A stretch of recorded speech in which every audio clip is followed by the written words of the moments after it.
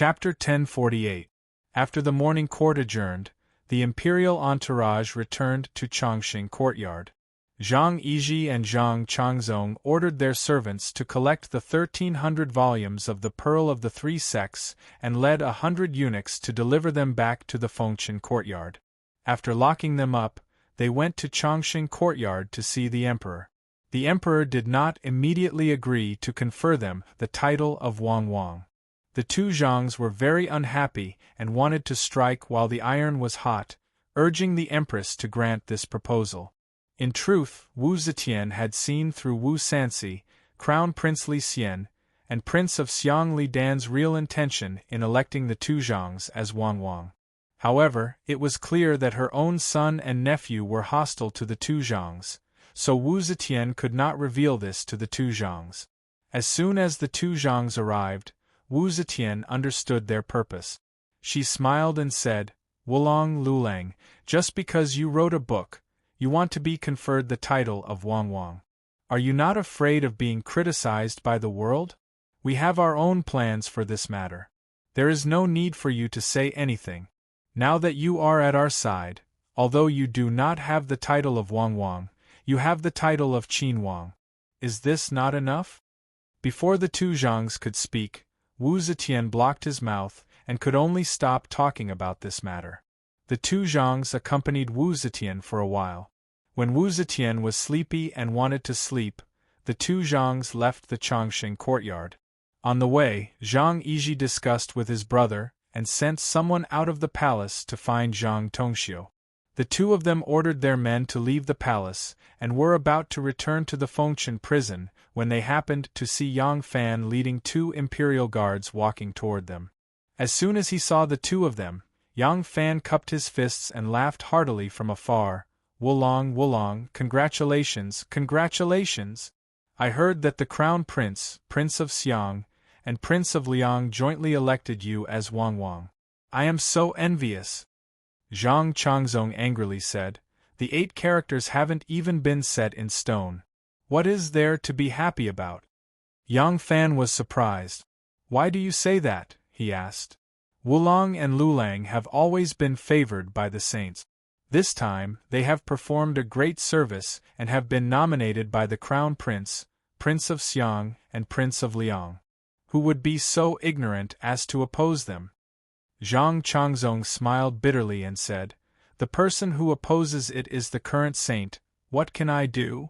Zhang Yizhi glared at his brother reproachfully, not wanting him to say more.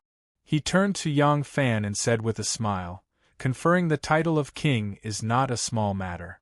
The sage is worried about giving out too many rewards, so he hesitated. In my opinion, your majesty is wise and farsighted, and your thoughts and concerns are far beyond what my brother and I can reach. Naturally, we should follow the wishes of the saint. Actually, I only wanted to make a name for myself by writing The Pearl of the Three Sects. Now that I have succeeded in writing this book, I can leave my name in history. My wish is fulfilled. As for whether I will be conferred the title of king or not, it doesn't matter." Yang Fan said, "Wulong is open-minded, it is admirable.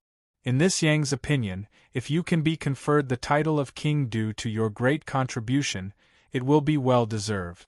However, the Son of Heaven's words also make a lot of sense. If I can't be conferred the title of king this time, my humble opinion is that you might as well settle for the next best thing. If you can be conferred the title of duke, you will only be a step away from the title of king. It will be easy to confer the title of king in the future."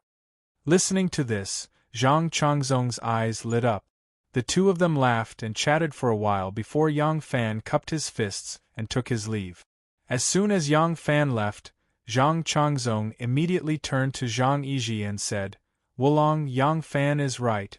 If you and I can't be conferred the title of king this time, we can settle for the next best thing and ask the saint to confer us the title of duke. If there is another opportunity in the future, I am not afraid the saint will not agree to confer us the title of king." Hearing this, Zhang Changzong was also greatly moved. He nodded and said, "What you said makes sense. Let's wait for De Xiong to arrive and we can discuss this further. Zhang Tongxiu was currently serving as the Assistant Minister of Rites. Normally he did not have anything serious to do. Suddenly he received a message, asking him to see Heir Zhang. Zhang Tongxiu immediately followed the messenger into the palace. He went to Fengchenjian to see Zhang Yizhi and Zhang Changzong. Heir Zhang wanted him to come because he wanted him to mobilize the Zhang party to put forward a proposal to the Son of Heaven, to elect the two brothers as kings. How could Zhang Tongxiu have any opinion? His wealth and fame came from Heir Zhang. Since Heir Zhang had a request, naturally Zhang Tongxiu would comply. Zhang Tongxiu repeatedly agreed. He said, Zhang Shuo and Li Jiao were involved in the compilation of the Pearl of the Three Sects. If we ask them to come forward to ask for the title of king, it would be tantamount to showing off their own merit. It is not appropriate. Let Xiong find Su Weiwei and Ji Su, tell them to come forward to persuade you. Zhang Yizhi said, all right. Zhang Yizhi said, these two people's influence is somewhat weak, let Wei Qingqing and Wei Sili also come forward. This matter must be struck while the iron is hot, better sooner rather than later. De Xiong will go back now. Oh right, tell them to be more flexible. If the title of king is impossible, please confer him the title of duke. Actually, in the beginning Zhang Yizhi also wanted an official position in the imperial court, but he did not expect that Wu Sanxi in one step pushed him to the position of a high-ranking minister. Wang Ye. This title of nobility was something that he could not help but be moved. Therefore, the thought of grabbing an official position in the imperial court had long disappeared without a trace. Right now, he wholeheartedly wanted to be the king. Su Weiwei and Ji Su had used Heir Zhang's connections to return to the capital, so they naturally became Heir Zhang's disciples. However, this was only Heir Zhang's wishful thinking. Su Weiwei was known as the ambiguous hand, always leaving leeway when doing things, so how could he be willing to stand on Heir Zhang's boat? Ji Su had just been riding on the crest of success when he offended Wu Yizong in the imperial court and was demoted and exiled. Now that he had returned, his temperament was much more cautious. They were attached to Heir Zhang, but they were not his staunch allies. Heir Zhang could have used some matters to establish a relationship of common weal and woe with them, thus making them wholeheartedly follow him, but Heir Zhang did not have the means to control people. At that time in the imperial court, Su Weiwei and Ji Su had already guessed the true intentions of the Prince of Liang Wu Sanxi, the Crown Prince Li Xian, and the Prince of Xiang Li Dan. In the Golden Hall, they did not say anything in agreement, hoping that Heir Zhang would understand the pros and cons.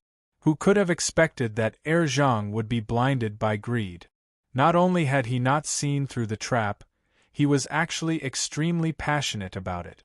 Su Weiwei and Ji Su smiled bitterly in their hearts, but they did not want to offend the Wu clan and the Li clan and bind themselves to Heir Zhang. Of course, they would not expose this matter. Since Zhang Tongxiu had an order, they readily agreed. They agreed to write a memorial tonight and present it to the emperor the next day. Wei Qingqing and Wei Sili were brothers born from the same mother. Wei Qingqing was now the assistant minister of the heavenly official. He was in charge of the 3 selections and was a powerful official in the Ministry of Appointment. Wei Sili was the assistant minister of the Phoenix Pavilion. He also had a high position in the imperial court and was young and promising. The Wei brothers' father was the former Prime Minister Wei Xiqian. He was also a descendant of the Prime Minister and came from a family of officials. However, this family of Wei was not the Wei clan of Jingzhou in Guangzhou, but the Wei clan of Hanoi. Their county seat was in Hanoi's Yangu. The princess consort of the current crown Prince Li Xian came from the Wei clan of Jingzhou. Thus, the Wei clan of Jingzhou was close to the crown prince and could not be attached to Heir Zhang. Although the 2 brothers from the Wei clan of Hanoi were attached to Heir Zhang, they were not wholeheartedly devoted to him. They were attached to Heir Zhang because Heir Zhang had tried to win them over in many ways. They did not dare to offend him, so they feigned civility. Under these circumstances, Even though they could see the intentions of Wu Sanxi, the Prince of Xiang, and the Crown Prince, they would not expose the inside story to Zhang Tongxiu. In a short time, Zhang had managed to win over all sorts of talented people, but not a single one sincerely assisted them. As a result, Zhang was the only one who was drunk when everyone was sober. These people received Zhang's signal and naturally began to submit memorials to recommend Zhang. The Crown Prince's faction, the Prince of Xiang's faction, and the Prince of Liang's faction all submitted memorials, one after another recommending Zhang to the Empress for the title of king. Zhang asked around from Wan and found out that memorials recommending the two of them to the imperial palace were pouring in like snowflakes. He couldn't help but be overjoyed. The two of them immediately went to see Wu Zetian and presented her with a dance that they had just rehearsed. The two Zhang brothers personally took to the stage, pretending to be Hu and doing their best to dance.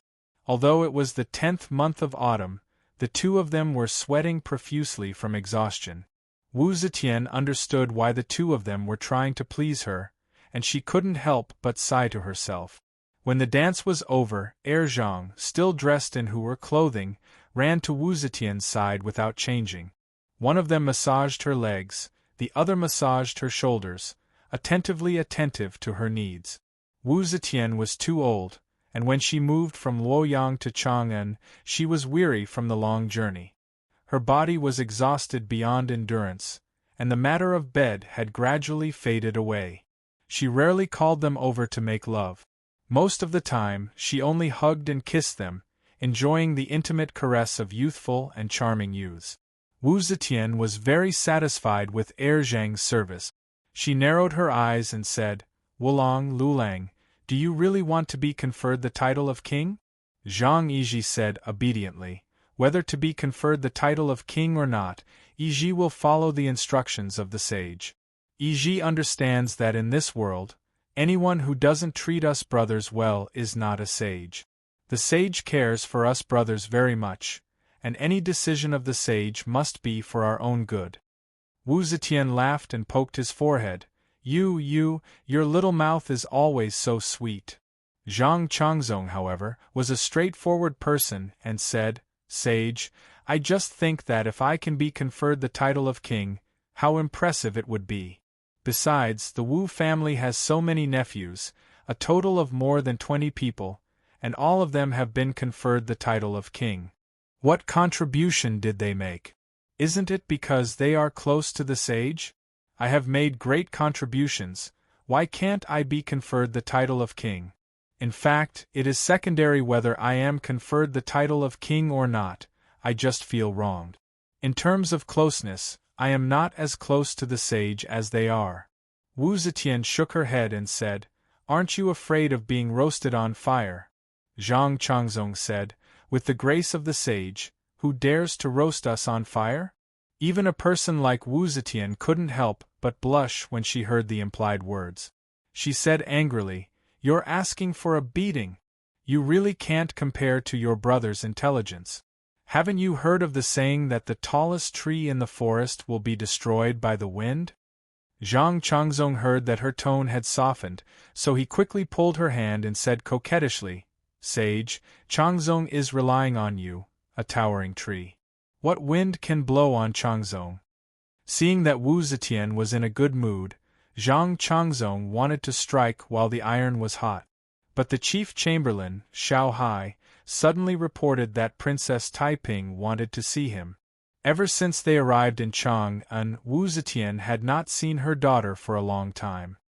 Hearing that she was here, she said happily, "Let her in." In the first few years, when Wu Zetian met with the ministers and nephews, she would ask the second Zhang to leave. But now it had become a habit, and she had no intention of asking them to leave. Chapter 1049. When a married princess returned to the palace, it was like returning to her parents' home. Regardless of who she wanted to see, according to the royal family's etiquette, she had to go through a set of fixed procedures. First, she had to pay her respects to the Empress Dowager, then to the Empress Dowager, the Emperor, and the Empress. If there was a crown prince, who was older than her, she had to pay her respects to the crown prince and the crown princess. The Wuzhou dynasty had a female emperor, there was no empress dowager or empress. Even though there was a crown prince in the Eastern Palace, he was basically a prisoner. Although Taiping was favored, he did not dare to violate the taboo of paying his respects. Now it was different, the crown prince's situation was much better than before. Princess Taiping came out of Chongqing courtyard and rushed to the Empress Dowager's palace. Bada! Taiping was walking leisurely when her shoulder was suddenly hit lightly by something. She turned her head and saw a green and red jujube rolling on the ground. She raised her head and looked into the distance. She saw her little enemy, Yang Fan, dressed in military attire, looking valiant and heroic with a sunny smile on his face. Princess Taiping rolled her eyes at him and walked leisurely toward him. The two maids from the princess mansion behind her had good eyesight and stopped in their tracks. Princess Taiping gracefully walked in front of Yang Fan and said with a straight face, "Do you have nothing to do? Why are you strolling around here?" Yang Fan said, "Who said I was strolling around? Am I not inspecting the palace?" Princess Taiping looked at him and said, "You are so dedicated to your duty?" Yang Fan laughed and said, "I am going to take a break, how can I not look around? When the imperial court gave me the clothing leave, I was busy preparing to welcome the emperor in Chang'an and could not take a break. Now with great General Wu's permission, I will take half a month's leave from tomorrow onwards. I plan to go out with my family." According to the Tang dynasty's system, officials inside and outside the palace were given farm leave in May and clothing leave in September, divided into 2 periods of 15 days each. The Wuzhou dynasty continued. Taiping said, "It is already past the best autumn season, why are you suddenly in the mood to go out?" Yang Fan sighed and said, "Princess Enli's mansion holds banquets every day, the music is incessant. I don't know how many days her housewarming party will last, I am really annoyed by her. I can go out for a walk. How about it? Do you want to come with me?" Princess Taiping was somewhat moved and asked in a low voice, "Where do you want to go?" Yang Fan said, "Qi province, where Zhouwen Wang's Fengming Qishan is located, go there and buy some good farmland." Qi province? Princess Taiping suddenly recalled that the Shangguan family was the biggest landlord in the Qi province. Did Yang Fan go to the Qi province to buy land? Who was he trying to fool? There was an 80 to 90% chance that it was to accompany Warner from Shanghai. Needless to say, Warner must have asked for leave from the Mother Empress in these 2 days. This little sweetheart only casually extended an invitation when the other party asked. There was no sincerity at all.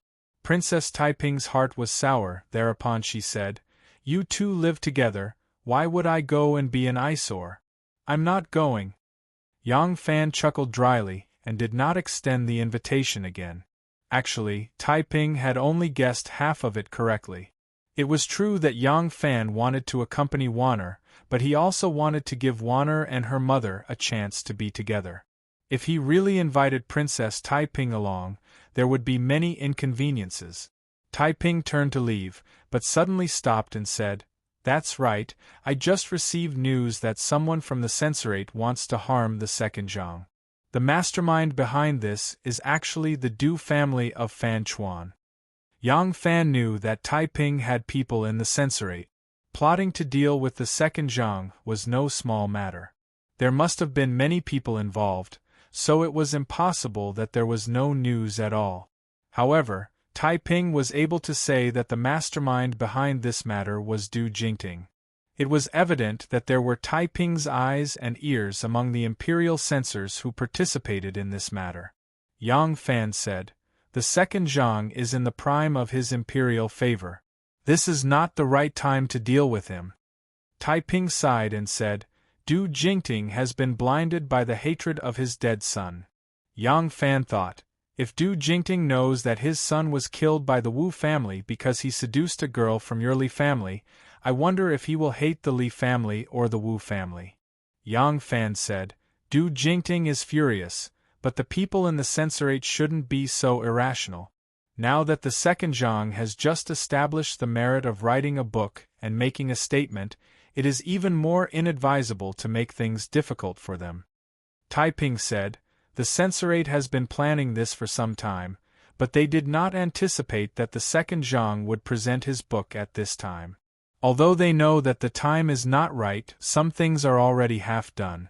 If they stop now, all their previous efforts will be wasted, and they will alert the enemy. They may even suffer the second Zhang's counterattack.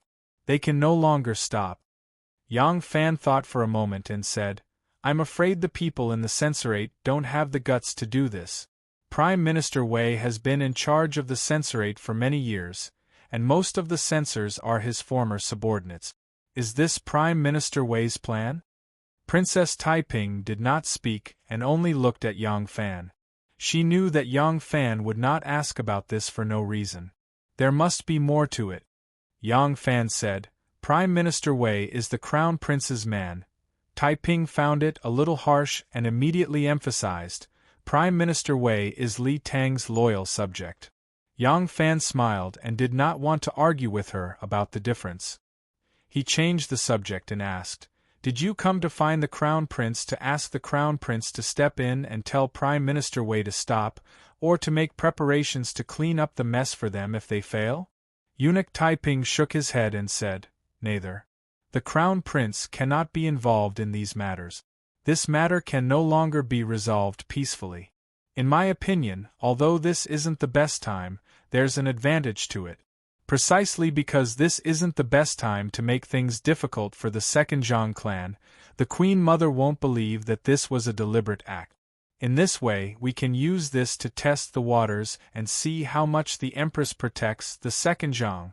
I went to the Crown Prince's palace only because I entered the palace and wanted to pay a visit. I do not want him to know about this matter. Yang Fan said, If you are not here for the Crown Prince, then you are here for the sage. What is it? Taiping rolled her eyes at him and said, Isn't it because of your orders to recommend the second Zhang to the Empress? Yang Fan smiled and said, Look at you, you are so resentful, as if I have bullied you. Then, who am I racking my brains for? Princess Taiping glared at him, but then she thought about it. Although she came here because of his words, everything he had planned was to restore her Li family's empire. Princess Taiping's heart warmed, and she softly said, All right, I know I was wrong. Great General Yang, you have worked hard and made great contributions.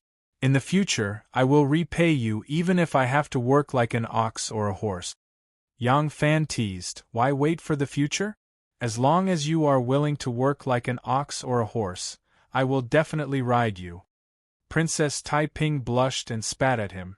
Did you ride me less in the past? As soon as she said this, she blushed even more. She only felt that the two of them were talking more and more nonsense. She said shyly, I don't want to talk to you anymore. I am going to see my brother. Yang Fan whispered behind her, When you want to work like an ox or a horse, remember to tell me. Princess Taiping walked with her head down and pretended not to hear, but she quickened her pace and walked with a fragrance. Yang Fan looked at her back and smiled. He looked up at the sky and murmured, The weather is going to change. The next morning, Yang Fan quietly left Chang and with his family and went to Qishan.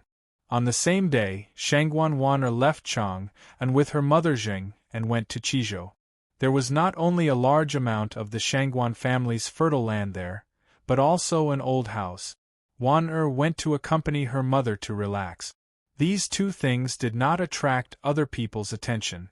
The most eye-catching thing that day was the Empress's commendation to the 47 officials and famous scholars who had participated in the compilation of the Pearl of the Three Schools. Some were promoted to nobility, and some were rewarded with mansions and fields.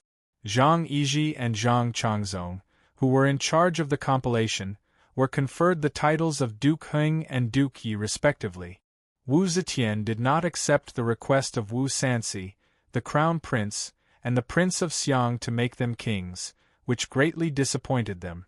But they did not know that this was clearly flattery. Even if they were made duke, It was already enough to raise the attention of the world. It had always been believed that those who were made duke were either meritorious contributors to the founding of the country, had outstanding military service, or were old ministers who had been in charge of state affairs for decades. Even Xue Huai had only been promoted to the rank of duke because he had twice led an army to repel the invading Turks, and he had also presided over the construction of the two magnificent buildings, the Bright Hall and the Heavenly Hall. Just what sort of meritorious service did the two sons of the Zhang clan have? Everyone knew who had compiled the Pearl of the Three Sects, yet the two brothers were both made dukes. They received nobility, but they also received even more hostility. The civil officials were not convinced, the generals were not convinced, and the descendants of those meritorious officials whose ancestors had only been conferred the title of Marquis, Count, or Baron were even more unconvinced. Their ancestors had risked their lives and used their abilities to fight for the title of Duke, but they had still not been able to obtain a hereditary title of Duke. The two sons of the Zhang family had slept with the Empress for a few nights, and now they were fucking Duke. Who would be convinced? Under this kind of undercurrent, the censorate's first attack on the second Zhang began. In the past, there had been people who had submitted petitions to the Empress to distance herself from the second Zhang, or to expel them from the palace. They had all used high-sounding but superficial principles of righteousness. If the Empress did not accept it, she could simply laugh it off. There was no need for her to give an explanation to the officials or the people of the world. But this time was different. This time, they were directly looking for the second Zhang's crime. Since there was a crime, they had to determine who was right and who was wrong. The second Zhang was under the Empress' protection. This attack on the second Zhang was no different from a challenge to the Empress' authority. On the second day after the second Zhang was made duke, Imperial Censor Zhang Tinggui accused Vice Supervisor Zhang Changyi of accepting bribes. Wu Zetian did not connect this matter to the second Zhang. If there was corruption, there would definitely be things that harmed the country, and the country was hers. She was the Empress, so she naturally hated corruption. Wu Zetian issued a decree, ordering Vice Supervisor Zhang Changyi to appear in court for interrogation. A day later, disciplinary judge Jiao Jingyan submitted a memorial. Zhang Changzong forcefully bought someone's farmland, and should be fined 20 caddies of copper. Although this matter involved Zhang Changzong, it was too small of a matter, and the punishment could be completely ignored. Although Wu Zetian doted on Zhang Changzong, the officials were acting according to the law, and there was no harm done to her beloved. Wu Zetian did not raise enough alarm, and so approved the memorial. On the third day, the censorate's investigation of Zhang Changyi's bribery case made a breakthrough. The Vice Minister of Rights, Zhang Tongxiu, and the Provincial Governor of Bianzhou, Zhang Changqi, were both implicated as accomplices in the bribery case. When Zhang Changyi was detained by the censorate, Zhang Yizhi and Zhang Changzong were at a loss. They did not know what to do. They had always thought that they would directly ask the Empress for help if they had any problems, but this step involved the law, and they had no reason to let the Empress interfere so easily. However, if they had to think of a solution themselves, they did not know what procedures to follow or what channels to go through. These two little flowers that grew up in a greenhouse, not only did they not have any henchmen in the censorate, but they also did not know any of the rules and methods of the officialdom. All along, they had relied on their special privileges to handle special cases. Once they were asked to do things according to the normal rules, they had no way of entering. However, Zhang Changyi was detained by the censorate, and was still in the interrogation stage. There would not be any urgent situation for a while, so the two Zhangs were still able to keep their composure. After all, they had the Empress to back them up, and they still had some confidence. However, the next day, Zhang Changzong was fined for forcefully buying someone's farmland. After the rich and powerful in Luoyang moved to Chang, and with the emperor, they were all buying houses and land. Land was the wealth that the rich and powerful were most passionate about. Even if there was a mountain of gold at home, it would not be as reassuring as 10,000 hectares of good farmland. That was the kind of wealth that would not be easily passed down for generations to come, and the Zhang family was naturally no exception. The Zhang family did use their power to forcefully buy someone's farmland. Although the fine was not much, the problem was that he was a dignified state duke, and he could not afford to lose face like this. When Zhang Changzong was vexed, Zhang Tongxiu and Zhang Changqi were also implicated in the corruption case and were detained by the censorate for interrogation. The two Zhangs were even more at a loss. At this time, the censorate Li Chengjiao once again impeached the emperor in front of the court, pointing the spearhead at the two Zhangs. "Your Majesty, the corruption case of Zhang Tongxiu, Zhang Changqi, and Zhang Changyi may involve Zhang Yizhi, Duke of Heng, and Zhang Changzong, Duke of Yi. Your Majesty, please allow the two Zhangs to come to the censorate for interrogation." At this time, Wu Zetian had already realized who their real target was. Wu Zetian said calmly, "The report of the approved minister." She wanted to see who else would jump out. Chapter 1050. Autumn in Guangzhou was slightly cold, especially with the light rain that had just fallen in the morning. It was even colder. When the sun rose, there was still a wisp of mist lingering between the mountains, causing the distant mountains, the nearby water, the blue sky, and the earth to look like an ink painting of appropriate shades. Anu was used to this kind of scenery and did not find it strange.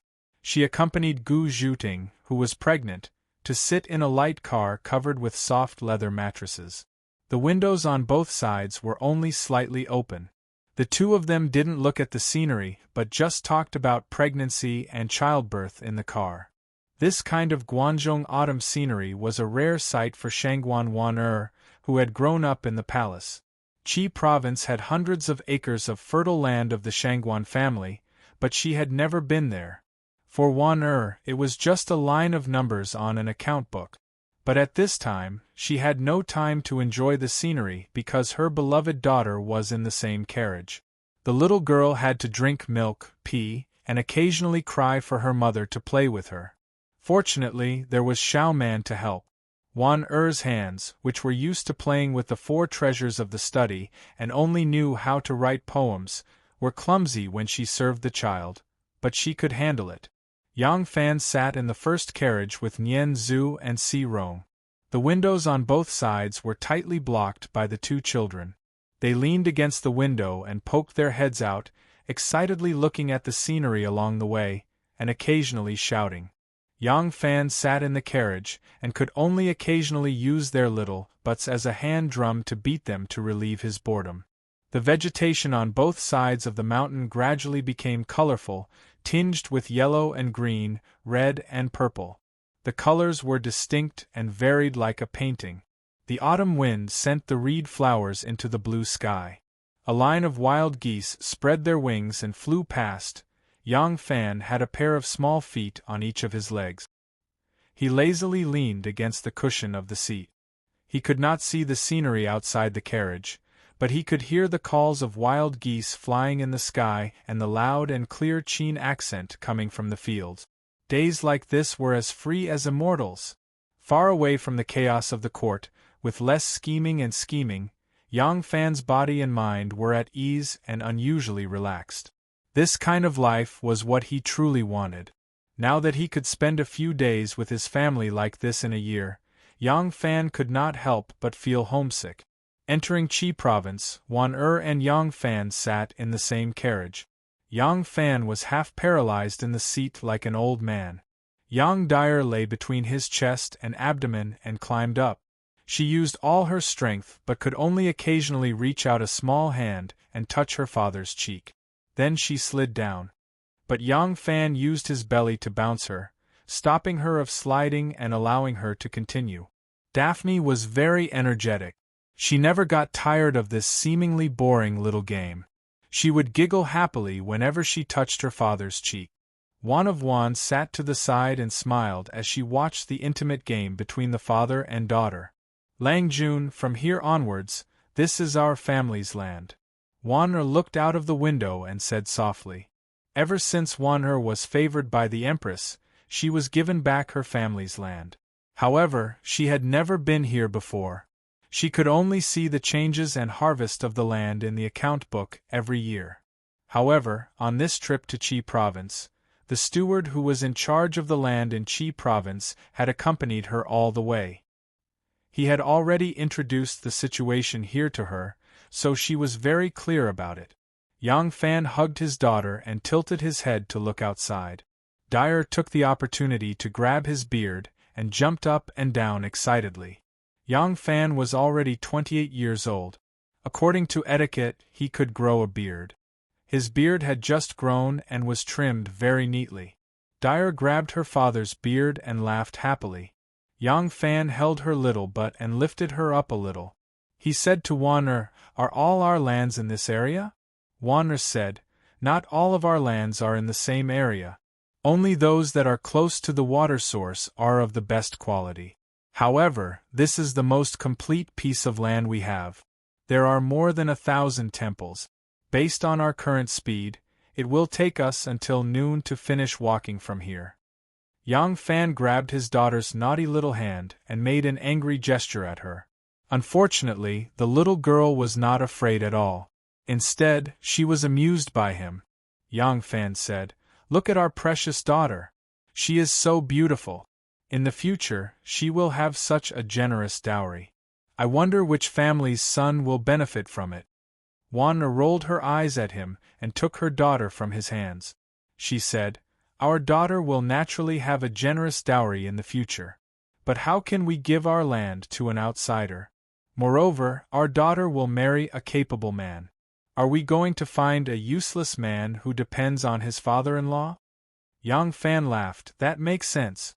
Our precious daughter will find a good son-in-law in the future." Wan'er wrinkled her nose at him and snorted, "You're already thinking about using the land as a dowry.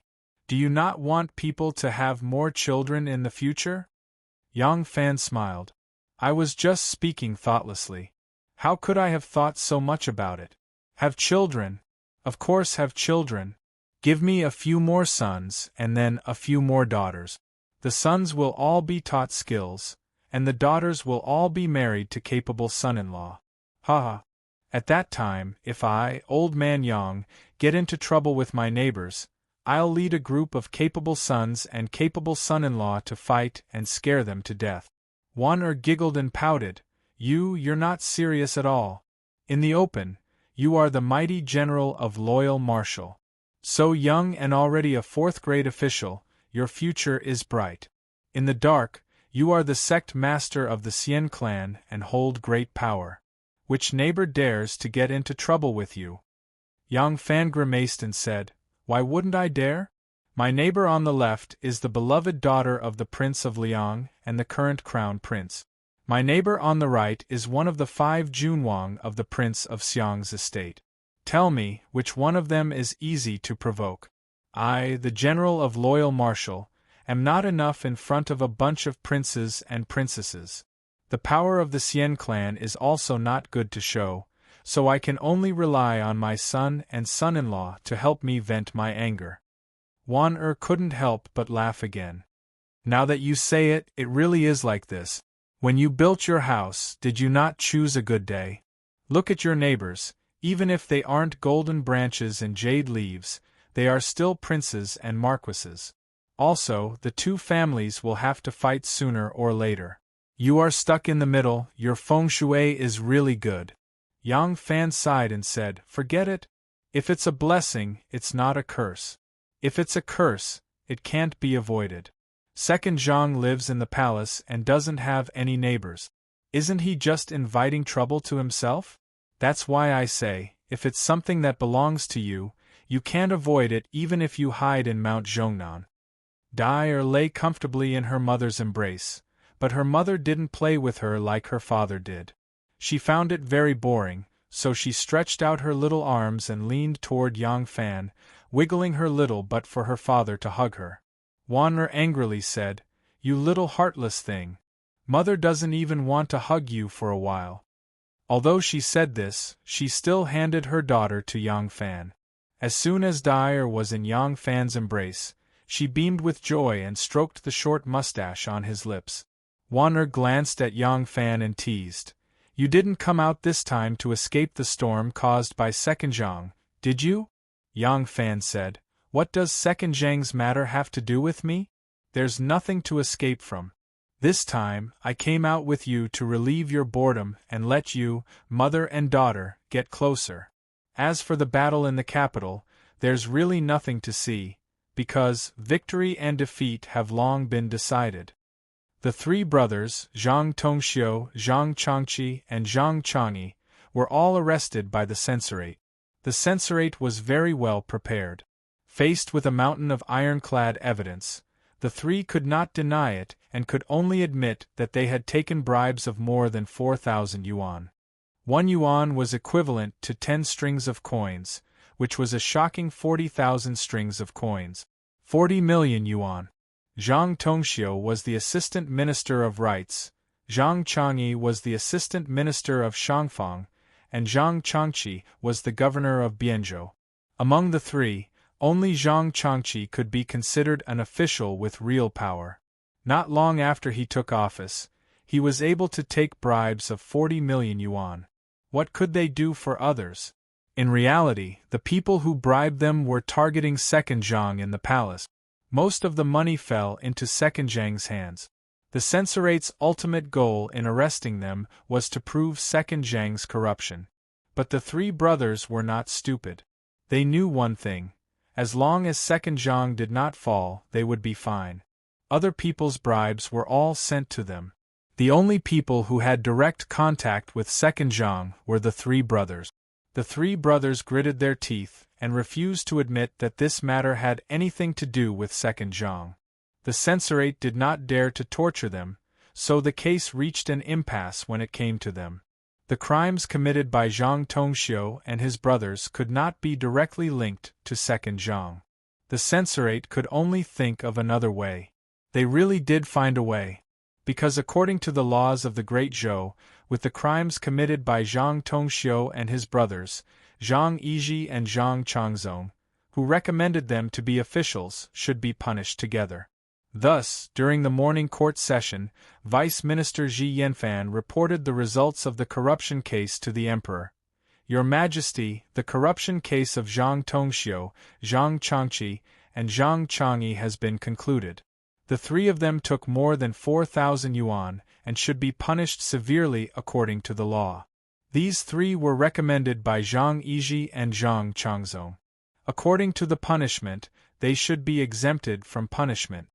Vice Minister Xi's method was similar to disciplinary judge Jia Jingyan's method of confiscating Zhang Changzong's 20 jin of copper. Now that Second Zhang was a duke, his original official position was not worth mentioning. He asked the emperor to remove Second Zhang from his official position and not his title. Removing his official position would only mean losing a portion of his salary. To Second Zhang, it was not a big loss.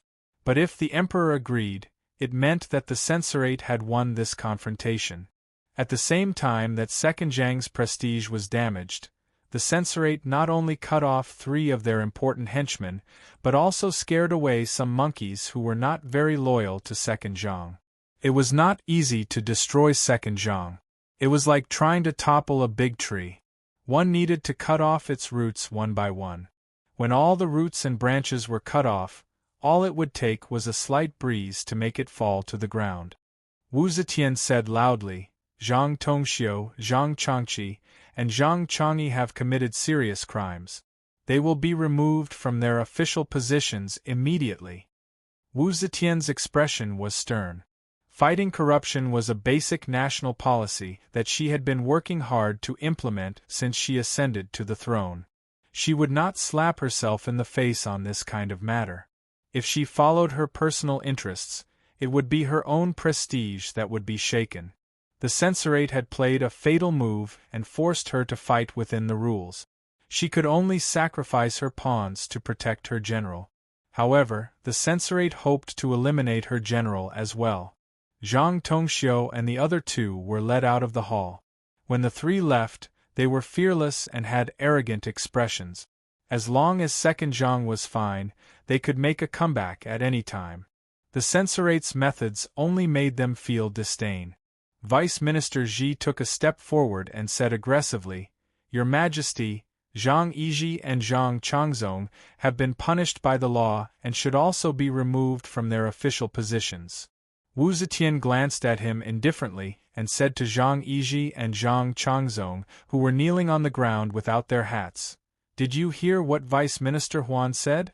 State Duke Heng, State Duke Yi, do the two of you know your crimes?" Zhang Yizhi bowed his head and said, "I know my crimes. However, I and Changzong have done meritorious deeds for the country, so according to the law, we can atone for our crimes." Wu Zetian raised her brows slightly and asked, "What meritorious deeds did the two of you do? Tell me face to face." Zhang Yizhi said, "I and Changzong were in charge of compiling the Pearl of the Three Sects and have done meritorious deeds for educating people." Wu Zetian said, "Prime Ministers, second Zhang has done meritorious deeds for writing the book. Can they be absolved of their crimes?" When the censorate was handling this case, they had just made some progress when they encountered second Zhang's letter. They also knew that this matter was very disadvantageous for them to pursue second Zhang's crimes, so they had already thought of a countermeasure. Prime Minister Wei Yuanzhong immediately reported, "Your Majesty, although second Zhang has done meritorious deeds for writing the book, second Zhang has already been conferred the title of nobility. Their merits have already been rewarded. How can they atone for their crimes?" There was a slight commotion in the hall. Although the officials looked down on second Zhang, very few people dared to openly call him second Zhang with contempt. Moreover, second Zhang had already been conferred the title of State Duke. In terms of nobility, he was even higher than the Prime Minister. However, Wei Yuanzhong actually called him second Zhang in front of the Emperor and second Zhang. The smell of gunpowder in his words was already very thick. Second Zhang angrily raised his head to look at Wei Yuanzhong. However, there was not a trace of joy or anger on Wu Zetian's face. She only lightly turned to second Zhang and said indifferently, "According to Prime Minister Wei, the two of you have already been conferred the title of nobility for writing the book. Therefore, your merits cannot atone for your crimes. Do the two of you have any other merits? If not, I will punish you according to the law." Zhang Yizhi coldly stared at Prime Minister Yang Zixi. Yang Zixi flattered second Zhang as if he was his disciple. Being stared at by Zhang Yizhi, Yang Zixi couldn't stand still. He could only bite the bullet and report, "Your Majesty, I heard that Duke Heng and Duke Yi created a divine pill together. When your Majesty consumed it, your body became healthy and healthy. This is a great merit and can atone for your crimes." Wei Yuanzhong was both shocked and angry. He said, "Prime Minister Yang, how come I have never heard that the two of you created a divine pill together to cure your Majesty's illness?" Yang Zixi avoided his angry gaze and stammered, This is something I happened to hear Duke Heng mention at the banquet. Duke Heng and Duke Yi are not proud of their merits, and have never made it public. Prime Minister Wei does not know what is so strange about this matter." Wei Yuanzhong wanted to say more, but Wu Zetian already said, "That's right. What Minister Yang said is true. I am old. If Minister Yang did not mention it, I would have forgotten. I was once ill. It was Duke Heng and Duke Yi who created a divine pill together. I only recovered after consuming it. Prime Minister Wei, do you think this merit can atone for your crimes?" Wei Yuanzhong knew that the Emperor was determined to protect the two Zhangs. What divine pill? Other than pleasing the Empress in bed, these two brats don't know how to create a divine pill. But the Emperor had personally admitted that it was true. They couldn't say that the Emperor gave false testimony. Wei Yuanzhong could only bow his head and say, "In that case, it can atone for your crimes." Ha ha ha ha! Wu Zetian suddenly laughed. She stood up and swung her sleeve. The golden dragon on her sleeve drew a dazzling golden light on the imperial table. Court dismissed. Zhang Yizhi and Zhang Changzong quickly put on their hats and stood up. They looked at Wei Yuanzhong, Ji Yanfan, and the other ministers with provocative eyes. They ran up the imperial stairs and helped Wu Zetian up. They walked away like generals returning to the court after victory. Ji Yanfan and Wei Yuanzhong looked at each other and felt sad.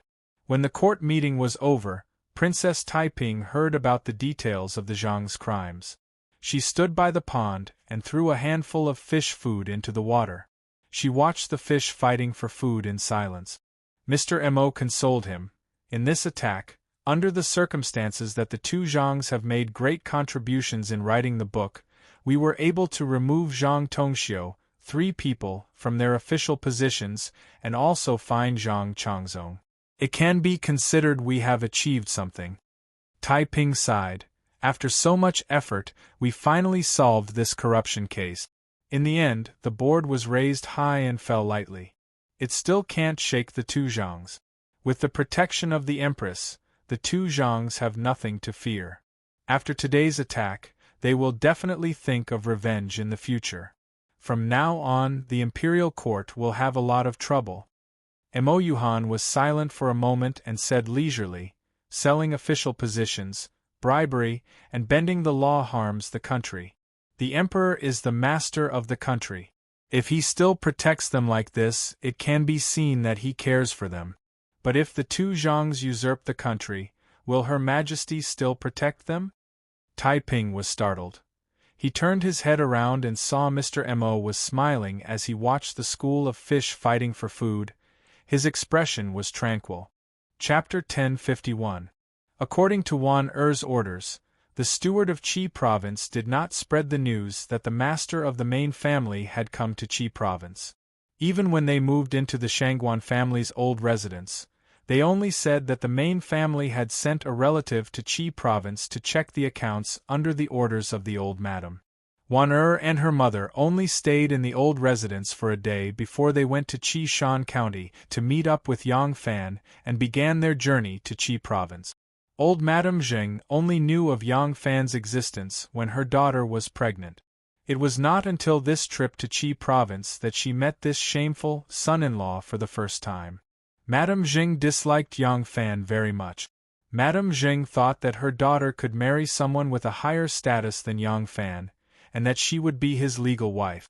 Perhaps Yang Fan could be considered young and promising among his peers, but it would not be easy to find someone with a higher status than him. Most of these people were over 50 years old, and their legal wife had already passed away and they wanted to remarry. But in the eyes of Madame Zheng, who had experienced many hardships, these factors were not important. Congenial love and similar age did not necessarily mean they were a good match. Only a person with this kind of family background and status would be worthy of her daughter, and they would be able to harmonize. Moreover, Yang Fan already had a wife and concubines, so he did not have an advantage in this aspect. His relationship with her daughter could not be shown to others, so Madame Zheng was even more displeased. In fact, the reason why Wan Er could not marry was because of Wu Zetian. Madame Zheng also understood this, but since she was already dissatisfied with Yang Fan, she naturally pushed all the blame onto him. When Madame Zheng had just given birth to Wan Er, her father-in-law and husband had died a violent death.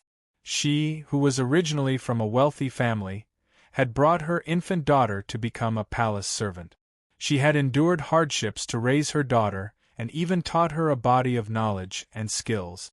It could be seen that her personality was tenacious and tenacious. After going through so many hardships, her temperament had become even more stubborn. She already had a prejudice in her heart. Her attitude towards Yang Fan was the more a mother-in-law looks at her son-in-law, the angrier she gets. However, not only had Yang Fan and Wan Er become husband and wife long ago, they even had a child now. What could Madame Zheng do? Moreover, Wan Er looked weak, but she was soft on the outside and strong on the inside. She was very opinionated, so Lady Zheng could only admit this fact. Admitting it was one thing, but when it came to Yang Fan, she naturally didn't have the slightest bit of goodwill. Yang Fan had a lot of luck with women since he was young, but he didn't want to be defeated in front of his mother-in-law. Yang Fan still maintained a considerable amount of respect towards Jing Shi, but Wan'er naturally felt apologetic towards Yang Fan for receiving such cold treatment. She only stayed in the old house for a day before going out with Yang Fan. She was expressing her dissatisfaction to her mother. Because of this reason, Wan'er was especially gentle to Yang Fan along the way. Xiao Meng and Ah Nu usually had a lot of time to spend with their Langjun.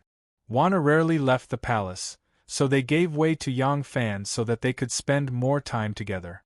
Qi Mountain, Zhouyuan, Zhougong Temple, Kongming Temple. The Yang family had visited all the famous historical sites in Qi province. In fact, because many historical sites were too old, only their names were left, and it was very difficult to see the real historical site. However, when one was in a place that was familiar from the ancient books and faced those places that had been wiped out and turned into plains and villages, although it was difficult to feel nostalgic about the past and the present, one would feel a sense of the vicissitudes of the world and the vicissitudes of life. On this day they came to Wuzhang Plain. Wuzhang Plain faced the Qinling Mountains to the south and the Wei River to the north. Both the east and west were deep ravines formed by years of rain, and the terrain was extremely dangerous. At noon they rested in the town. There was a noodle shop at the entrance of the town, and the owner was the village chief. As soon as Yang Fan and his family sat under the shelter of the noodle shop, they immediately attracted many villagers. The villagers were full of curiosity about these guests, who were obviously nobles in the town. However, Ren Wei and the others stood with their hands on their swords and looked around. Their cold and vigilant eyes made the villagers timid. Yang Nianzu really wanted to play with those village children, but those children were scared away by Ren Wei and the rest of the guards. Yang Nianzu stood under the canopy and stared at those urchins who were peeing and playing in the mud under the opposite tree. He was really envious. Yang Fan smiled at Ren Wei and said, "These people are obviously local villagers. There is no need to be so cautious. Sit down and rest." Gu Zhuting and Ah Nu glanced around and did not say anything. The people who lived here seemed to have become a part of the Lus Plateau from their bones. Their clothes, hair, skin color, every action, every word, and every action were imbued with the taste of the Lus Plateau. This was something that could not be imitated. The village chief and the shopkeeper saw that Yang Fan and his group were extraordinary, so he took the initiative to greet them. Yang Fan said that he was from the Shangguan family, and the village chief was immediately in awe. Coincidentally, half of the land in this town belonged to the Shangguan family, and half of the people in the village were tenants of the Shangguan family. Yang Fan asked with a smile, "Wang Lijing, why is this place called Wuzhang Plain?" Wang Lijing said, "The older generation said that in the beginning, this place was called Jagged Slope. The second emperor of the Qin dynasty, Hu Hai, was patrolling the west at the beginning of autumn. Coincidentally, there was a whirlwind that blew up a 5-zhang dust pillar. It was very spectacular. The second emperor of the Qin dynasty wrote a poem, Wuzhang Autumn Wind Plain. Hu Hai was the emperor, and as an official, how could he not flatter? Following the emperor's will, it was changed to Wuzhang Plain." Yang Fan listened and laughed. Xiaoman nudged him with her elbow and laughed in a low voice. "Did you hear that? As an official, how could he not flatter? It turns out that Longjuan's best skill is flattery." Yang Fan looked at her and said, "Miss Ye has become a military officer at such a young age. Amazing, really amazing." Xiaoman coquettishly rolled her eyes at him. Wan'er originally wanted to make fun of Yang Fan, but she suddenly realized that she was also an official. Officials may not be opportunistic, but who hasn't been complimenting their superiors? Wan'er, Yang Fan, and Xiaoman looked at each other, and no one said anything. Anu couldn't help but laugh. She held Gu Zhuting's arm and said to them, "Gu Shi and I have never been an official." Although Yang Nianzu didn't know what was going on, he could tell that flattery was definitely not a compliment. He immediately cleared himself and said loudly, "I didn't either. My sister didn't either, my brother didn't, and my sister didn't either." Yang Fan said snappily, "Get lost. Little brat, you are flattering your Aunt Nu, do you know that?" Yang Yinzu blinked his big eyes and didn't understand. Xiaoman and Wan looked at his cute face and couldn't help but laugh. At this time, the steaming minced meat noodles were ready. Yang Fan quickly said, Okay, let's not talk about it. Let's eat." Rapeseed oil, wheat flour, pork, and vinegar were all locally produced. The noodles were thin and chewy, and the broth was clear and delicious. A few drops of chili oil made from cornel were added, and the aroma was very appetizing. Nianzhu and Si Rong ate a lot of snacks along the way and were full after a few mouthfuls. The two of them refused to sit still and wandered around. They began to develop an interest in the guacue. The pancake that was as big as a pot lid was really rare to them. Wang Lijing knew that this family didn't lack money, so he immediately took a pot and handed it to them. The cauldron became a toy in Nianzhu's hands. He hollowed out the center of the cauldron and left it for his sister to eat. He hung the cauldron with a big hole in the center around his neck, as if he was wearing a suit of armor. He looked calm and proud. Because of Yang Fan's words, Ren Wei didn't stop him from getting close to the village children. He only sent 2 vigilant men to keep an eye on him. Nianzhu played with the pot for a while. When the novelty wore off, he took off the pot and generously gave it to the village children. This immediately won the favor of the children. They didn't treat this rich young master as an outsider anymore. They quickly played together. Yang Fan stayed at the entrance of the town. He wanted to leave after lunch, but he deliberately stayed a little longer when he saw Nianzhu playing with the village children. Seeing that it was almost time, Yang Fan came out of the shed and was about to call his son to leave when a group of people galloped in the distance. It was rare to see people riding horses in this village, let alone a group of people. There were hundreds of people in a long line, and wherever the group passed, the yellow soil behind them rolled up a light dust. Yang Fan looked over and saw a group of government soldiers. But then he found that the government soldiers were guarding the periphery, and the people in the middle were a group of people dressed in tubo. Yang Fan couldn't help but stand in surprise. Tubo and Great Zhou had been fighting for years and were in a state of hostility. How could a group of tubo people appear here? The 2 guards sent by Ren Wei to watch over Yang Nianzhu immediately brought the young master to the shed. The other guards guarded them inside the shed with their hands on their swords and sabers, raising their vigilance. The group of government soldiers escorted the tubo people to the front and did not slow down at all. But when they passed by the entrance of the town, a burly tubo man with a broadsword at his waist suddenly exclaimed in surprise. He immediately pulled on the reins of his horse and stopped in his tracks. The people around him were all well trained and skilled in horsemanship. When this person suddenly reined in his horse, the guards around him did not panic, and no one rashly crashed into him. Even the people who were extremely close to him reined in their horses in time. The great Zhou martial army that was protecting them also stopped in their track. The tubo man dismounted from his horse and strode to the tree at the entrance of the town. The carriage that Yang Fan and his family were in was parked at the entrance of the village. There were also a dozen fine horses. The tubo man circled around the beauty that Yang Fan gifted to Gu Zhuting twice, rubbed his hands and praised, "Good horse! Good horse! This is a majestic Arabian horse."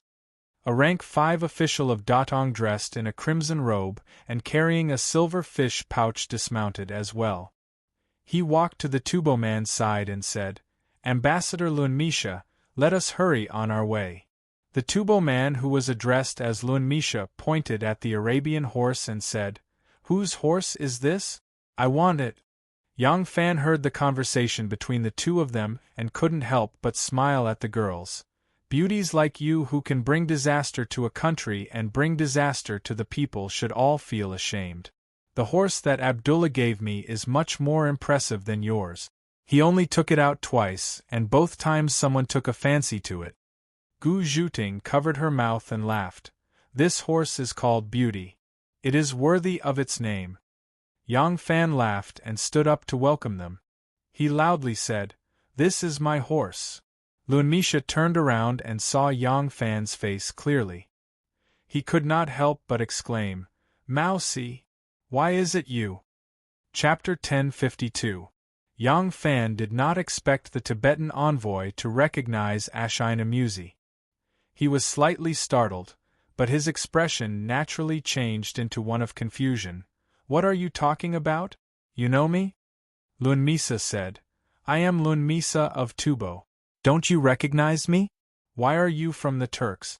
At this point, Lunmisa's voice came to an abrupt halt. He realized that the person in front of him was different from Musi. Their facial features were indeed very similar, but this person's skin was much fairer than Musi's. Their beards were also different. It seemed that this Musi in front of him was very young, but the Musi in his impression was far older than his peers. This Musi in front of him spoke in Han. This was not unusual. Most of the Turks and Tubo officials and nobles could speak Han. However, this Musi in front of him had an unusually clear voice. Because Musi's throat was injured, his voice was hoarse as if he was filing the back of a steel file. Lunmisa looked at Yang Fan in surprise and said hesitantly, You are not Musi?" Yang Fan asked even though he already knew the answer. "Who is Musi? Do I look like this one? Haha, it turns out that I have mistaken you for someone else." "Indeed not." Lunmisa suddenly smiled and said, "My apologies, I have mistaken you for someone else. His appearance is extremely similar to that of a Turkic royal I know. Haha, I suddenly remembered something. Your country's General Wang Xiaojie looks like my emperor's father who passed away many years ago. Today I have met you again. You look so similar to a friend of mine. Your country is vast and has many people. No wonder." At this time, the great Zhou official cupped his hands towards Yang Fan and asked, "I dare not ask, there were many aristocratic families and nobles in Guangzhou. Now that the emperor had moved the capital to Chang'an, there were countless officials and nobles accompanying him. No one could guarantee that this ordinary person he met had a great background. Moreover, although the Yang Fan that this great Zhou official had encountered appeared in the Wuzhong plains, his attire and bearing were all extraordinary. Naturally, he did not dare to underestimate him. Yang Fan returned the greeting and said, "I am Yang Fan, the loyal general of the 1,000 horsemen. The official was visibly moved. He hastily saluted and said, "So it's Grand General Yang of the Imperial Army's 1,000 Horsemen Battalion, Qi Province's Commandant Zhang Yu. Greetings, General Yang." Upon hearing Yang Fan's identity, a strange light flashed in Lunmisa's eyes.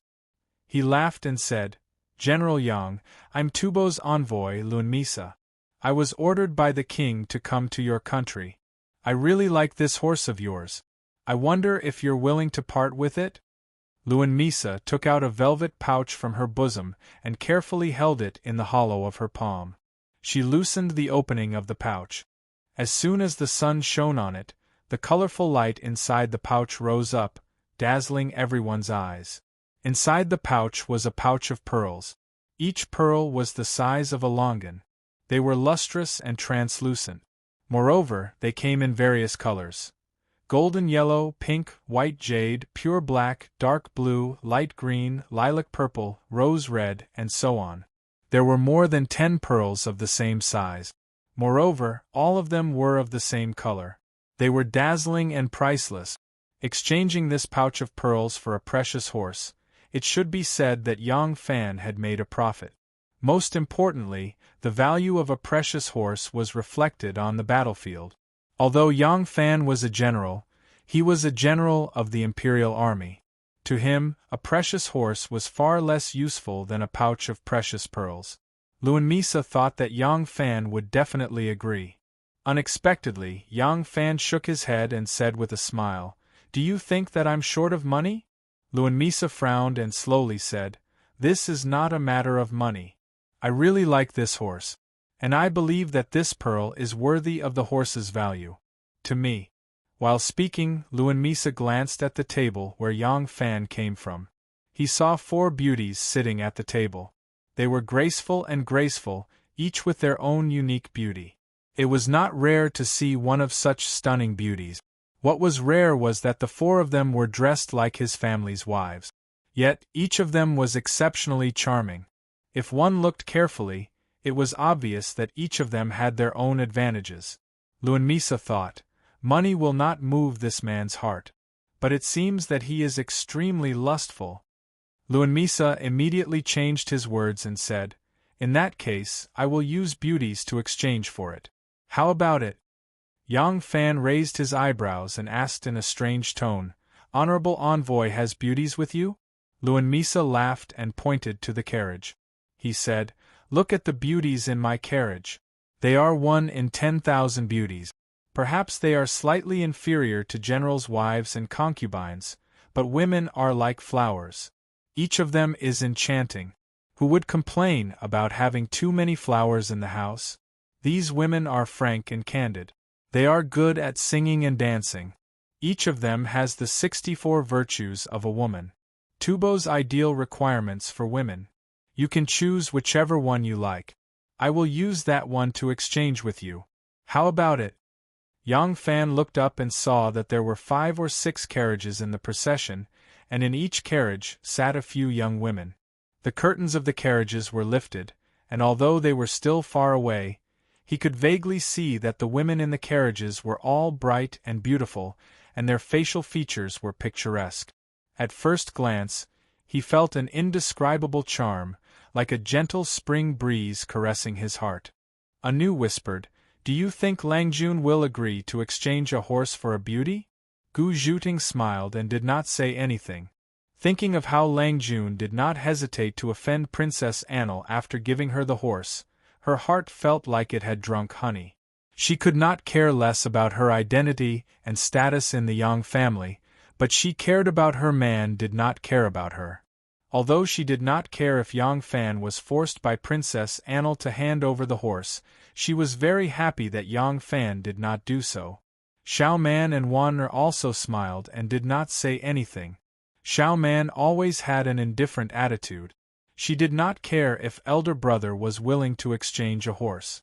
If elder brother agreed, he must have his reasons. If elder brother did not agree, he must have his own considerations. Xiao Man had a kind of blind trust and obedience to Yang Fan.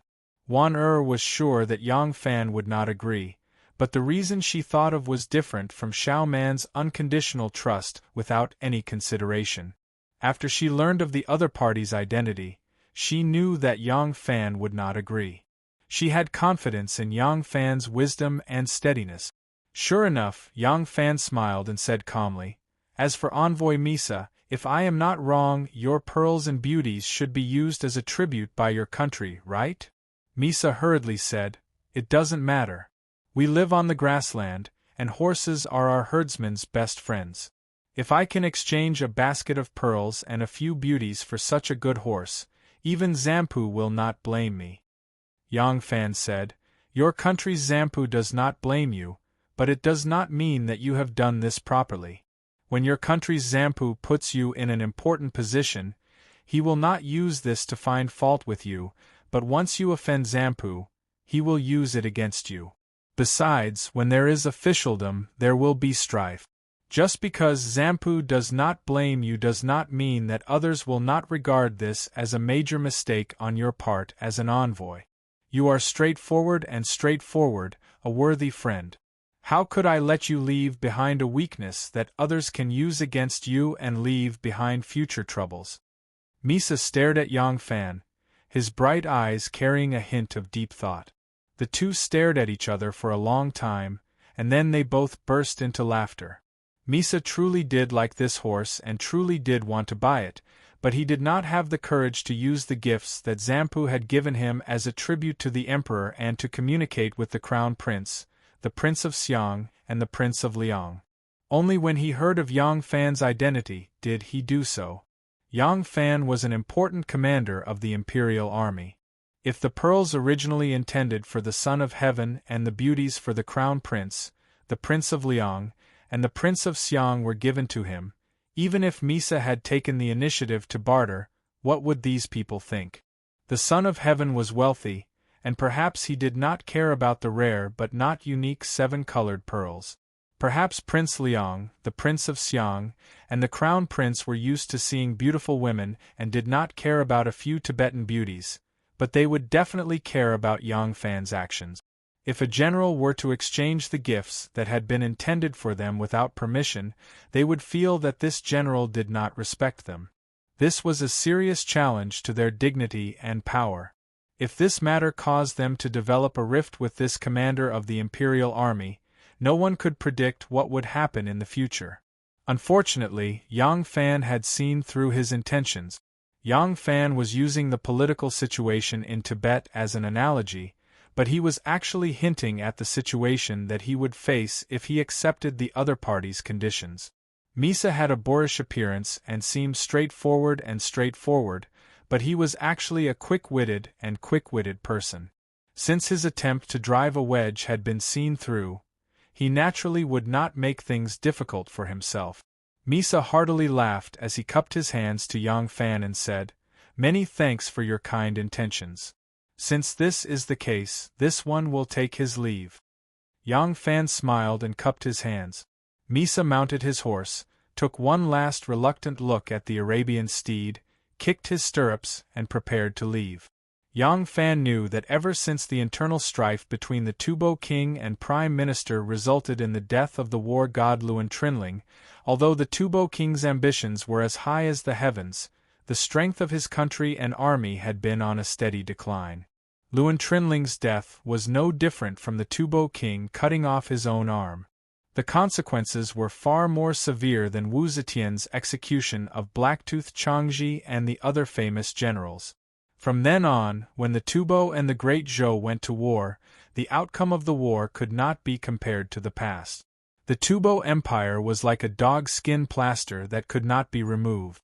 Their fundamental goal was to fish for more benefits from the Central Plains, but it was unknown what they wanted to do by sending an envoy this time.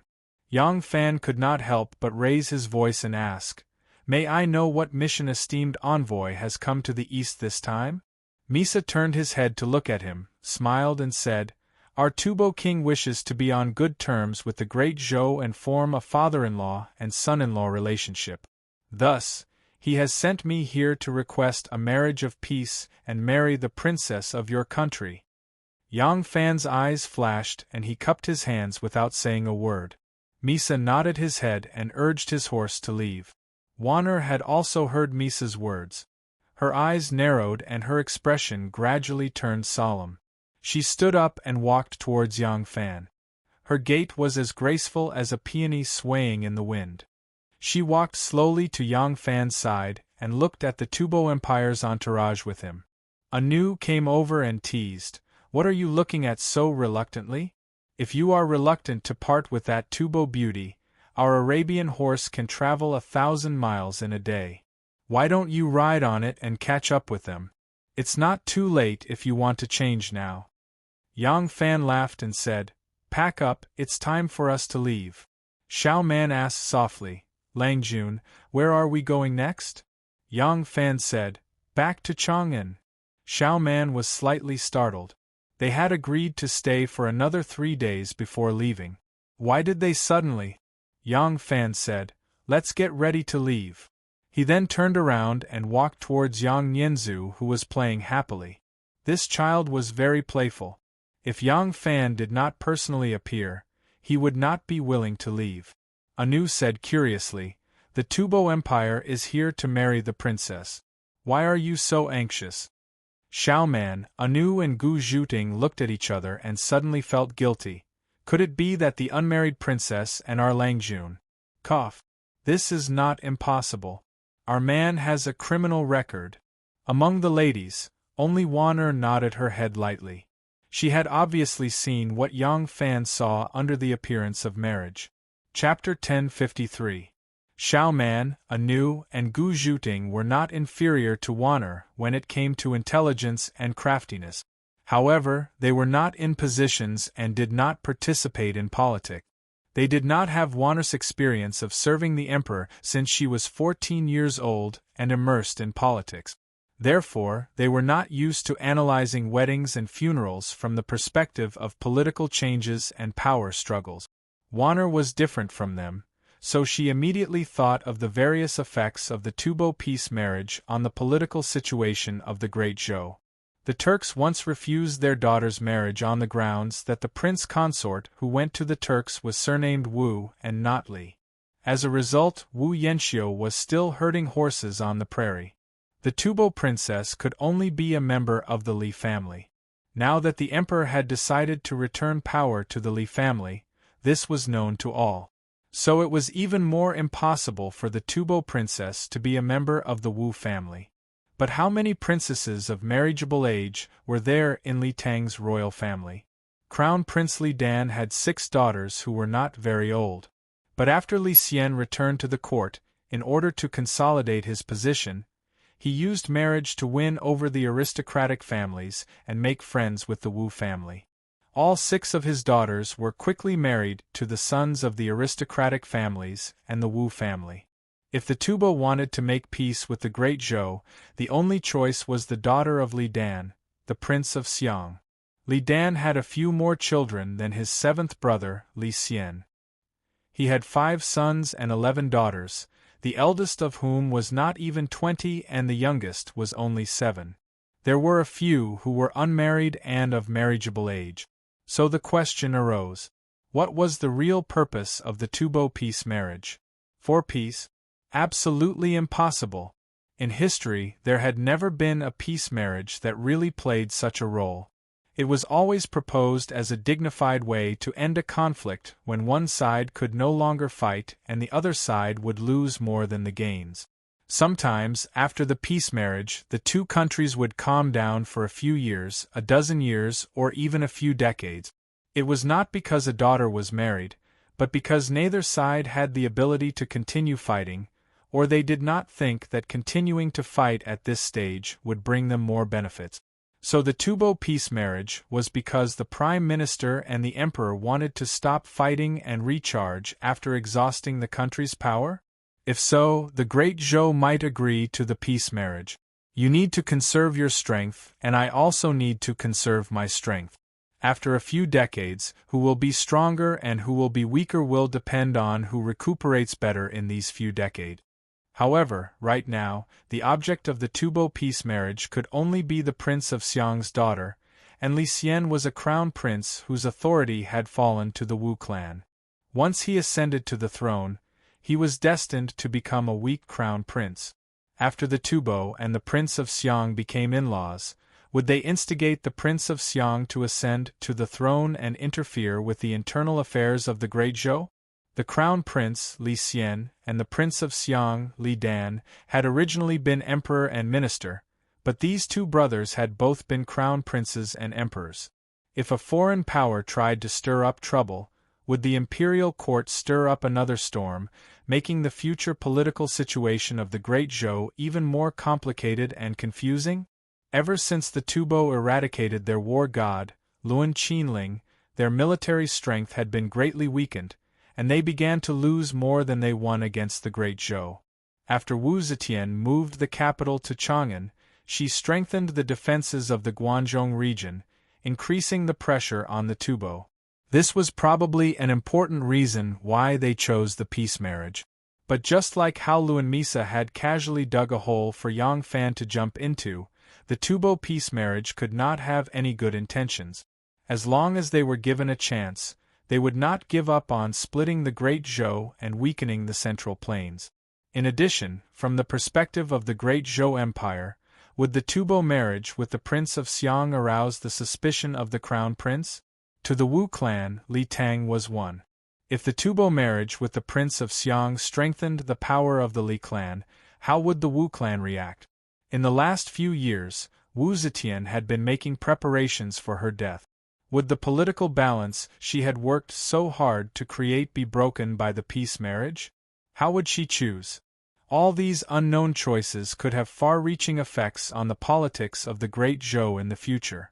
Even if Yang Fan was just a simple general, standing in his sensitive position, it was inevitable that he would be drawn into conflict, and this was not to mention that he had another identity in secret. If he felt that this matter had nothing to do with him and hung up high, it would be too late for him to react when disaster struck him. A person with foresight would not do something so short-sighted. Thus, even though Yang Fan did not know what he could do in this matter, he had to go. He had to know what was going on as soon as possible and prepare for a rainy day. An hour after Zhang Yu, the Qi province's commander, escorted Loomis's team away, Yang Fan and his family's carriages also left the Five-Zhang plain. In the twilight, the carriage traveled along a strangely beautiful and dangerous ravine.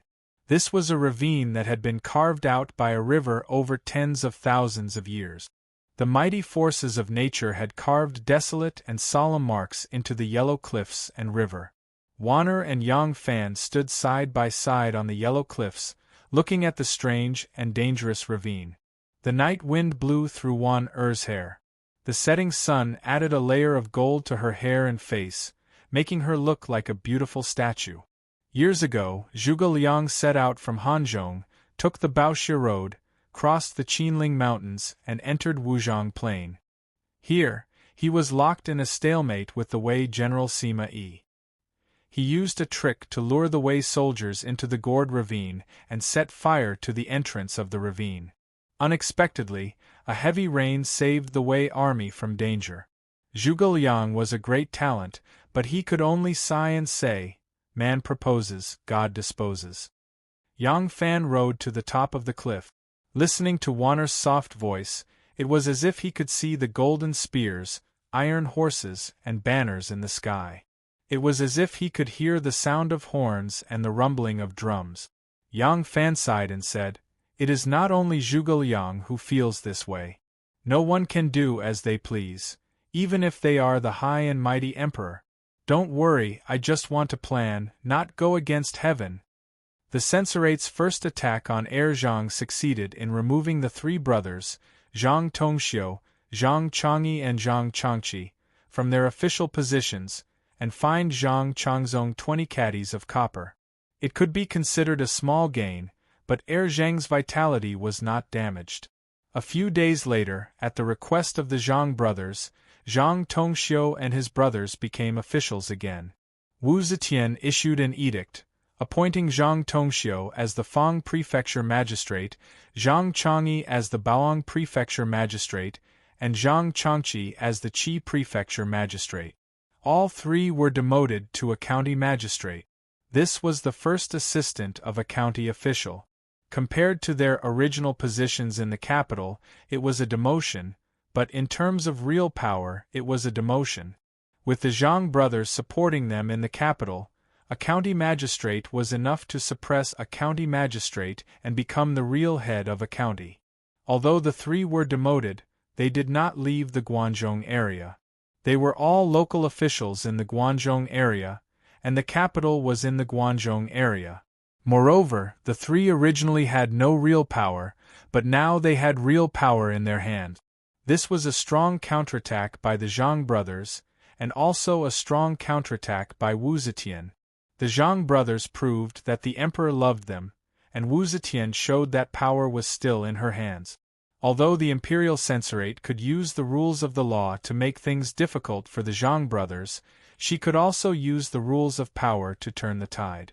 The Prime Minister Wei Yuanzhong and the imperial censorate Song Jing heard that the Zhang brothers had been reactivated, and both rushed to the emperor to argue, but returned without success. The Prime Minister Wei Yuanzhong and the imperial censorate Song Jing heard that the Zhang brothers were reactivated, and both rushed to the emperor to argue, but returned without success. This time, Wei Yuanzhong and the others' attack on the second Zhang family really did not have the right time, the right place, and the right people. This sudden accident completely diverted the attention of the court. In the face of this far-reaching and important national affair, they had no choice but to continue to be entangled in the Zhang brothers' corruption case. The Tibetan envoy Lumsa came to the capital, and presented 1,000 horses and 2,000 taels of gold as tribute to the Zhou court, and brought a letter of credence to ask the Zhou emperor to marry the princess of the royal family to the Tibetan Zanpu. The 1,000 horses could not be brought into the capital, so they were handed over to the local government in Qi province. Compared to the Turkic Khan Mozi's stingy marriage proposal, the Tibetan tribute was very grand, but after the peace marriage, they would receive a more generous dowry. Even if the peace marriage was not approved, the reward from the Zhou Empire would be doubled. The Central Plains Empire had always been generous. Wu Zetian received the letter of credence, and announced that the Tibetan envoy would be entertained at the Linda Hall of the Daming Palace the next day. After the officials from the Ministry of Rites took the Tibetan envoy Lumsa away, Wu Zetian immediately discussed with the officials whether the Zhou Empire would agree to the Tibetan marriage proposal. For a moment, the officials were discussing, whispering to each other, and the hall was buzzing. Wu Zetian frowned, looked at the Prime Minister Banzhong, and asked in a clear voice, "Minister Wei, what do you think?" Wei Yuanzhong slowly stepped out and bowed to Wu Zetian and said, "I remember that the Emperor Taizong of the Tang dynasty once said, 'The customs of the northern barbarians are mostly about internal affairs, that is, having children, then my grandson will not invade China,' and so the border has been peaceful for the past 30 years. Although the current country was called the Zhou Empire, Wu Zetian ascended to the throne because of her son's abdication of the throne, and it was a peaceful evolution. And the Emperor Taizong of the Tang dynasty was her father-in-law, so the Zhou Empire was not too afraid to talk about the previous dynasty. Wu Zetian herself often talked about how Taizong was, so it was not a big deal for Wei Yuanzhong to use Taizong's words as an answer. Wu Zetian's eyes narrowed and she asked, "So Minister Wei agrees to the peace marriage?" Wei Yuanzhong hesitated for a moment, then nodded and replied, "Yes. I think, since Tibet is sincere about peace, why not become a father-in-law and son-in-law state? The two countries can turn hostility into friendship, and the people will be very happy." Wei Yuanzhong was a member of the Crown Prince's faction, loyal to the current Crown Prince Li Xian, but he was also close to the Prince of Xiang, Li Dan. The reason why he hesitated just now was also because of this relationship. He felt that if they wanted to make peace with Tibet, they could only marry the Prince of Xiang's daughter, which would not be good for consolidating the Crown Prince's position. But if Li Tang's royal family and Tibet were married, it would be beneficial for Li Tang's royal family to compete with the Wu family, so it was difficult for him to choose. But the emperor had already asked, and there was no time for him to slowly weigh the pros and cons, so he could only answer hastily. "Minister Wei's words are wrong." Just as Wei Yuanzhong finished speaking, a tall civil official stepped out from the crowd, vehemently saying, "In the 3rd year of Zhenguan, Songzan Gampo succeeded to the throne, and after that, he trained his troops, quelled the rebellions, and successively conquered the Supi, Domi, and Yangtong tribes, trying to unify Tibet. In the 8th year of Zhenguan, Songzan Gampo was still in civil strife, and in order to seek the support of the Central Plains, he proposed marriage to Emperor Taizong, but was rejected. Not long after, he proposed again, but was also rejected.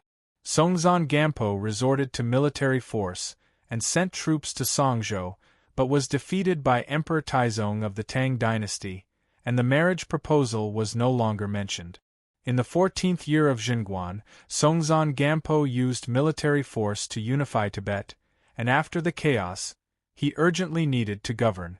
If he wanted to govern, he needed to borrow the strength of the Central Plains, so he sent troops to the border, and once again sent envoys to propose marriage, and added craftsmen, agriculture, culture, education, and governance as dowry.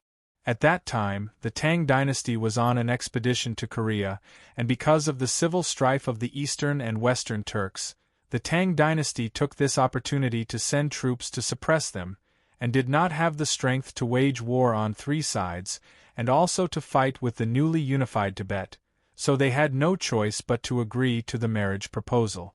Looking at it from this point of view, that speech was really a cover-up. Minister Wei is knowledgeable, how can you not know? Chapter 1054. The speaker was Ran Ziyong, one of the 3 thoughts and 5 dogs, now an assistant minister of the Ministry of Justice. Tubo's marriage alliance would inevitably lead to internal strife among the great Zhou's factions, but the uproar it caused was beyond everyone's expectations. Wei Yuanzhong glanced at Ran Ziyong and said, "Am I wrong?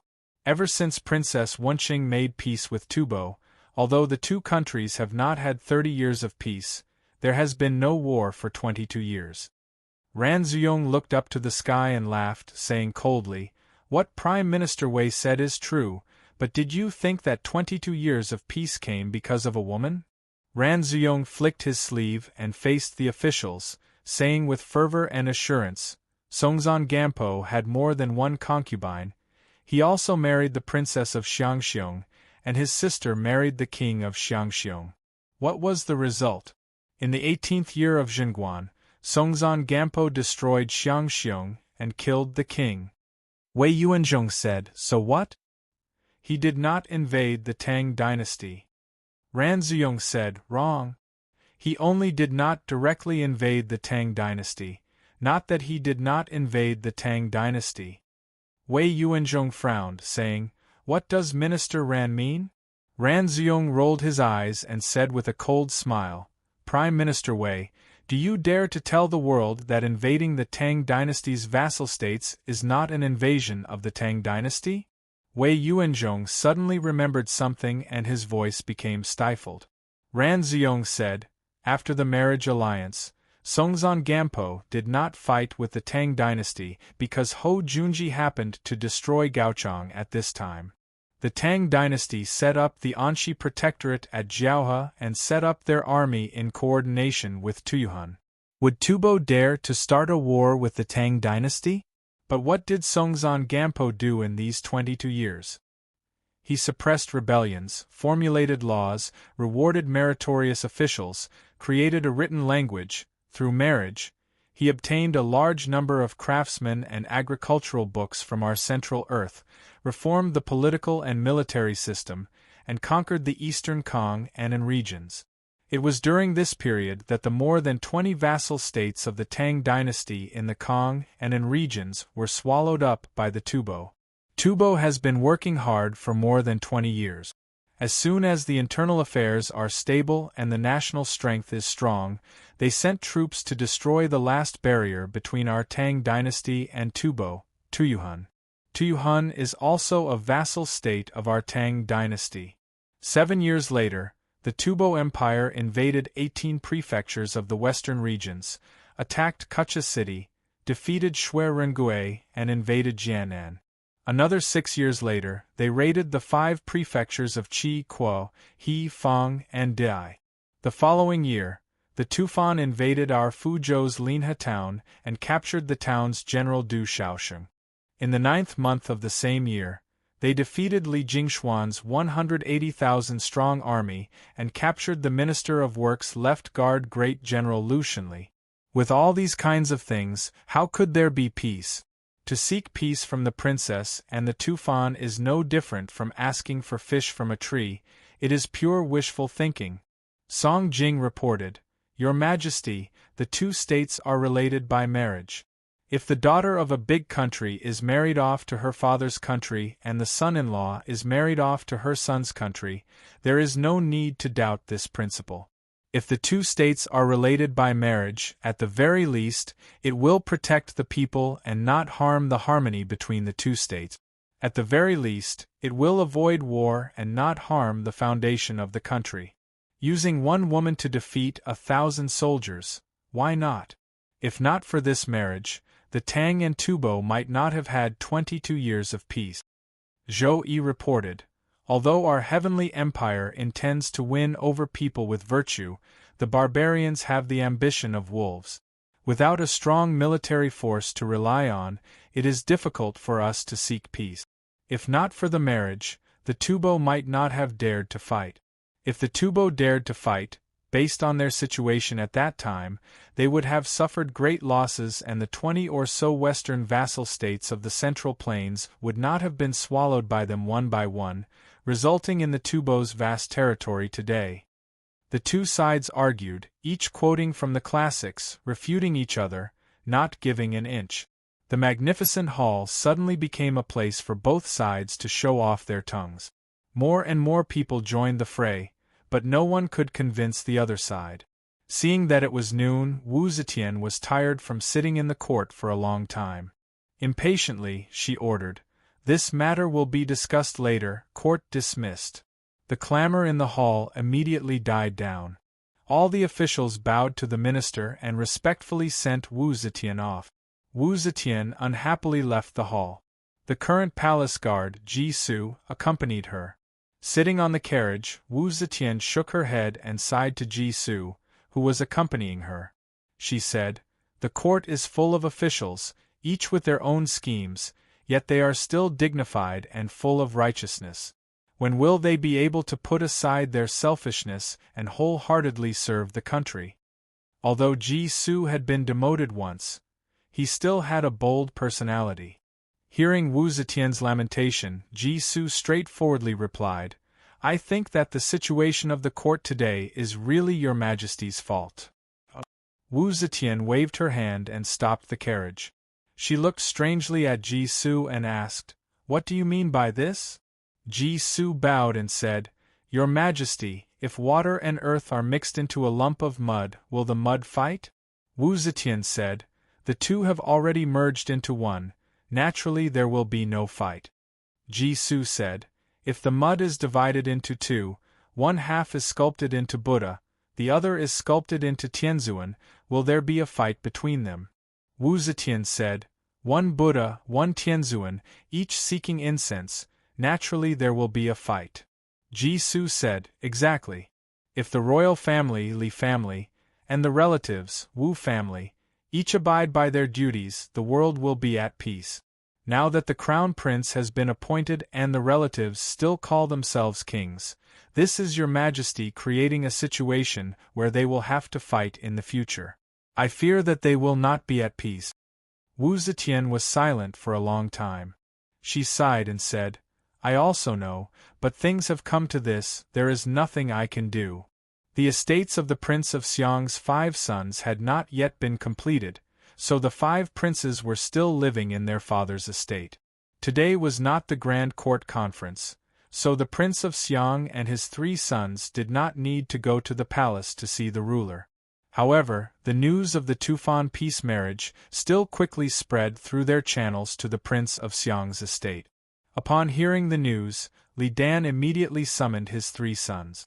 Because the 4th and 5th were still young, they did not participate in the discussion. In truth, the 3rd son, Li Longji, was also not very old, but he was mature and resourceful, even more so than his 2 older brothers. He had always been highly regarded by the Prince of Xiang and would often be summoned to discuss matters with him. Li Dan explained the situation of the Tufan peace marriage, then said, "The crown prince has no daughter to marry. Once the peace marriage is completed, there is an 8 or 9 out of 10 chance that it will fall on your sisters. What do you think of this matter?" Li Qingqi frowned and said, "Father is correct. If the Tufan peace marriage is completed, the only suitable daughter of the royal family is my family. Tufan is a barbaric land, and the mountains are high and the road is long. If we go, we will be parting with our relatives forever. None of my sisters will be willing to go to the Tufan peace marriage." Li Qingqi loudly said, "That's right, father, you can't agree to this matter. That boorish foreign king is the ruler of an uncivilized country. His whole body smells like sheep. It is said that he has never bathed in his entire life. Even if it was the daughter of an ordinary family in the Central Plains, who would be willing to marry him, let alone our family." Li Longji hesitated and said, "The king of the Tufan is the ruler of a country. He holds great power and can be considered a great man. But the customs of Tufan are very different from those of the Central Plains. Their temperament and character are also very different from those of the Central Plains. If my sisters are married, I am afraid it will be difficult for the husband and wife to live in harmony. In the past, when Princess Wenqing was 16, she had to travel through mountains and rivers to marry in the distant western regions. But she and Songzhan Gambo were husband and wife for 10 years, and the time they spent together was no more than 3 years. For the next 30 years, she was even more lonely and destitute. How can you let my sisters suffer like this? Father, can't you find other members of the royal family to marry? Li Dan sighed and said, there are a few members of the royal family. Their fathers and older brothers were executed for treason. Now they are imprisoned as sinners. If they can marry far away and gain their freedom, they might be willing to do so. But the Tufan is harboring evil intentions at this time. The one they are plotting is definitely not a woman. If it were an ordinary member of the royal family, they would never agree. For a moment, the four of them were all silent. Li Dan was silent for a long time. He slowly looked at his 3 sons and gently stroked his beard. Suddenly, a smile appeared on his face. Li Longji saw the smile on his father's face and couldn't help but ask, "Father, why are you smiling? Do you have an idea?" Li Dan shook his head and said, "It's not that I have an idea. It's just that I am deeply gratified to see you all like this." Li Qingqi and his brothers looked at each other in astonishment. They didn't quite understand what Li Dan was saying. Li Dan said, "When I came to discuss this matter with you 3 brothers, all of you were thinking about was whether you sisters would be happy or not. Not a single one of you thought about how marrying a sister would help our family. I am very happy that you brothers and sisters can love each other so deeply." Li Qingqi said, "Father, we brothers and sisters are related by blood. We should love each other." Li Dan nodded deeply and said in a deep voice, "That's right. This is also what I am most proud of. You all must remember that no matter what happens, you must never forget about brotherly love. Power, status, riches, and future prospects should never be placed above familial love." This was a solemn warning from a father. The 3 brothers hurriedly stood up and solemnly acknowledged. Li Dan waved his hand and said, sit down. We're father and son, so there's no need for so many rules." Li Dan twirled his beard and thought for a moment. He then said, "I was thinking too much just now. Thinking too much ahead of time has made me indecisive. You 3 brothers' words have reminded me that my daughter has to be willing to marry herself and find an ideal husband for her. How can I ruin my daughter's life for the sake of profit? Our daughters can't be married off to Tufan. If we want to avoid this calamity, we have to get them married as soon as possible." Li Qingyi grinned and said, "Great. This way, I'll have quite a few brothers-in-law. I'll have company when I want to drink in the future. I'll go talk to the girls." Li Qingqi hurriedly pulled him back. "Wait, Erlang." Li Qingqi stopped Li Qingyi and turned to Li Dan. "Father, the imperial grandmother hasn't made up her mind yet. If you're in a hurry to find a son-in-law for your daughter, won't she blame you if she finds out?" When Li Dan heard this, he frowned. Both he and Li Xian were cowardly. Although he was braver than Li Xian, he didn't have the courage to go against Wu Zetian. Moreover, he understood that unless his mother allowed it, even if he chose a son-in-law for his daughter, it wouldn't count. Li Longji slowly said, "I don't think it'll be too difficult." Li Dan's eyes brightened. "Sanlang has always been wise. What ideas do you have? Tell me quickly." Li Longji smiled. "How could I have any ideas? It's just that I know that Imperial Grandmother has always listened to the Wu clan. The Wu clan will definitely oppose the marriage of our Li clan's daughter.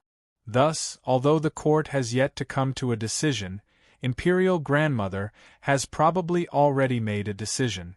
Right now, Imperial Grandmother is only worried that the Tubo clan will use force to force the marriage after failing in their marriage proposal, causing chaos at the borders. Our capital has just been moved back to Chang'an, and the border defense has yet to be consolidated. If war breaks out and we lose, I'm afraid we'll have to move the capital again. If that happens, we'll be the laughing stock of the world. If father asks imperial grandmother for permission, there's an 80 to 90% chance that imperial grandmother will agree. What the Tubo clan needs is only dignity. If all the eligible women of our imperial clan already have husbands, can the Tubo force us to cancel the marriage? Now that the Tubo clan is not as strong as before, they won't be willing to go to war unless absolutely necessary. If the Tubo clan is willing to marry, then they can choose a guilty imperial clan daughter to marry. If they don't want to marry, then it's because they don't have a suitable candidate. This matter must be approved by imperial grandmother. Only then can we ask imperial grandmother to issue an edict to have the Four Quarters Embassy prevent news of this from reaching the ears of the Tubo envoys. Li Chengqi and Li Qingyi nodded. Li Dan also nodded. Sanling's words are reasonable. I'll go to the palace now and ask mother for permission to pick a son-in-law for your sister. Li Dan counted with her fingers and said, Shouchang and Jingshan are already 16 years old, while Huaiyang and Liang Guo are 15. These 4 daughters have to get married immediately. As for the other children, the oldest is only 12. I don't think the Tibetan king will marry them either. And I'll go to the palace now. Yang Fan hurried back to Chang'an with his entire family. He had originally believed that the moment he returned to Chang'an, he would hear that the Wu and Li clans were engaged in an endless war of words over the marriage. He had not expected that the most sensational news he had heard was that the Prince of Xiang, Li Dan, was scouring Chang'an to find a son-in-law for his daughter. Chapter 1055. Yang Fan's carriage rushed all the way to Longqing Square. All kinds of news that had happened in the capital city in recent days were continuously passed to his carriage. The common people naturally did not know about the detailed debate in court about the marriage alliance. They only knew the result, but Yang Fan had his own channels of information and clearly grasped the reactions of the various factions. As for the rumor that the Prince of Xiang was in a hurry to marry off his daughter, Xian Zong had already confirmed it. The Prince of Xiang was marrying off 4 daughters. How could such a large commotion be concealed? This matter had already spread throughout the city. The only people who did not know about it were the Tubo emissaries. The Tubo emissaries were settled in the Four Quarters Embassy. The Four Quarters Embassy was under the Ministry of Rights, and its function was to receive the emissaries of various countries. Thus, even a low-ranking official or servant in the Four Quarters Embassy was considered half a spy. They analyzed the words and actions of the emissaries and obtained all kinds of intelligence. At the same time, they were also responsible for preventing the emissaries from spying on their own country. Under their vigilance, Misa and the others really did not know what was happening in Chang City. Moreover, in order to cover the Prince of Xiang's selection of a son-in-law, Wu Zetian had used the excuse of lacking palace maids after the capital was moved to hold a selection in Chang City. For a moment, the common people of Chang's were busy looking for son-in-law to marry off their daughters. This was an excellent cover for the Prince of Xiang's actions. After reading the news, Yang Fan lightly sighed and said to Xiaoman, "If the Prince of Xiang can marry a daughter into the Tubo Empire, it will be extremely beneficial to his consolidation of power. But for the lifelong happiness of his daughter, he is willing to give up this opportunity. For a prince in such a dangerous situation to do this is truly not easy." Xiaoman sighed. Yes, this is something even many noble families cannot do. In their eyes, their daughters are only tools to be used to form alliances with other powers. When a noble family marries off a daughter, the most important thing is never whether the daughter likes him or not, but what benefits the son-in-law will bring to the family. Yang Fan slowly nodded. Yes, the noble families are like this, and the imperial family is also like this.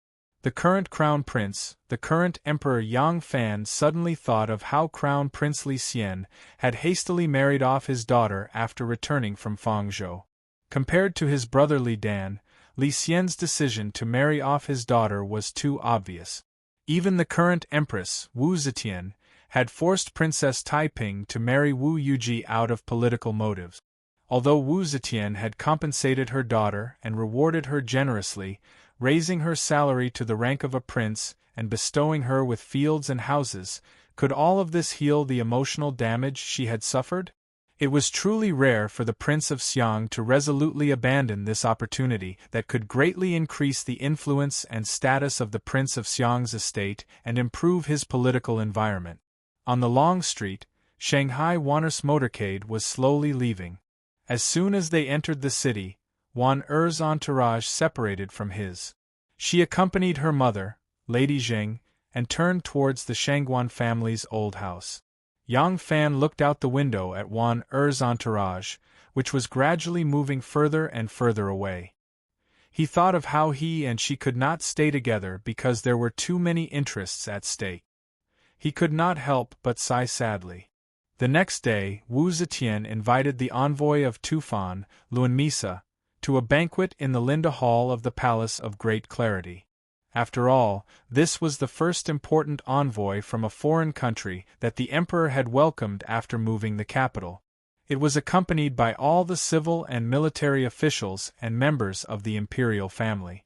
For such a grand banquet, naturally it was necessary to play court music. The first song to be played was the Taiping Yu. The Taiping Yu was also known as the Five-Direction Lion Dance.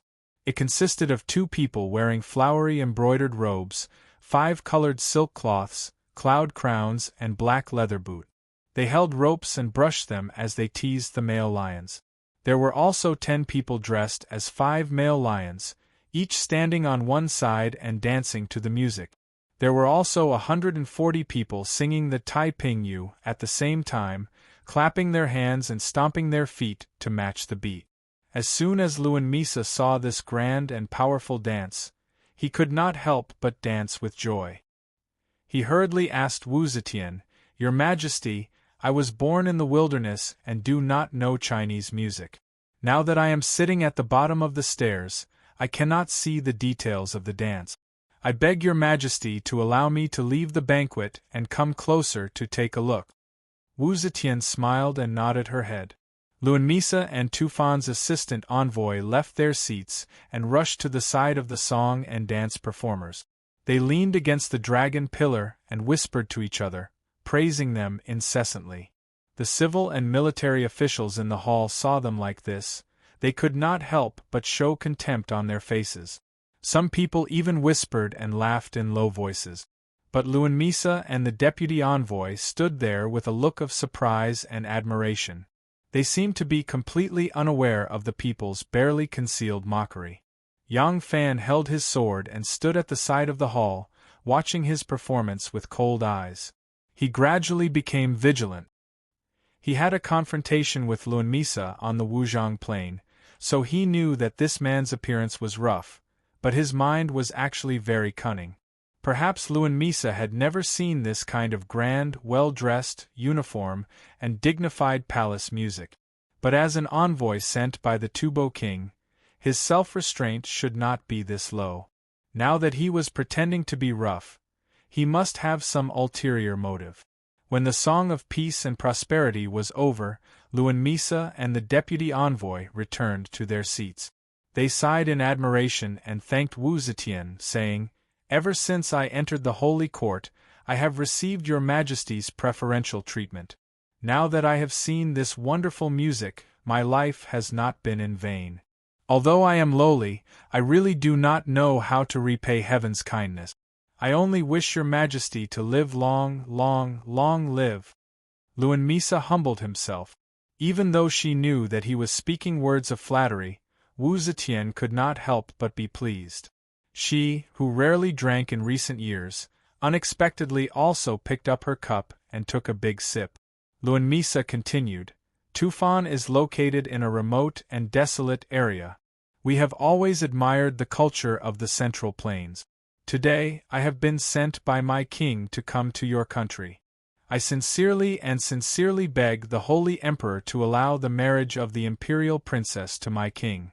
From now on, our 2 countries will forever be father and son-in-law." Wu Zetian was slightly startled. She put down her cup and said with a smile, "Even if I am an ordinary housewife, Marrying off my daughter is not a small matter. I have to discuss it with my children and see which of the marriageable girls in my family is the best match. Since you have just arrived in the Central Plains, there is no need to be anxious. Today, let's watch the song and dance and discuss this matter later. Luanmisa had no choice but to thank her and return to his seat.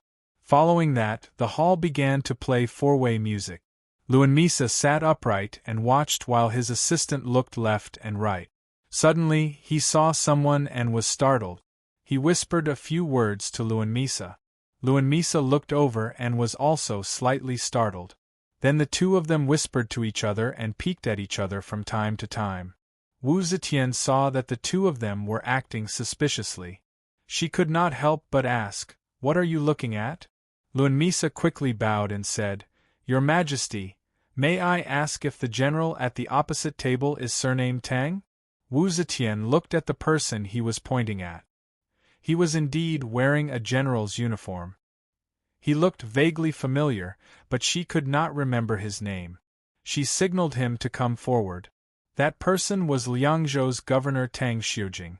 Because he had just returned to the imperial court to handle some matters, according to his rank, he was also attending the palace banquet today. After Tang Xiujing introduced himself, Luanmisa suddenly realized, it really is General Tang. Wu Zetian curiously asked, "Do you have a relationship with Tang Xiujing?" Luanmisa hurriedly said, "My country overestimated its own strength and offended your country's heavenly prestige. During the Battle of Hongyuan, I saw this General Tang with my own eyes. This General Tang is brave and invincible. He was outnumbered and defeated my Tufan army.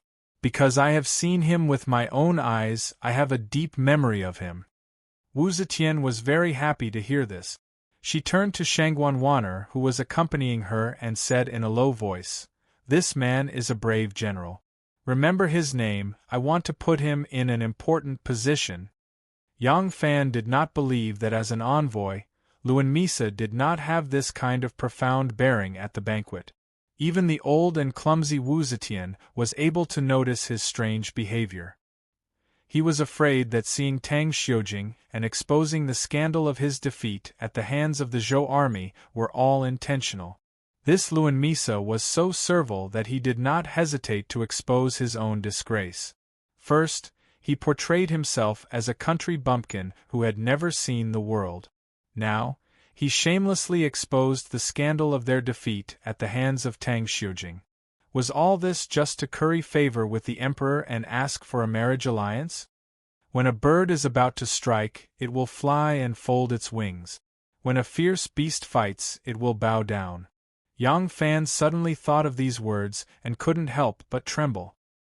He immediately rushed to the palace and gave a few orders to Ren Wei, who was patrolling outside, before returning to the palace. As the sect master, there were many things that he did not need to do personally. As long as he thought of it, he could use his own strength to carry it out. In this case alone, if he had any suspicions, he could use his own strength to investigate. And these matters were not something that a few servants and attendants in the estate could accomplish. Besides Yang Fan and Shen Mu, only the imperial court had this kind of power. But this sort of groundless suspicion might not necessarily be enough to convince the imperial court to mobilize its strength to investigate.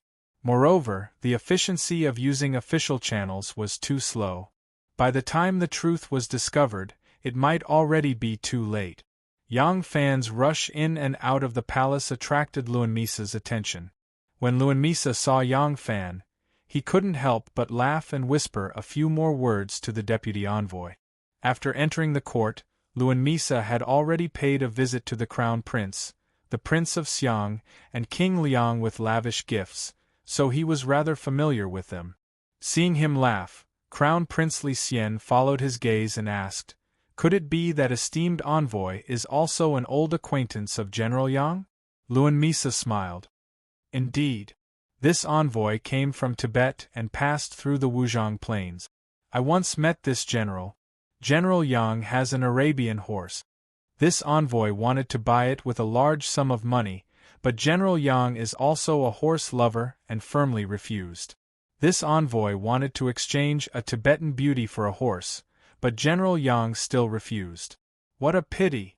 When Li Dan heard this, he turned to glance at Yang Fan and said to his eldest son, Li Qingqi, who was sitting to the side, Yang Fan loves horses, and the Tibetans are unwilling to part with him. How can I, your father, abandon my beloved daughter and marry someone far away? The marriages of your sisters must be carried out as soon as possible. Li Qingqi replied in a low voice, Father, rest assured. Your son has already selected a few suitable candidates from the talented and noble young masters of the capital. In the next few days, I will invite them to my residence for a banquet and have the sisters take a look. If they are to their liking, they will immediately be engaged. Li Dan nodded. At this moment, Luan Misa suddenly said to him, This envoy has heard that your highness, the Prince of Xiang, has many beloved daughters who have all reached marriageable age. My prince is currently in his 30s and is in the prime of his life. Moreover, he has always longed for the people of the Central Plains. I wonder if your highness, the Prince of Xiang, is willing to marry my prince? Crown Prince Li Xian quickly glanced at Li Dan and answered on his behalf, Esteemed envoy is too impatient. Didn't His Majesty say that marrying off a daughter is not a small matter? This matter can be discussed later. Li Dan sighed inwardly, thinking, there are two overbearing Zhang and the Wu clan eyeing me like a tiger. I didn't think that elder brother would still be wary of me. Luan Misa smiled. That is why this envoy is asking the Prince of Xiang.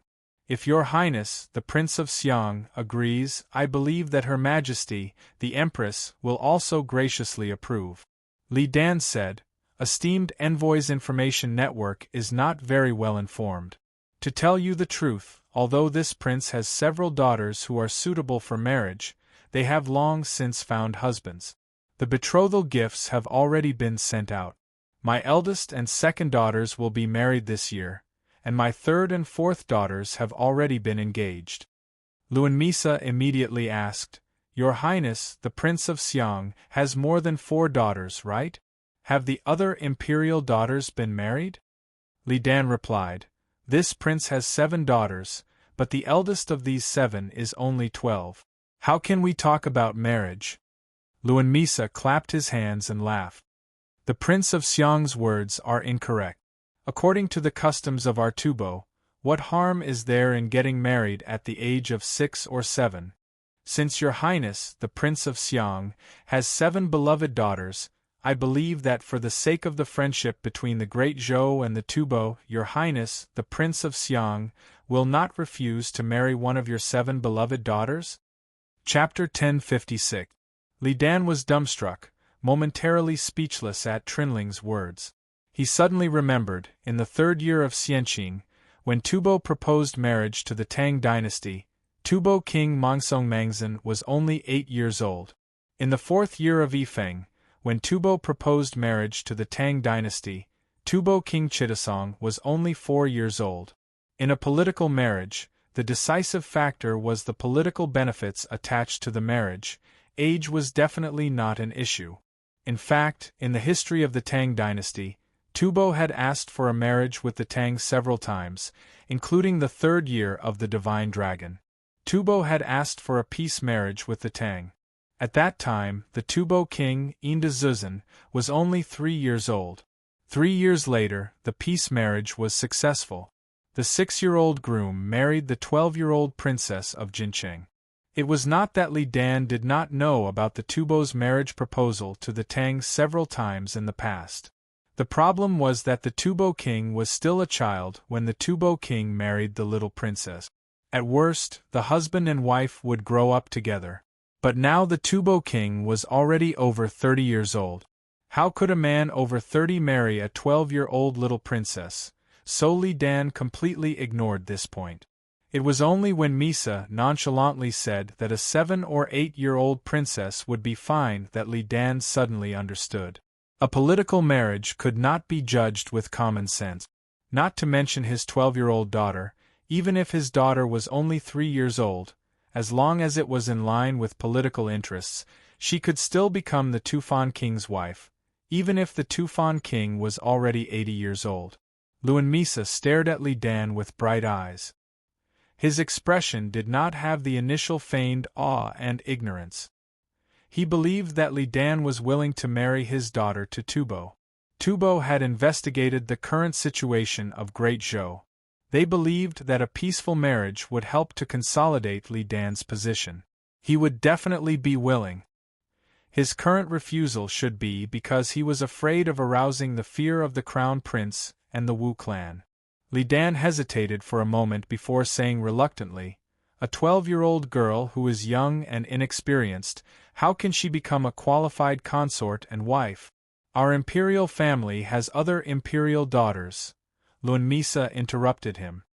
"Your Highness the Prince of Xiang, based on what this foreign subject knows, the crown prince's daughters have all been married off, so the only one suitable to marry my king is Prince of Xiang's daughter. Your country pays particular attention to the marriage between two families of equal social status.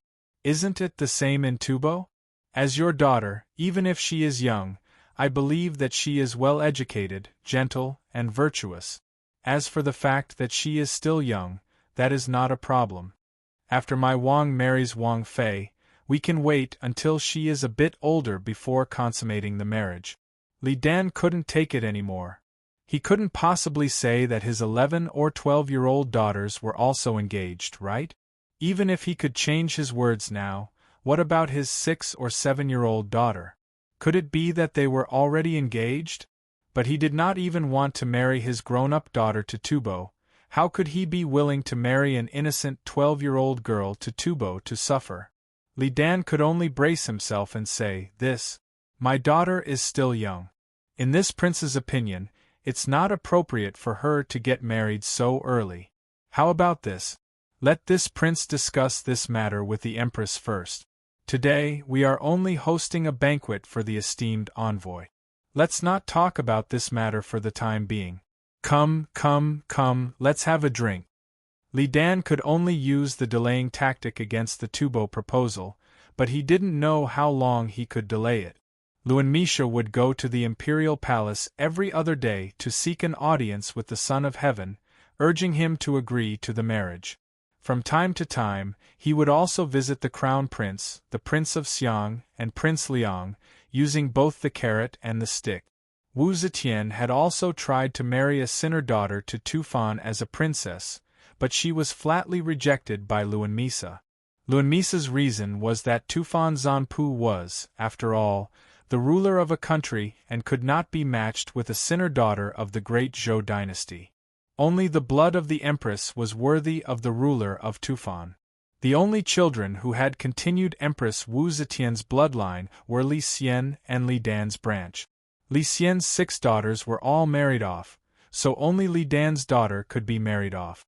However, even if Crown Prince Li Xian still had a daughter to marry, Wu Zetian did not wish for a marriage with the Tubo Empire to increase the balance of power in the Great Zhou Empire in the future. Moreover, it was Li Dan's daughter. Once the Prince of Xiang, Li Dan, married the Tubo Empire, the political situation in the future would become even more complicated. But if she did not agree, she was worried that Tubo would once again send an army to war. Tubo was currently a powerful neighboring country.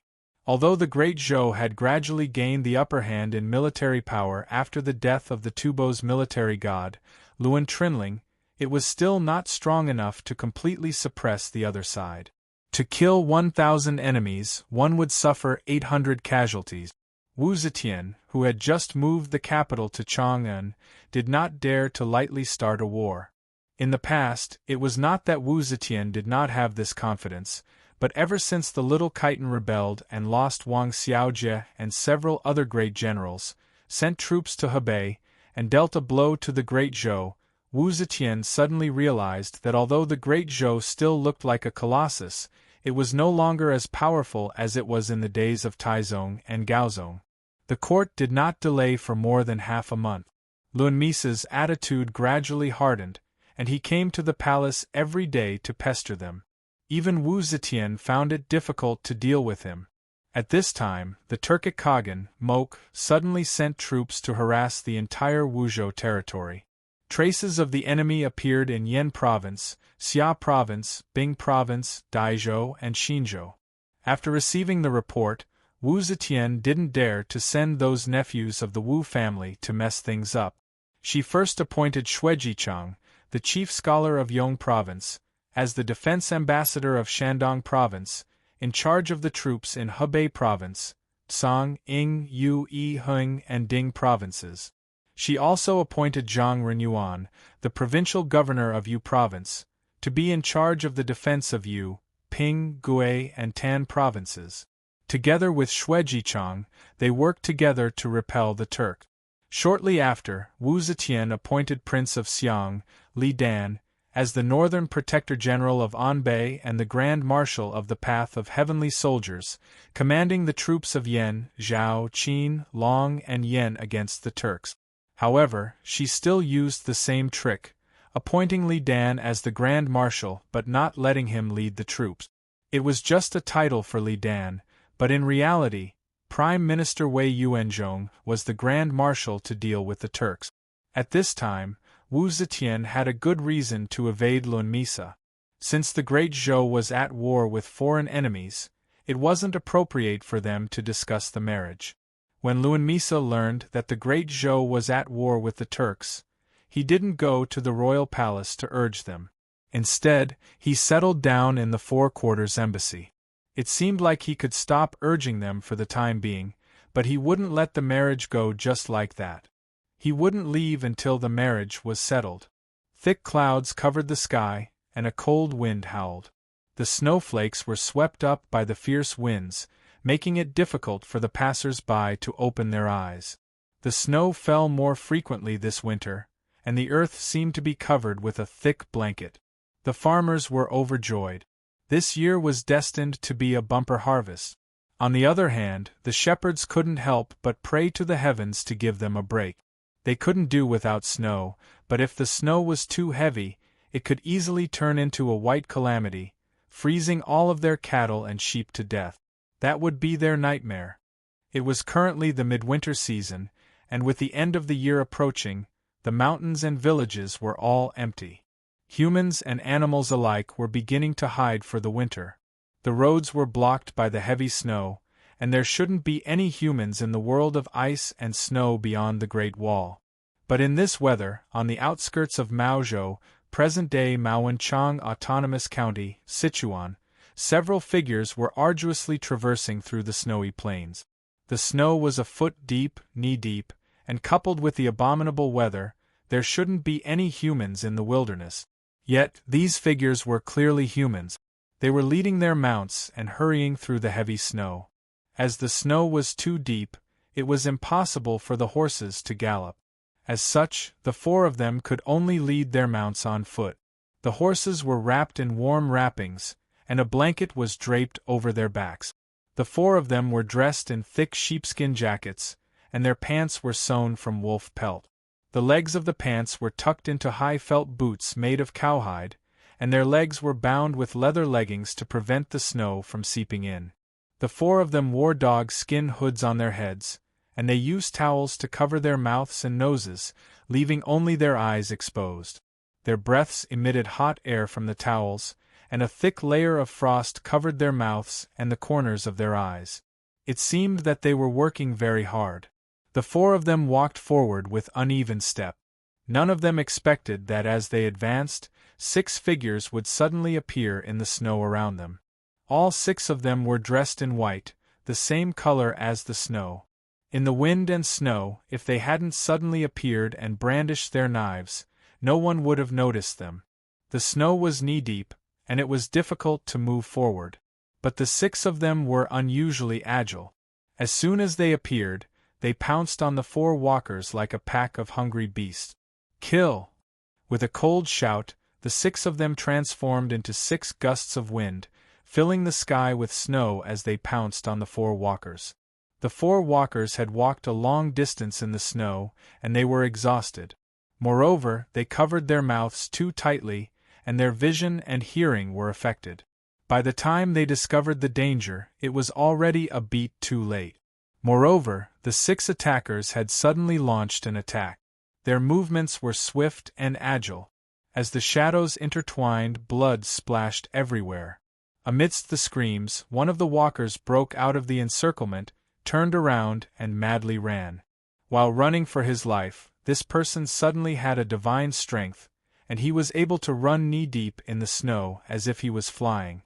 The other 3 companions of the walkers were cut into meat paste by the 6 people the moment he broke out of the encirclement. The escaping walkers ran 7 or 8 feet away, leaving behind a trail of blood that looked like blooming plum blossoms. The 6 people didn't chase after him. One of them just sneered.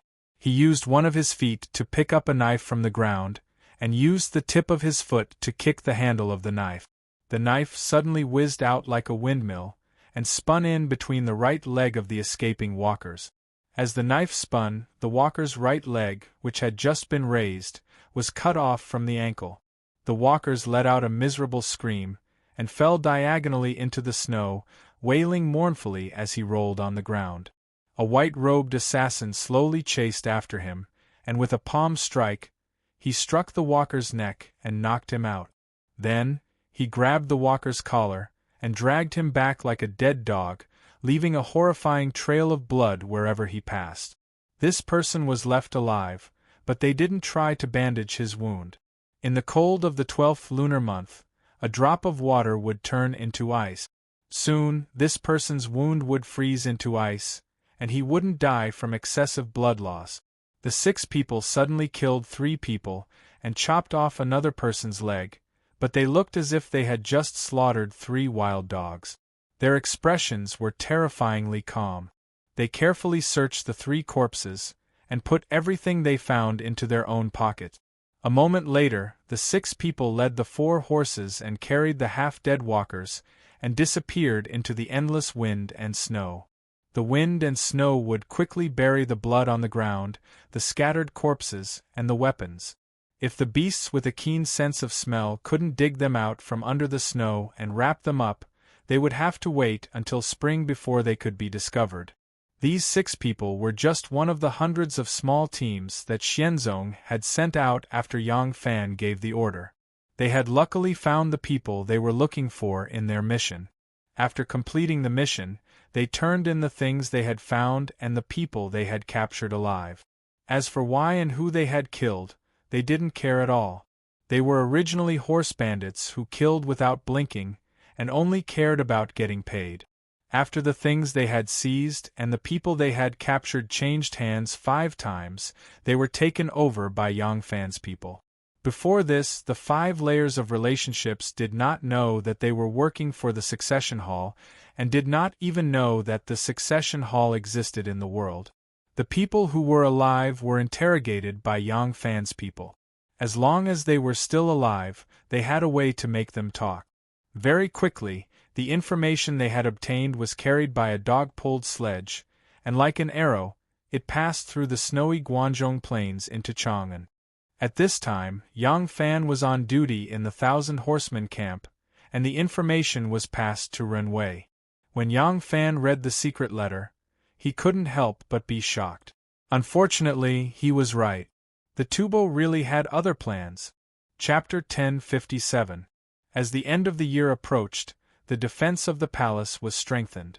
Yang Fan patrolled around again and told Dugu Huizhi, who was on duty today, to be extra cautious and not make any mistakes. Only then did he find an excuse to leave the palace. As soon as Yang Fan left the palace, Ren Wei, who was waiting at the Black Tortoise Gate, draped a fox fur cloak over him. Yang Fan asked in a low voice, "Has Shin Mu returned to the capital?" After the air hall and the obvious and hidden sects got rid of the aristocratic family's control and became partners, there were many relations that needed to be clarified. Shin Mu was better at these kinds of things than Yang Fan. Moreover, he was more familiar with the aristocratic families than Yang Fan. In addition, he did not have an official identity and could move freely. Therefore, these days, he had been running between the aristocratic families to coordinate and discuss. Now that it was snowing heavily and the end of the year was approaching, Shen Mu had to return to the capital for the new year. Yang Fan had asked Ren Wei to inquire about Shen Mu's return date in advance. The two had not seen each other for a long time. There were many things between the obvious and hidden sects that needed their two leaders to discuss. Shen Mu's participation in this important matter was even more important. Ren Wei said, "I have received news that young Master Shen will return to the capital tomorrow." Yang Fan looked up at the gloomy sky and sighed. "The snowstorm in Guangzhong this year is too heavy. I hope there will be no heavy snowstorm tomorrow to hinder his journey." Ren Wei grinned and said, "General, rest assured. No matter how heavy the snowstorm is, it can only stop thousands of troops and horses. If young Master Shen wants to return to the capital, he will definitely not be delayed." Yang Fan nodded. At this time, a subordinate brought him a horse. Yang Fan fastened his cloak, adjusted the saddle, and mounted the war horse. By the Longqing Pool, the 5 Junwang mansions on the right side of the Yang family mansion were already half completed.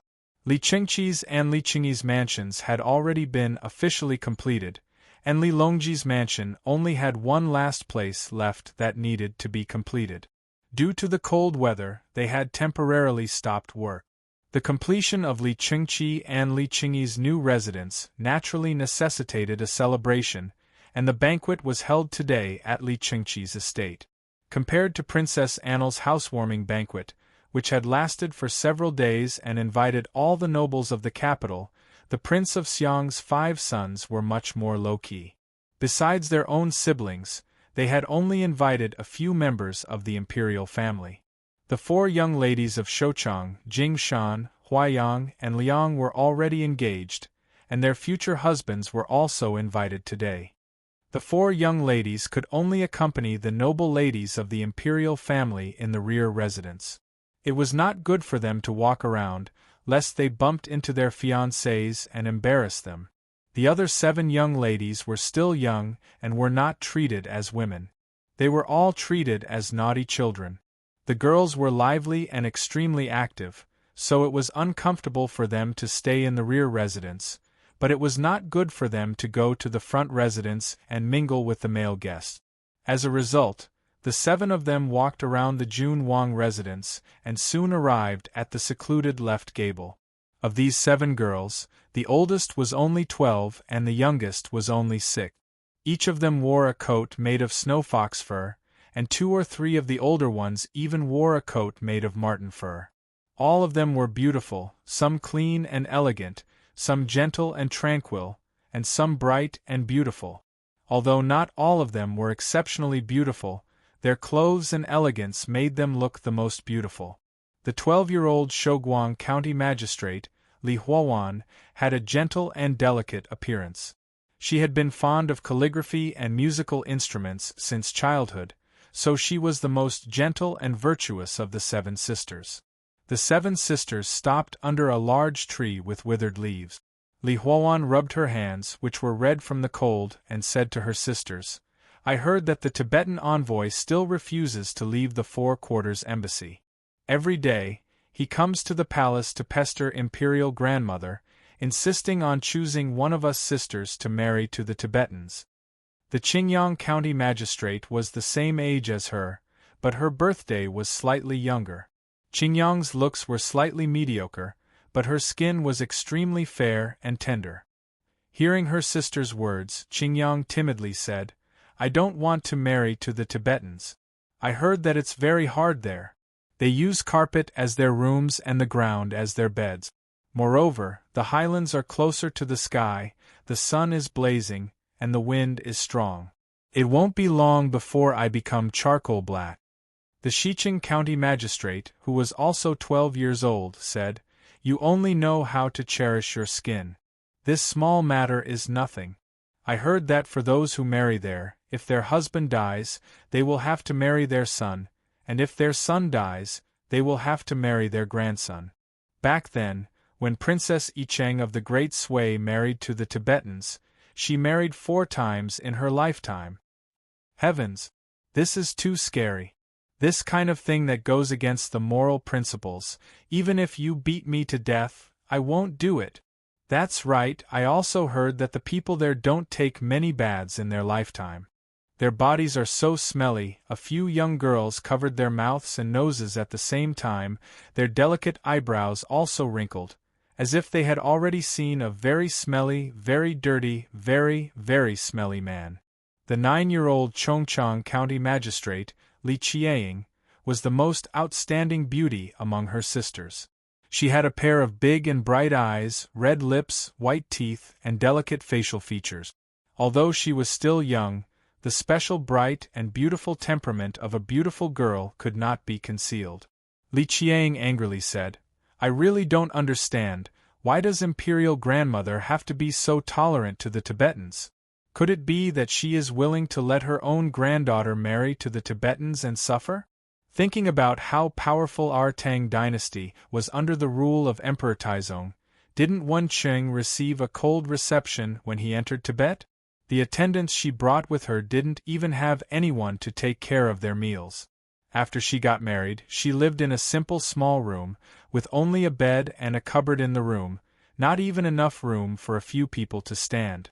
Wen Qing brought such a generous dowry, but she received a cold reception, and was even bullied by the princess consort. After getting married for more than a month, she didn't even assign a servant to serve her. The Tibetans thought that Wen Qing's marriage was because the Tang dynasty was afraid of their military power, so they begged for peace with the Tibetans. Our Tang dynasty was obviously humiliated to the point of losing face, but the historian still tried his best to blow his own trumpet, saying that the Tibetans admired our Tang dynasty, and how they bathed in the grace of the heavenly kingdom. They were deceiving themselves and others. Princess Wen Qing married to the West, and when she arrived in the Tibetans, she was only a secondary consort, not even the legal wife. The Tibetan king built the Jokhang temple for the legal wife, and enshrined the 8-year-old statue of Sakyamuni brought from Nepal. But for Wen Qing, he only built a much smaller Jokhang temple, and enshrined the 12-year-old statue of Sakyamuni brought from our Tang dynasty. The difference in status between the two princesses was obvious. Moreover, Princess Wen Qing and the Tibetan king were husband and wife for 10 years, but Wen Qing only saw her for less than 3 years. She had no children, no love, and was like a servant. Let me ask you, as the daughter of the Xiang prince, do you think I am more respected than Wen Qing? The more Li Huan heard, the more scared she became. She couldn't help but ask, "Qiang, where did you hear this? How come I don't know about it?" Li Qiang said, "I heard it from third brother. The court officials only know how to blow their own trumpet, to make themselves look fat at their own cost. Will they tell you the truth?" Li Huan knew that this little sister was smart and quick-witted, and Sanlang Longji was the most mature and steady of the siblings. He was usually the most concerned about the affairs of the world. Since it was him who said it, it must be true, so she was even more scared. The Princess of Huo was only 6 years old, so she didn't know much, but she could understand whether the words of her sisters were good or bad. She couldn't help but be scared, and with tears in her eyes she said, I don't want to go to Tibet." Li Qiang rolled her eyes at her and said unhappily, "All right, what are you crying for? You have 6 older sisters above you, so it won't be your turn." Hearing Li Qiang say this, the 12-year-old sisters of Shouguang, Qingyang, and Shiqing couldn't help but panic. They were the oldest of the 7 girls, so once the emperor agreed to the marriage, the one to be married to Tibet would most likely be one of them. Li Huan clenched her fists and loudly said, "I won't marry. I'd rather die than marry." The Qingyang County Magistrate bit her little finger and thought for a while. Suddenly, her eyes brightened and she excitedly said, "That's right. Back then, Tibet proposed marriage to our Tang dynasty, wanting to marry Taiping Ant. Didn't Imperial Grandmother build a Taoist temple for Taiping Ant so that she could become a monk? In the end, Tibet could only return empty-handed. Why don't we also become monks?" The Princess of Hor applauded. "Good, good. Then let's become monks together." Everyone will live in the same temple in the future, so it won't be boring. The Shicheng County magistrate dejectedly said, "Forget it, this is really wishful thinking. 7 imperial daughters becoming monks together. Do you think this reason can deceive the Tibetan people? Do you think they are stupid?" The girls looked at each other and slowly lowered their heads. Li Qiang bit her thin and tender lips, her big watery eyes looked around a few times. Suddenly she said, "Today the Emperor's relatives have come to congratulate our Xiong on his housewarming. Why don't we take this opportunity to make a big fuss and let Imperial Grandmother know that we would rather die than marry? Maybe the Tibetan people will retreat." Li Huowan hurriedly asked, "Tell me, how do we make a big fuss?" Li Qiang was in high spirits as she said, "We hang ourselves." Li Huowan's mouth opened wide in shock, but she immediately understood Li Qiang's meaning. She couldn't help but ask hesitantly, "You mean, we pretend to die to show our sincerity?" Li Qiang proudly said, "That's right. There are so many people going in and out of the prince's mansion, we can't really hang ourselves. As long as we are willing to hang ourselves, the news will certainly reach Imperial Grandmother's ears. Imperial Grandmother can't force her granddaughter to hang herself and then force her to marry, right?" Prince Xiang had 5 sons and 11 daughters. Among the 5 sons, third son Li Longji was the wisest, and had always been respected by his brothers. Among her daughters, Li Qiang, who was only 9 years old, was the most intelligent and quick-witted. Her sisters had always listened to her. The 6 sisters listened to Li Qiang's words, looked at each other, and couldn't help feeling excited. "Little brother, you have to be careful, don't fall down." I know, sister, you're really annoying, just help me look out, tell me if someone comes." Yang Nianzu, like a monkey, nimbly climbed up a branch of an old plum tree, and then continued to climb higher. Wherever his hands and feet touched, the snow on the tree rustled down. Yang Shinian avoided the falling snow, stood under the tree, and nervously stared at her little brother. The weather was cold, and the siblings really had nowhere to play. Seeing that the old plum tree was gorgeous, Yang Serong took a fancy to the fragrant plum blossom tree. Yang Nianzu, who had too much energy but had nowhere to go, immediately volunteered to climb up the tree. Yang Serong was worried that her mother would see, but she also wanted to break off the plum blossom branches. She was very conflicted. Yang Nianzu was on the first branch. He could reach out and break off the plum blossom, but he was playful. Since he had climbed up the tree, he wanted to climb to a higher place. Fortunately, his body was light, and the trunk could support him. As he climbed up, the old plum tree did not sway much. "Alang, you're back." In the distance suddenly came the solicitous voice of Mo Xuanfei.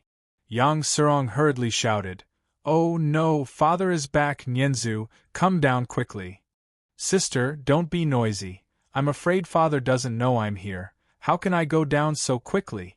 Yang Nianzu, like a little adult, impatiently interrupted his sister's words, rolled his eyes, and an idea came to his mind. "Sister, I'll hide in the tree and not move.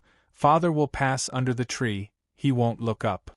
Yang Serong hurriedly said, "Then what should I do?"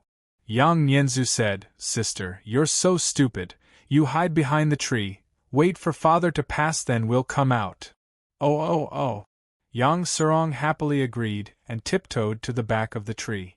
Yang Fan, wearing a military uniform and a cloak, strode along the clean gravel path to the old plum tree. The white snow on the roadside was not cleared, and Yang Fan suddenly saw a clear line of small footprints leading to the back of the plum tree. He looked up and saw a corner of a dress behind the tree. Yang Fan couldn't help but laugh. The little girl was so focused on her head that a part of her dress was exposed, but she didn't notice it at all. Yang Fan only thought that his daughter knew he was home and was playing hide and seek with him. He was about to sneak up and catch her when a wisp of snow suddenly fell from the tree. It was because Yang Nianzu was nervous that he moved his feet and touched some snow. Yang Fan was startled, and his figure suddenly floated away like a ghost. Yang Fan suddenly looked up and saw his son hugging the trunk and lying on the top of the tree, looking at him with an embarrassed face. Yang Fan's face turned serious and he shouted in a deep voice, "You little bastard, why did you climb so high? Are you going to see the hanging ghosts?" Yang Nianzu was not afraid of the heavens or the earth, but he was afraid of being scolded by his father. Yang Nianzu embarrassedly replied, "Father, I want to help my sister." Yang Nianzu was about to confess, but suddenly saw the situation of the neighbors outside the wall, and he couldn't help but exclaim, "Wow! Father, you're so right. Standing here, there really are hanging ghosts. A group of hanging ghosts, it's so spectacular." Chapter 1058. Li Qiang tightly grasped the belt around her neck. Her face was red. She panted and shouted at the youngest county magistrate of Hua, "You little idiot, I clearly told you to pretend to hang yourself. Why did you really hang yourself?" Little Huagua, who was 6 years old, was hanging from the belt. She was so tight that her tongue was almost sticking out. Her face was red, and she kept yelling and kicking her legs. She wanted to raise her hands to grab the belt, but she couldn't lift them at all. Li Qiang gripped the ring around the belt and said nervously, "Why isn't anyone here yet? Qiang, it's bad. Little sister is about to hang. Let's call for help." The Qingyang County princess said with tears in her eyes, I can't hold on much longer." Li Qiang said, "Then let go. It's not high from here. You won't die if you fall." The Qingyang County princess said with a trembling voice, No, I'm scared. I don't dare." Ouch! She was weak and couldn't hold on any longer. Her hands loosened and the ring tightened around her neck. The Qingyang County princess' eyes bulged and she couldn't speak. Li Huan panicked. She was already exhausted, and now her hands slipped and her neck was tightly bound by the belt. This time, the Seven Sisters act became reality. Originally, they wanted to pretend to hang themselves, but now they were really hanging themselves. The servant girls and maids who accompanied the sisters had already been ordered to leave. In this cold weather, none of the guests attending the banquet in the Junwang Fu were willing to leave the warm and cozy court and run to the easternmost corner of the courtyard.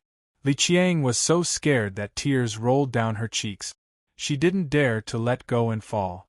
Seeing that she didn't have the strength to hold on any longer, she could only scream in fear, "Quick! Someone! Come!"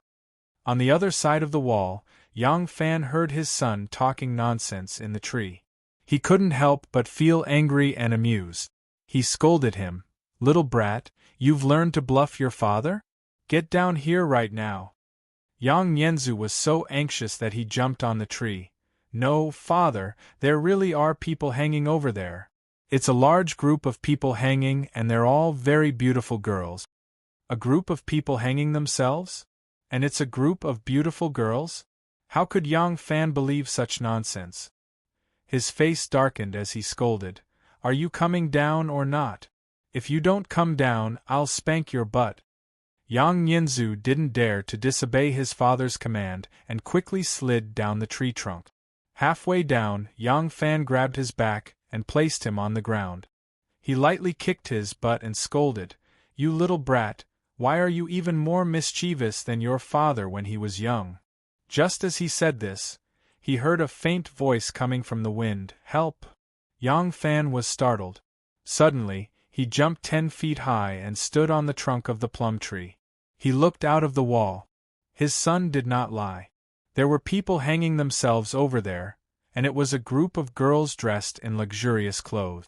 Yang Fan cried out involuntarily, "Someone really hung himself." Yang Nianzu seized the opportunity and stretched his neck under the tree, saying, See, father doesn't believe what they said. You even kicked their butt." Yang Serong anxiously paced around and chased after her brother, asking, "Little brother, who did you say hung themselves? How many? Quickly tell me." Yang Fan didn't dare to hesitate. He leaped up and used the rebound force of the tree trunk to leap onto the top of the wall like an eagle. His toes pushed off the top of the wall and he leaped another 30 feet into the air.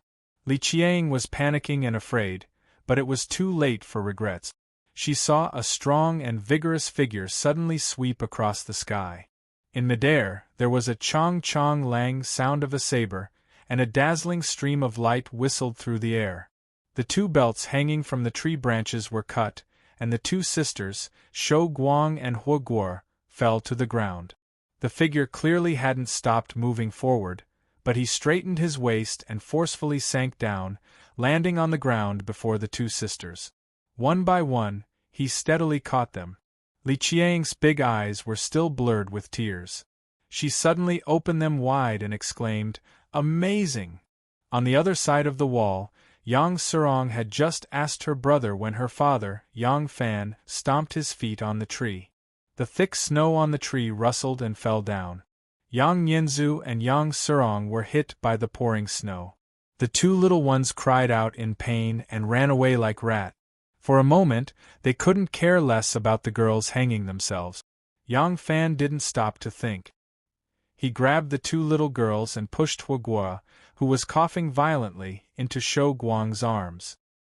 He immediately leaped up again and saved the two girls, Qingyang and Shiqing, in the blink of an eye. Yang Fan hurriedly glanced around and found that the pretty girl with an oval face, big eyes, and a small mouth was the smartest. Her hands were still holding the ring around her neck. Although it seemed that she was in danger, he didn't have to worry about any real danger, so he put her last. Yang Fan moved like a hare and swooped like a falcon. It was as if there were springs under his feet. In a flash, he saved 6 girls. When he landed on the ground with the last 2 girls, the pretty girl with big eyes and small mouth couldn't hold on any longer. She cried out and fell from the tree. Yang Fan was holding one person in each hand. As soon as he landed, the girl fell in front of him. He didn't have time to let go to save her, so he hurriedly stretched out his right leg. Yang Fan was a master of Kuju. He could lift heavy things as if they were light, and lift light things as if they were heavy. He used the girl as a ball and used the back of his foot to cushion the girl's buttocks. He lowered and lifted his thigh to ease her fall. Yang Fan put down the 2 girls in his hands and slowly lowered his right leg. The girl sitting on the back of his foot had already touched the ground, but she still sat there foolishly. "Little girl, you're safe now." When Yang Fan saw that the girl was scared silly, he couldn't help but find it funny. However, he knew that this was Li Chengqi's royal prince's palace. Looking at the clothes of these girls, they weren't maids or servants, so he didn't teasingly call her a little girl. Instead, he used a proper form of address. "Oh?" The one sitting on the back of Yang Fan's foot was Li Qiang. Li Qiang thought that this fall would definitely break her buttock. She didn't expect that she would land steadily on the ground. She was puzzled and only reacted after hearing what Yang Fan said. Li Qiang quickly jumped up. She tidied up her clothes and stroked her buttocks. She suddenly remembered that this man's foot had touched that place and couldn't help blushing. Although she was still young, she was born in the royal prince's palace. She had received all kinds of education since she was a child. She knew that men and women had different principles, so she couldn't help but feel a bit shy. Yang Fan looked at the 7 little girls, who were still in a state of shock, and said with a smile, "Ladies, what game are you playing? Why did you start to hang yourselves? Do you know how dangerous it was just now?" Yang Fan didn't think that these 7 ignorant little girls really wanted to hang themselves just now. Besides, when he jumped over the wall to save them, he saw that some of them were still holding the noose with their hands, so he thought that they were playing a game. Li Huowan and her sisters looked at each other and were speechless. Yang Fan jumped over the wall. Although it was to save people, it was trespassing. Seeing that the girls were silent, Yang Fan shook his head and said, "Don't play this kind of dangerous game in the future. It's not every time that someone will come to save you. Quickly move that ladder away, lest your family's adults see it and they will reprimand you again."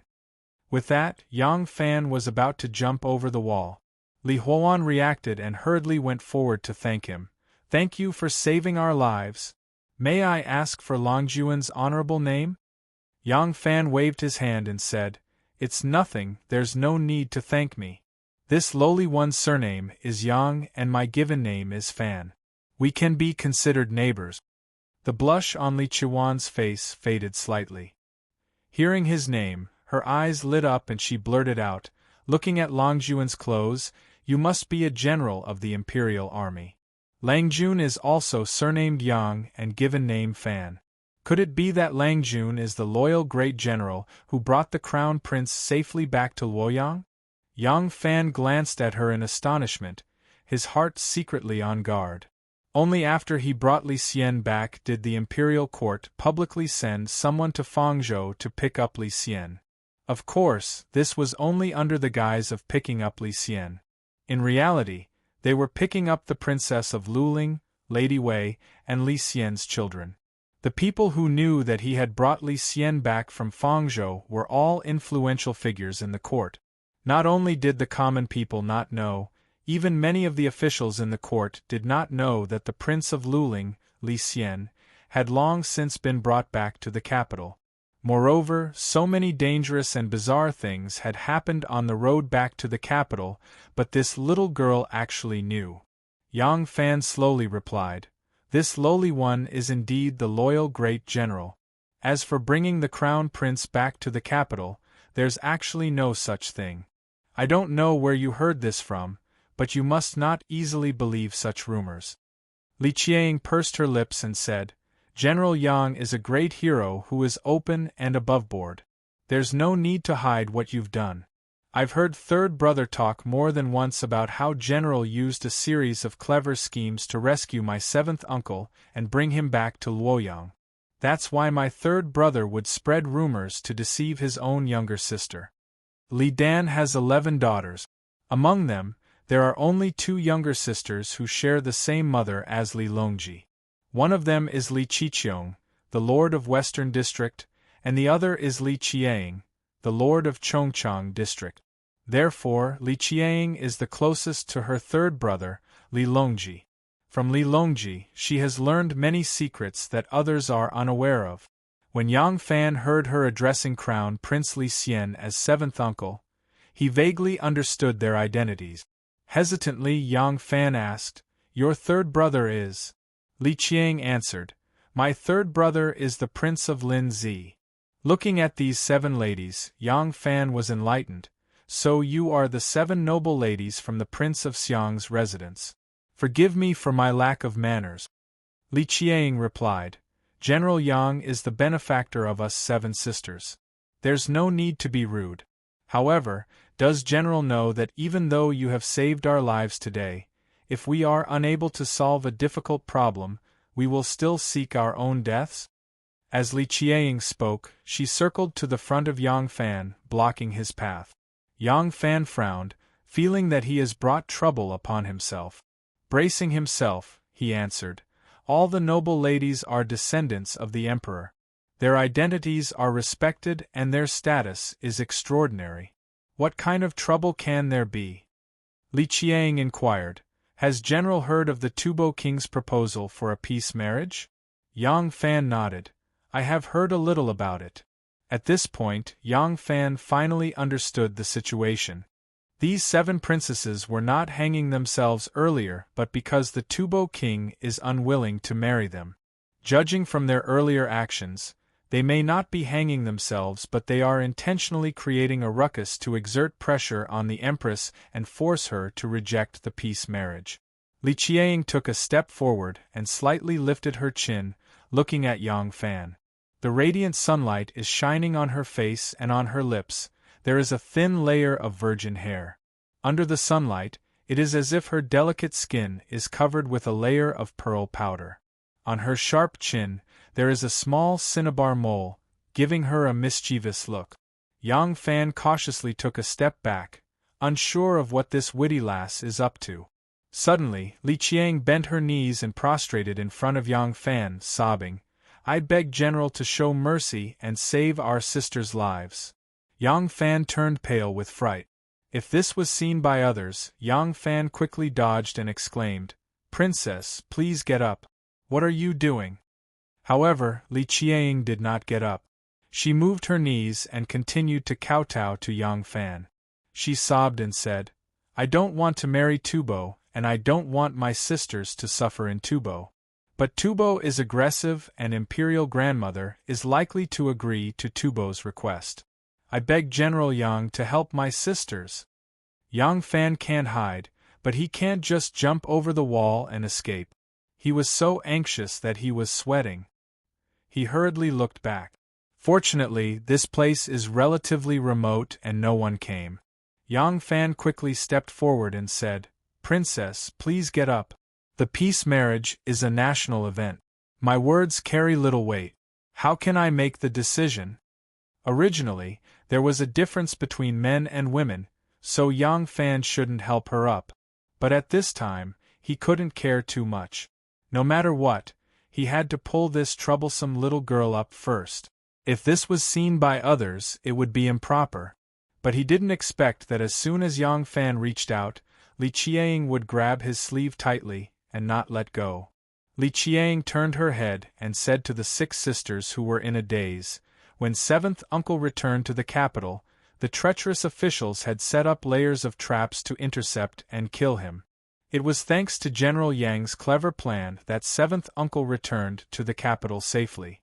3rd brother said that General Yang's strategy is outstanding and he is the world's top wise man. There is nothing in this world that can't stop him. Our lifelong happiness now depends on General Yang. If you don't beg with me, when will you? Li Qiang was now desperate to find a doctor. She didn't care whether Yang Fan could really solve her problem or not. But she did hear from Li Longji about Yang Fan's clever plan to save Li Xian.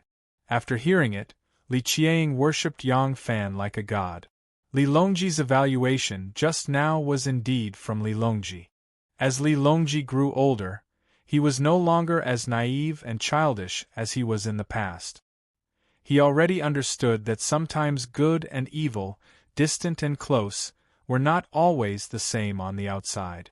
It was unavoidable to put on a show in the officialdom. As a result, he no longer held any prejudice against Yang Fan getting close to King Liang. He also sincerely admired Yang Fan's ingenious arrangements, which was why he said these words. Li Qiang wasn't the oldest among the girls, but she had the most prestige. As soon as she said these words, the sisters who had no idea what to do all knelt down one after another. Li Qiang said, "General Yang, we entrust our lives to you. Please help them to the end and help them to the end." The 7 little girls knelt in front of Yang Fan and said in unison, "General Yang, we entrust our lives to you. Please help them to the end and help them to the end." Yang Fan immediately broke out in a cold sweat. If someone saw this, who knew what kind of ugly rumors would come out of it? He looked around in panic. Fortunately, there was no one around. Yang Fan was drenched in sweat as he said, "Don't be like this. This is too much for this Yang. Get up, get up. We can talk things out, we can talk things out." Chapter 1059. Yang Fan flew back to his own wall. His heart that had been hanging in suspense for a long time finally relaxed. That scene just now had been far too thrilling. If others had seen the 7 princesses of the Prince of Xiang kneeling before him, the little lowly leading them even hugging his thigh, even though she had only been tugging at the corner of his clothes, Yang Fan, who had long ago experienced the gossipy woman's ability to spread rumors in Luoyang's Xiuan workshop, could completely imagine it. Saying that the girl was hugging his thigh would be an understatement. Just this scene was enough to shake the world, and these 7 little girls, who hadn't even fully grown their hair, were still saying that they would entrust their lives to General Yang. It was simply unimaginable. Yang Fan patted his chest and inwardly rejoiced. "Fortunately, I escaped in time and no one saw me. The immeasurable Lord of Heaven, my Buddha." In those circumstances, Yang Fan was in a hurry to escape, so he could only agree. The girls, who ranged in age from 6 to 12, were easy to deceive. As soon as Yang Fan made a promise, they believed him. Yang Fan wasn't sincerely deceiving them, but ever since he had received the news from Mao Zhou, He knew that this peace marriage would be filled with twists and turns, and there was a high chance that it would end without any results. However, he didn't dare to guarantee that this matter would be foolproof. If he tried his best and the marriage ended up becoming a reality, he wouldn't be able to do anything about it. If he went back on his word, then so be it. In any case, he was forced to do this. Lord Yang wouldn't feel guilty towards those little girls, and they wouldn't be able to do anything to him. After thinking it through, Yang Fan walked toward the back of the residence. Separated by a wall, the 7 little girls excitedly gathered together. Li Huowan excitedly said, "This is great. Third brother has praised great General Yang so much. Since he's agreed to help, us sisters won't have to marry off to Tubo." The Lord of Qingyang County had a naturally pessimistic personality and timidly poured cold water. But not even father can do anything about this matter. He can only hurry up and marry off. No matter how powerful General Yang is, he can't be more powerful than father. And besides, will he really help us? What if he goes back on his word? Li Qiang glared at him and threw down a harsh sentence. He dares. If he dares to go back on his words, I won't let him off. Li Huowan rolled her eyes at her and said, "He is a great general who has a large army under his command. Even if you are a princess or a princess, what can you do to him? I heard that Sister Enlu was humiliated by him in the East City. I have my ways." Li Qiang rolled her eyes and puffed out her chest, saying, "If he dares to go back on his words, I will sue him for molestation and have Imperial Grandmother punish him." The 6-year-old county princess of the Hua Kingdom clapped her chubby little hands and said in admiration, "Good idea. Shenyang is the smartest." Li Huowan rolled her eyes again and said, "What good idea? How old is Shenyang? Would anyone believe that great General Yang molested her?" Huogua's county magistrate nodded and said, "Wunyang is right." Li Huowan and Li Qiang spat at her together. Bootlicker. Li Qiang was unconvinced and said to Li Huowan, "Why can't we believe him? I heard from third brother that Lu Qiantian, the magistrate of the Chang and local government, is a heretic and likes to play with young girls. He said that it can nourish yin and yang and prolong life. Anyway, if he dares to go back on his words, I will make him suffer. When the time comes, you can help me testify and see if Imperial Grandmother will believe him alone or the 7 of us." The 6 little heads nodded like chicks pecking at rice, and the county princess of the Hua Kingdom's silly flattery could be heard. "Shenyang is so smart." As Yang Fan walked, he suddenly sneezed for no reason and hurriedly pulled his clothes tighter. As soon as Yang Fan stepped into the moon gate in the backyard, he saw Xiaoman and Si Rong hurrying over. Nianzhu was running in front of them, but he stopped when he saw Yang Fan. Xiaoman said, "Lang Jun is back. Nianzhu is talking nonsense about a group of little girls in the Shochuan prince's mansion hanging themselves." Xiaoman saw Yang Fan's strange expression halfway through and was startled. She asked curiously, "Is it true?" Yang Fan shook his head and smiled bitterly. "It's hard to explain. Why did you come out wearing such thin clothes? Come, let's go to the hall and talk." Yang Fan and Xiaoman led the 2 children back to the hall. The animal charcoal stove in the hall was burning brightly. Although it was winter, the hall was warm as if it was spring. There was also a faint fragrance in the warm air. Anu was wearing a soft silver silk inner garment and a pair of reed flower warm shoes with a soft inner lining made of cattail straw. She was sitting on the left side of the Kong bed, while Yang Ji was lying beside her with his head on her lap. He was snoring loudly and his sleeping posture was extremely pleasant. Anu was holding a beautifully made hand stove in her hand and talking to Gu Zhuting, who was sitting on the other side of the Kong table with a smile. There was a swaddling cloth next to Gu Zhuting. Yang Dyer was also sleeping soundly. Gu Zhuting was wearing a soft silk dress. Her abdomen was bulging.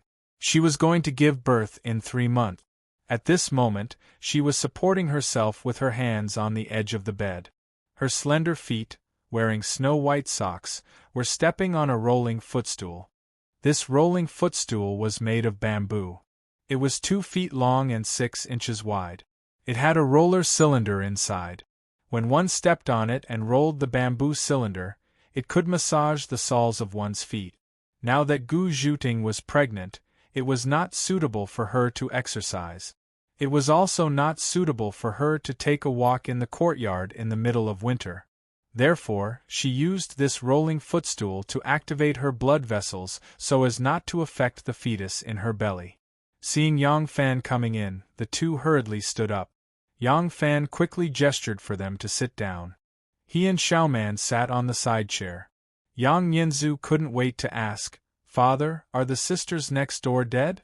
Yang Fan said, "Who said that they wanted to hang themselves? They were too naughty and didn't listen to adult. They didn't know the severity of the situation and used hanging as a game. In the end, they were almost hanged to death. Fortunately, Father saved their lives. Otherwise, Nianzu, you can't be so disobedient. Do you understand?" Yang Nianzu didn't expect that in less than 3 sentences, his father would go back to lecturing him. He couldn't help but agree dejectedly. Yang Fan asked again with a frightening face, "Have you memorized the article that I asked you to memorize today?" Yang Nianzu said in a panic, "I have almost memorized it." Yang Serong quietly stuck out her tongue and tiptoed to the study. Yang Fan pretended not to see and said to Yang Nianzu with a straight face, "Quickly go and memorize it. Father will test you in a moment. If you can't memorize it, I will hit your palm." Yang Nianzu made an "oh" sound and walked to the study with his head drooping. Xiaoman whispered to Yang Fan, "It's almost the new year. Don't be so strict with them." Seeing that his son had already entered the study, Yang Fan said to Xiaoman with a smile, Don't you understand the principle that a loving mother spoils her son? Anu, and Zhuting all spoil them. If I don't let them know what fear is, won't they turn over the sky? Do you think I like to play the role of a villain?" Xiaoman wrinkled her nose at him. Although she was a mature woman, such a small action still carried a bit of playfulness of a young girl. All right. If you continue, I will also be scolded by you. What happened in Prince Shochuan's mansion? Did someone really hang himself? Yang Fan sighed and told them what had happened just now. Anu and Gu Zhuting also listened attentively. After listening to him, Anu smiled and said, "There are always some false rumors among the people. Although Tubo is not as good as our Central Plains, you don't have to treat them as barbaric as foreigners." Gu Zhuting said, "Even so, even if Tubo is 10 times stronger than it is now, these noble ladies may not be willing to marry there." Anu nodded and said, "That's true. Which ordinary people would be willing to marry their daughter to Tubo? These princesses were desperate to find a doctor, and they actually pestered their Langjun. What is Langjun going to do? Do you really want to help them?" Yang Fan spread out his hands and said with a smile, "Whether they marry or not depends on the current emperor. How can your Langjun make them refuse to marry?" Xiaoman said angrily, "Then you shouldn't have lied to them. Why did you lie to them that you are willing to help?" Yang Fan touched his forehead with his hand and said with a bitter smile, "You don't know the situation at that time. The 7 little girls were kneeling in front of me. If people saw that, how could I not agree? However, I didn't mean to deceive them. Today I just received a secret report. If it is true, this peace marriage will definitely cause more problems." Yang Fan was silent for a moment. He raised his eyebrows and said to Xiaoman, "Tomorrow, ask the kitchen to prepare some fine wine and dishes. There are distinguished guests coming." Early the next morning, it was another bad weather with heavy snow falling from the sky. Today, Ma Qiao was on duty at the Black Tortoise Gate. Yang Fan and Ma Qiao were like brothers, so he only sent someone to deliver a message to Ma Qiao. Yang Fan himself didn't rush to the palace to patrol and only cared about waiting for Shen Mu. As soon as Shen Mu's carriage entered Chang'an, he did not return to his mansion but went to Longqing Square. Yang Fan held a banquet to welcome Shen Mu in the Pine Wind Pavilion. The dishes were naturally sumptuous, the 8 treasures of water and land and dried fruit. However, in this winter, the real precious thing was not the dragon liver and phoenix marrow, but the chives, celery, rape, spinach and other fresh green vegetables. In this era, if one wanted to eat these green vegetables in winter, they either had to use the natural geothermal hot spring or build a greenhouse. It was very expensive to take care of them. Therefore, only the imperial banquets could be enjoyed. Even the noble families had no chance to ask, let alone the ordinary people. On Yang Fan's left was Princess Enli's mansion, on his right was Shochuan Jun Wang's mansion. His own family's 3 meals a day, or the banquets and banquets these past few days, admittedly had no lack of delicacies, but he had never seen this kind of fresh green vegetables. For Yang Fan's dining table to have this kind of imperial treatment, naturally it was because of the succession hall's strong financial resources. Yang Fan raised his cup and said, "When I saw the heavy snow this morning, I was worried that Brother Shen would miss the journey. I did not expect that Brother Shen would brave the wind and snow to rush back. Now let's prepare some water and wine. Let's have a drink. Cheers." The two drank a cup together. The wine was soft and sweet, leaving a fragrance on their cheeks. Shen Mu took a mouthful of vinegar-stained celery. Yang Fan asked, "How is Brother Shen's trip?" Shen Mu smiled and said, "I have already said that they are all outstanding people who know how to adapt to circumstances. Naturally, everything went smoothly. How are you doing here?" Yang Fan said, "Chang'an used to be peaceful, but recently it seems that the trees want to be quiet, but the wind does not stop." Shen Mu's gaze froze. He put down his chopsticks and asked, "Where does the wind come from?" Yang Fan said, "The Tubo Plateau." As he said this, he took out the secret letter from his sleeve and slowly pushed it towards Shen Mu. Shen Mu took the letter and read it carefully. He put the letter on the table and poured himself another cup of wine. Yang Fan sat in front of the table and calmly asked with a smile, "I wonder what good plan Brother Shen has?" Shen Mu glanced at him and drank the wine in one gulp. He took a mouthful of celery and said, "You obviously have an idea. Why test me? Tell me, what do you plan to do?" Chapter 1060. Yang Fan narrowed his eyes and said, "I have indeed thought of a solution and waited for you to discuss it with you. However, I still have 2 doubts. If I cannot confirm it, I do not know if my solution will work." Shen Mu picked up a mouthful of boiled spinach and dipped it in the chili oil made from dogwood. He chewed with relish while looking at Yang Fan. Yang Fan said, "This winter, the Turks suddenly launched an all-out attack on our court in Hebei and Longyu. Such a large-scale war is unprecedented. Almost at the same time, the Turks also deployed their troops and began secret operations in Sichuan and Shaanxi. Are the Turks and the Turks communicating with each other? Is this a joint operation? If not, why is there such tacit understanding between them? If so, why did the Turks make their move earlier while the Turks are so slow?" Shen Mu asked, "What's the second reason?"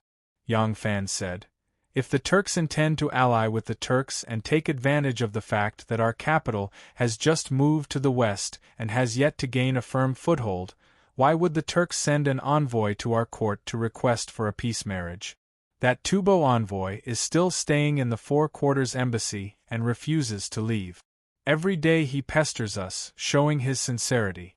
But ever since the news of the Turks invading our court, he has become quiet. This is not in line with their usual practice. At this time, the Turks did not take advantage of the situation and added more conditions. Instead, they are being reasonable. This is also the reason why I suspect that the 2 countries are plotting something." Shen Mu quietly pondered for a moment and slowly said, "The last place I went to was Longyu. On the way back, it was snowing heavily and the journey was difficult. This winter, not only Chang'an, but the Turks also experienced heavy snow. Little flying arrow Zhang Yi is active in the Turks' territory this winter." He received news that the Turks are not only active in Sichuan and Shaanxi, but are also secretly deploying their troops in Kongning. Yang Fan's eyes narrowed as he blurted out, "You are saying that it is true that Tubo and the Turks have joined hands to send their troops, and the reason why Tubo did not cooperate with the Turks in time was not because they did not want to, but because of the heavy snowfall, which slowed their movements and delayed their journey?" Shin Mu said, "It is highly possible. Today's snowfall was too heavy. It was rare to see such snowfall in more than 10 years. And on this point, if the Turks and the Tufan were conspiring, they would not have been able to predict it, so that the Tufan would not have been able to send their troops in time, unable to coordinate with the Turks from afar, otherwise our court would have been attacked from two sides." Yang Fan slowly raised his cup and pondered, "But what is the purpose of the Tubo peace marriage? They have offered 2,000 good horses and 2,000 taels of gold as tribute, plus a bushel of pearls and several carriages of beautiful women to entertain the ministers of our court. Since the Tubo people are determined to fight with our court, why would they bother with this superfluous action?" Shin Mu said, "I came from the northwest and heard of something." Yang Fan glanced at him and said, "Can you finish it all at once?" Shin Mu smiled and slowly took a sip of the wine, carefully savoring it before finishing it in one gulp. He leisurely replied, "The two Jew have also sent a marriage envoy to our court. They want to marry Madwa's youngest daughter to our great Zhou's imperial grandson." Yang Fan frowned and said, "They are still doing it? The last time they said they wanted to marry off their daughter, but in the end they tricked Wu Yanxiu to go to the two Jew and have not released her until now. Now they want to trick the imperial grandson too?" Shen Mu said, "If they use the same trick again, naturally our court will not be fooled again. But this time their conditions are very relaxed. If our emperor agrees to the marriage, they will release Wu Yanxiu back to our court. At the same time, the imperial grandson need not personally go to the Tuju to escort the bride. He can only welcome the Tuju princess at the border of the two countries." Shin Mu winked at Yang Fan and said with a smile, "You see, they are very sincere." Yang Fan was stunned. Shin Mu said, "The Tubo people first use courtesy before using force. On one hand they sent an envoy to make peace, on the other hand they are mobilizing their troop. On the other hand, the two Jew people first use force before using courtesy. They first sent their troops to invade our court, and then, full of sincerity, they sent an envoy to make peace with our court. Don't you think this is somewhat illogical?" Yang Fan's heart vaguely grasped something, but for the time being he could not understand it clearly. He put down his chopsticks and quietly pondered. After a long while, Yang Fan suddenly raised his eyes and met Shin Mu's smiling eyes. Shin Mu leisurely asked, "You have thought of something?" Yang Fan said, "If I am the Tubo king, you are the Tuju Khan." The Wuzhou emperor suddenly moved the capital to Chang'an, and Chang'an is closer to the Tubo and Tuju than Luoyang. Once the Wuzhou emperor moves the capital to Chang'an, he will inevitably increase the military strength of Guangzhou and Longyu. Next to his bed, a fierce tiger is lurking, it makes people uneasy. Shin Mu said, "That's right. Therefore, I came to discuss with you and decided to join hands to attack Wuzhou while the Wuzhou emperor is still unstable. Based on the military strength of our two countries, it is impossible to destroy Wuzhou. But if everything goes well, we can drive the Wuzhou emperor back to Luoyang. If we are lucky, we can also occupy a large piece of land in Longyu, Hebei, Kongning, Sichuan and Shaanxi." Yang Fan frowned and said, "War is a matter of great importance to a country. It is a matter of life and death, a matter of survival. We must be careful. What if the operation fails? If the Wuzhou emperor wins, not only will Wuzhou gain a firm foothold in Guangzhou, its prestige will also soar. At that time, you and I will not be able to eat or sleep in peace." Shin Mu said, "That's why before we think about victory, we must first think about defeat. We must have a backup plan. If we can win, we will fight. If we can't, we will make peace through marriage. Yang Fan said, of course the purpose of making peace through marriage is not to become relatives. Shen Mu said, that is natural. If we can't win, we can just pat our butts and leave. The Wu Zhou Emperor does not have the strength to chase into our country. Why should we make an unnecessary move to become relatives? Yang Fan said, then we must think carefully about who to make peace with. Between the Crown Prince and the Prince of Xiang, only the Prince of Xiang still has a daughter to marry. Why don't I appoint the Prince of Xiang as my father-in-law and marry one of his daughters? Shen Mu said, Aya, you beat me to it. Then I can only suffer a loss and choose a daughter to marry to their imperial grandson. Yang Fan said, if we join forces, the Wu Zhou Emperor will definitely have a headache. If we want to stop fighting and make peace through marriage, she will be more than happy. At that time, I will be His Highness the Prince of Xiang's son-in-law, and you will be the imperial grandson's father-in-law. We will, wholeheartedly, help our relatives and Wu Zhou will become lively. Shen Mu said, great. With our help, the more we help, the better it will be. When the time comes, the brothers will fall out. What we cannot achieve through war, perhaps we can achieve without bloodshed through our personal soldiers. Yang Fan said, but what if the Crown Prince and the Prince of Xiang don't need our help? Shen Mu said seriously, how can that be? As a father-in-law, I will stand up for my daughter and future grandson. I am in the right. Who would dare to stop me? Yang Fan nodded and said, that makes sense. Then as a son-in-law, it is perfectly justifiable for me to stand up for my father-in-law and brother-in-law. The two looked at each other and suddenly laughed at the same time. With a clear dang, the two drank another cup of wine. Yang Fan said, fortunately, this heavy snow has caused a setback to the joint operation of the Turks and Tubo. The Tubo was unable to respond to the Turks in time. Our troops can still be mobilized. Although the Turks are launching an all-out attack in Hebei and Longyu, our court has not mobilized the elite troops stationed in the Guangzhong area. At present, the troops from the east and south have been gathered and can be sent north at any time. Shen Mu said, but although the Tubo troops have been delayed by the heavy snow, they will come sooner or later. Although we are prepared and won't let them take advantage of us, chaos is inevitable. At that time, if they bring up the marriage, the Emperor will definitely agree. If the Turks and Tubo interfere with our internal affairs, they will become a big problem. Yang Fan said, if we fight back when the troops come, even if we repel the invading enemy, the marriage will inevitably happen in the end, giving them an excuse to interfere with our internal affairs. To repel the invading enemy and prevent the Emperor from agreeing to the marriage, there is only one way: to have the two countries withdraw their troops of their own accord. Shen Mu said, to have them take the initiative of their own accord, the only way is to take drastic measures. Yang Fan nodded and said, that's exactly what I'm thinking.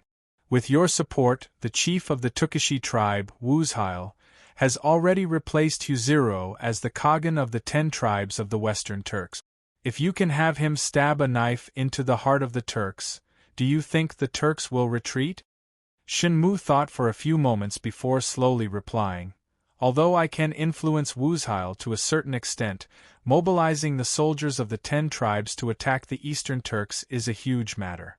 Even if Wuzheil is willing to agree, he may not be able to convince the chiefs of the 10 tribes. Without sufficient benefits, they will not mobilize their troops, Yang Fan said. With the strength of the hidden sect alone, they might not be able to bring about a war between the Eastern and Western Turkic Khaganate. However, what if His Majesty also sends an envoy to reward the 10 tribes and request for them to send troops to attack Mosh, setting the southwest corner of the Turkic Khaganate on fire? Shen Mu slowly nodded. If the imperial court is bewitching us in the open and the hidden sect is instigating us in the shadows, this matter will succeed. But what about the Tubo side? Yang Fan raised his cup with a smile and said, let me burn the fire in the backyard of the Tubo Empire. You? Shen Mu was a little surprised, but he quickly understood. You intend to light this fire in the southeast of Tubo? Yang Fan smiled. Brother Shen has been managing the north and west for many years. It is not good for this brother to interfere, so I can only develop elsewhere. The western regions had been the territory of the hidden sect for many years, and after Shen Mu had been sent to Xinluo, the hidden sect had rapidly expanded its influence in the north. Moreover, that region had been the foundation of the 7 sects and 5 families, so the two could easily become one. If Yang Fan did not want to have any conflict of interest with the hidden sect, he could only take another route. From what Shen Mu said, not only the south, but even the east had become his sphere of influence. Shen Mu knew that when Yang Fan had quelled the chaos in the 6 paths of the southeast, he had established an extremely close relationship with many tribal chieftains in the south border and had even become sworn brothers with a few important tribal chieftains.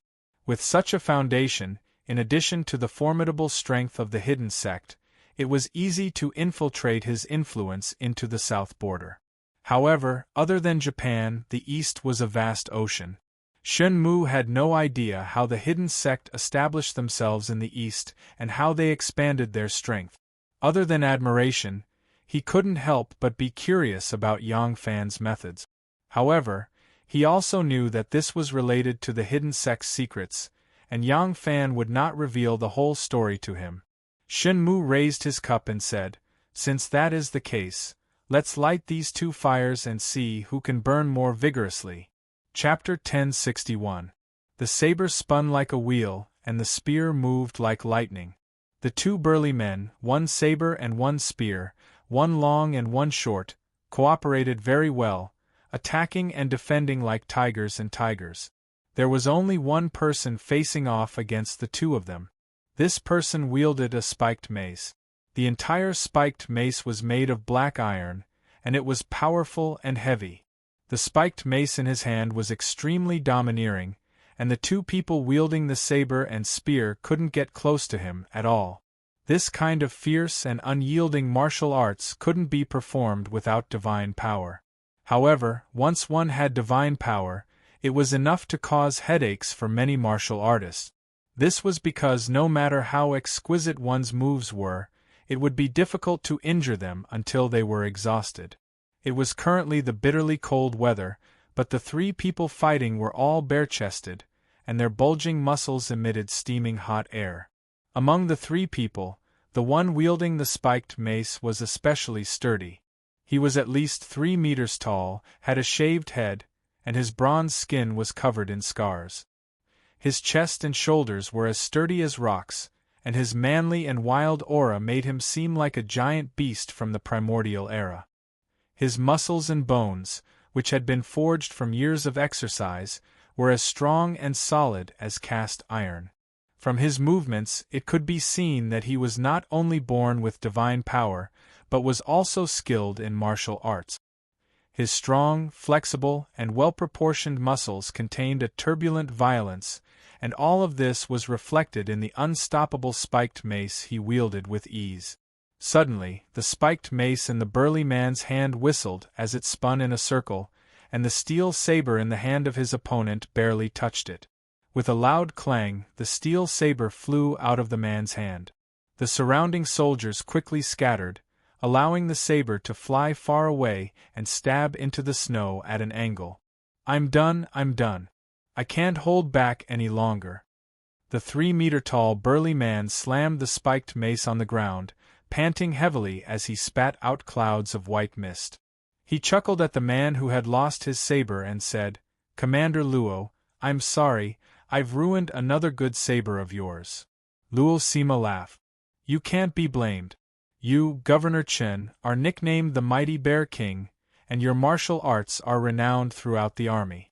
Wouldn't I be asking for trouble by sparring with you?" Governor Chen laughed heartily. At this moment, a guard who had already arrived at the drill ground and was watching the battle hurriedly walked over and whispered a few words into Governor Chen's ear. Governor Chen frowned and said, "A peddler says he has an important military report to me.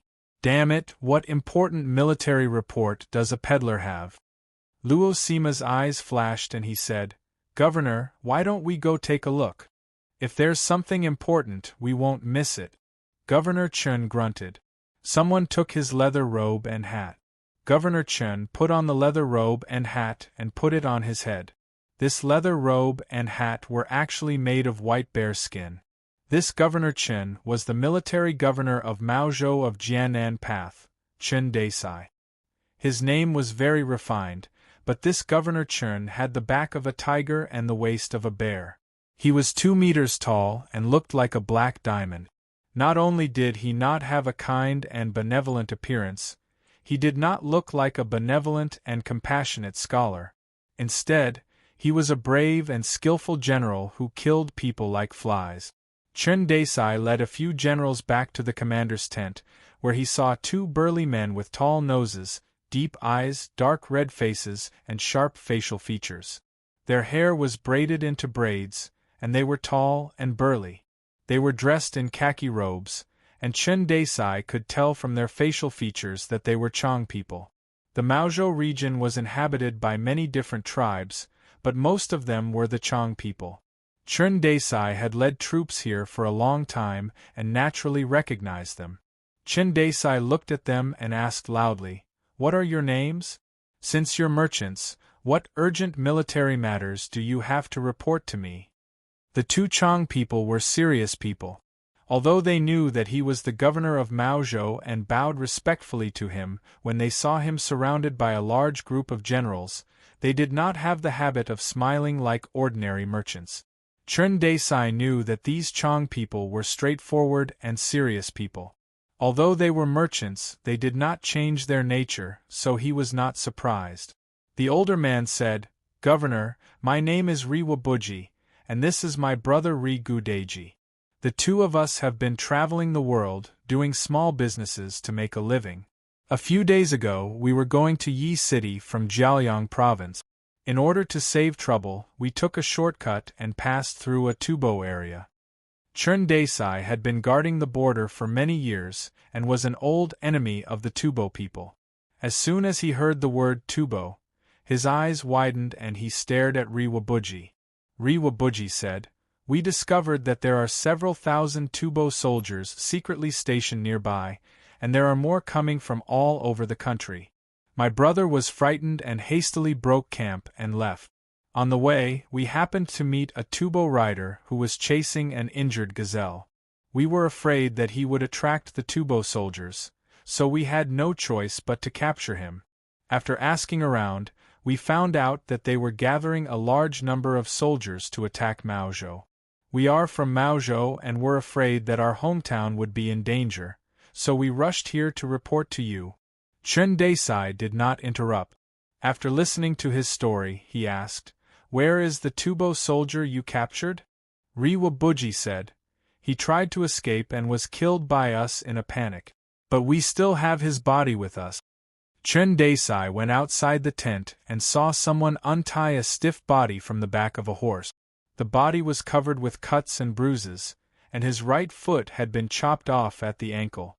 Although Chen Desai was illiterate, his many years in the army had trained him to be a cautious and meticulous person. He squatted down and pried open the dead man's hand to take a look.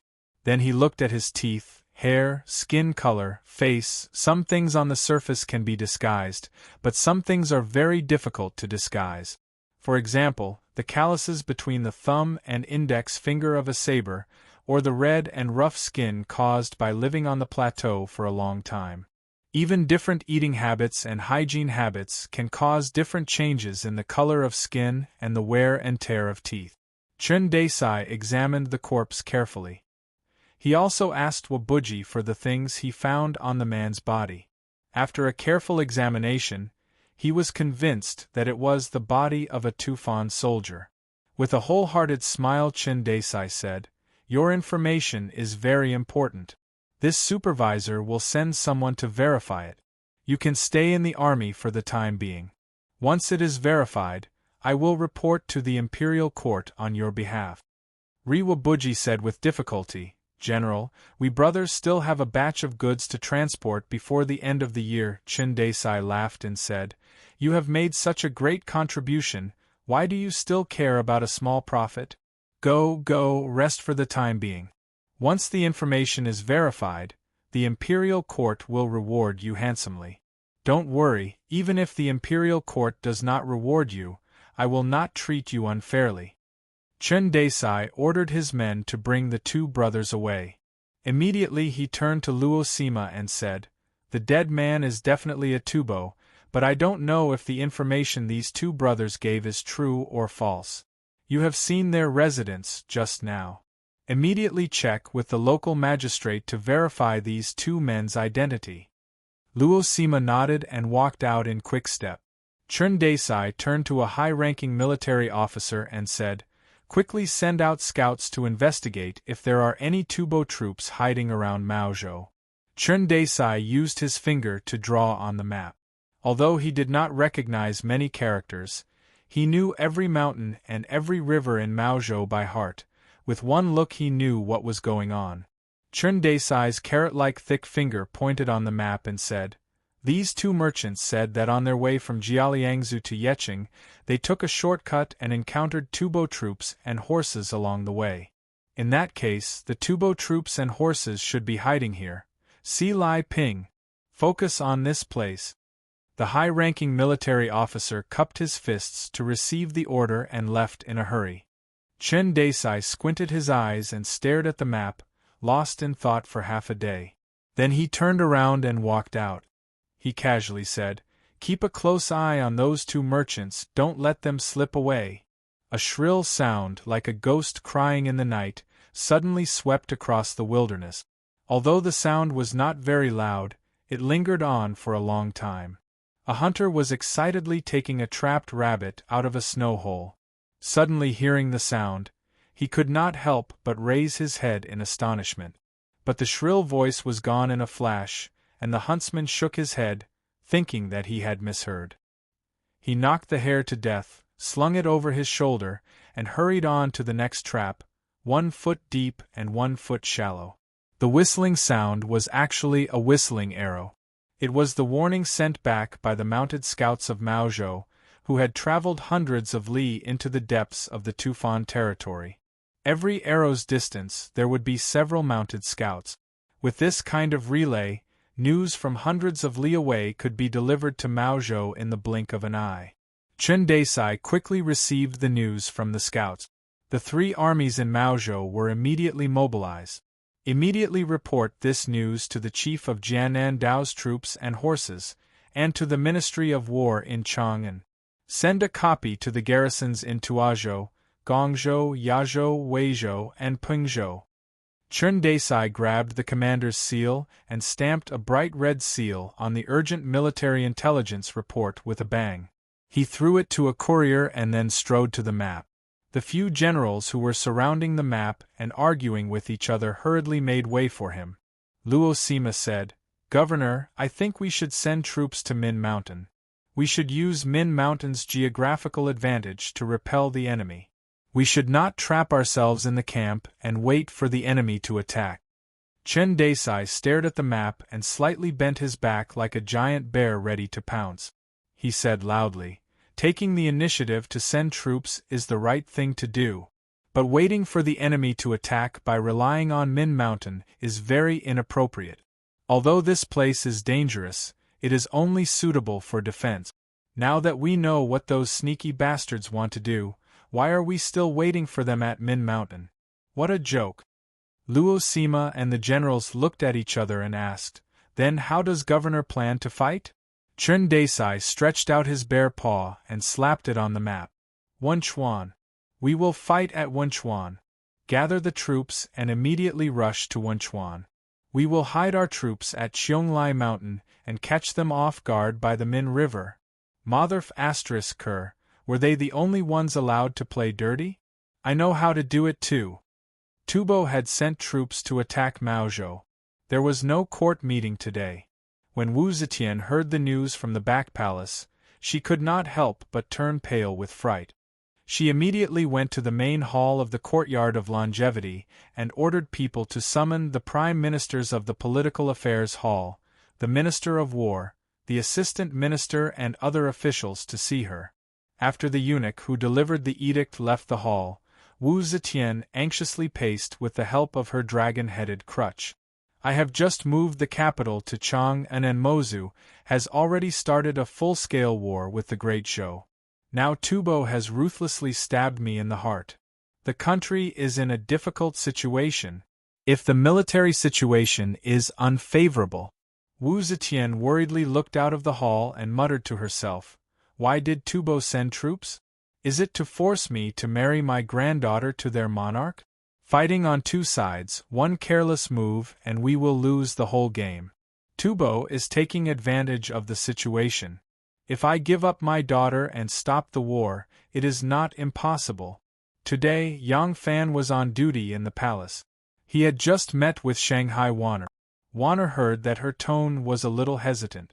She quickly said, "Sage, according to the information from our scouts, Tubo has made a move in the Kong, Ning, Sichuan and Shan area. This does not seem to be for the peace marriage. If Tubo had not encountered the blizzard that they have not seen in 10 years, I am afraid they would have already attacked our country with the Turks." Wu Zetian was startled. She suddenly turned to look at Shanghai Wanner and said in a deep voice, "You mean, Tubo and the Turks have joined hands to plot against our Great Zhou?" Shanghai Wanner said, "Wanner does not dare to make a conclusion, but from the information I have, it is very likely." Wu Zetian's eyes gradually became blank.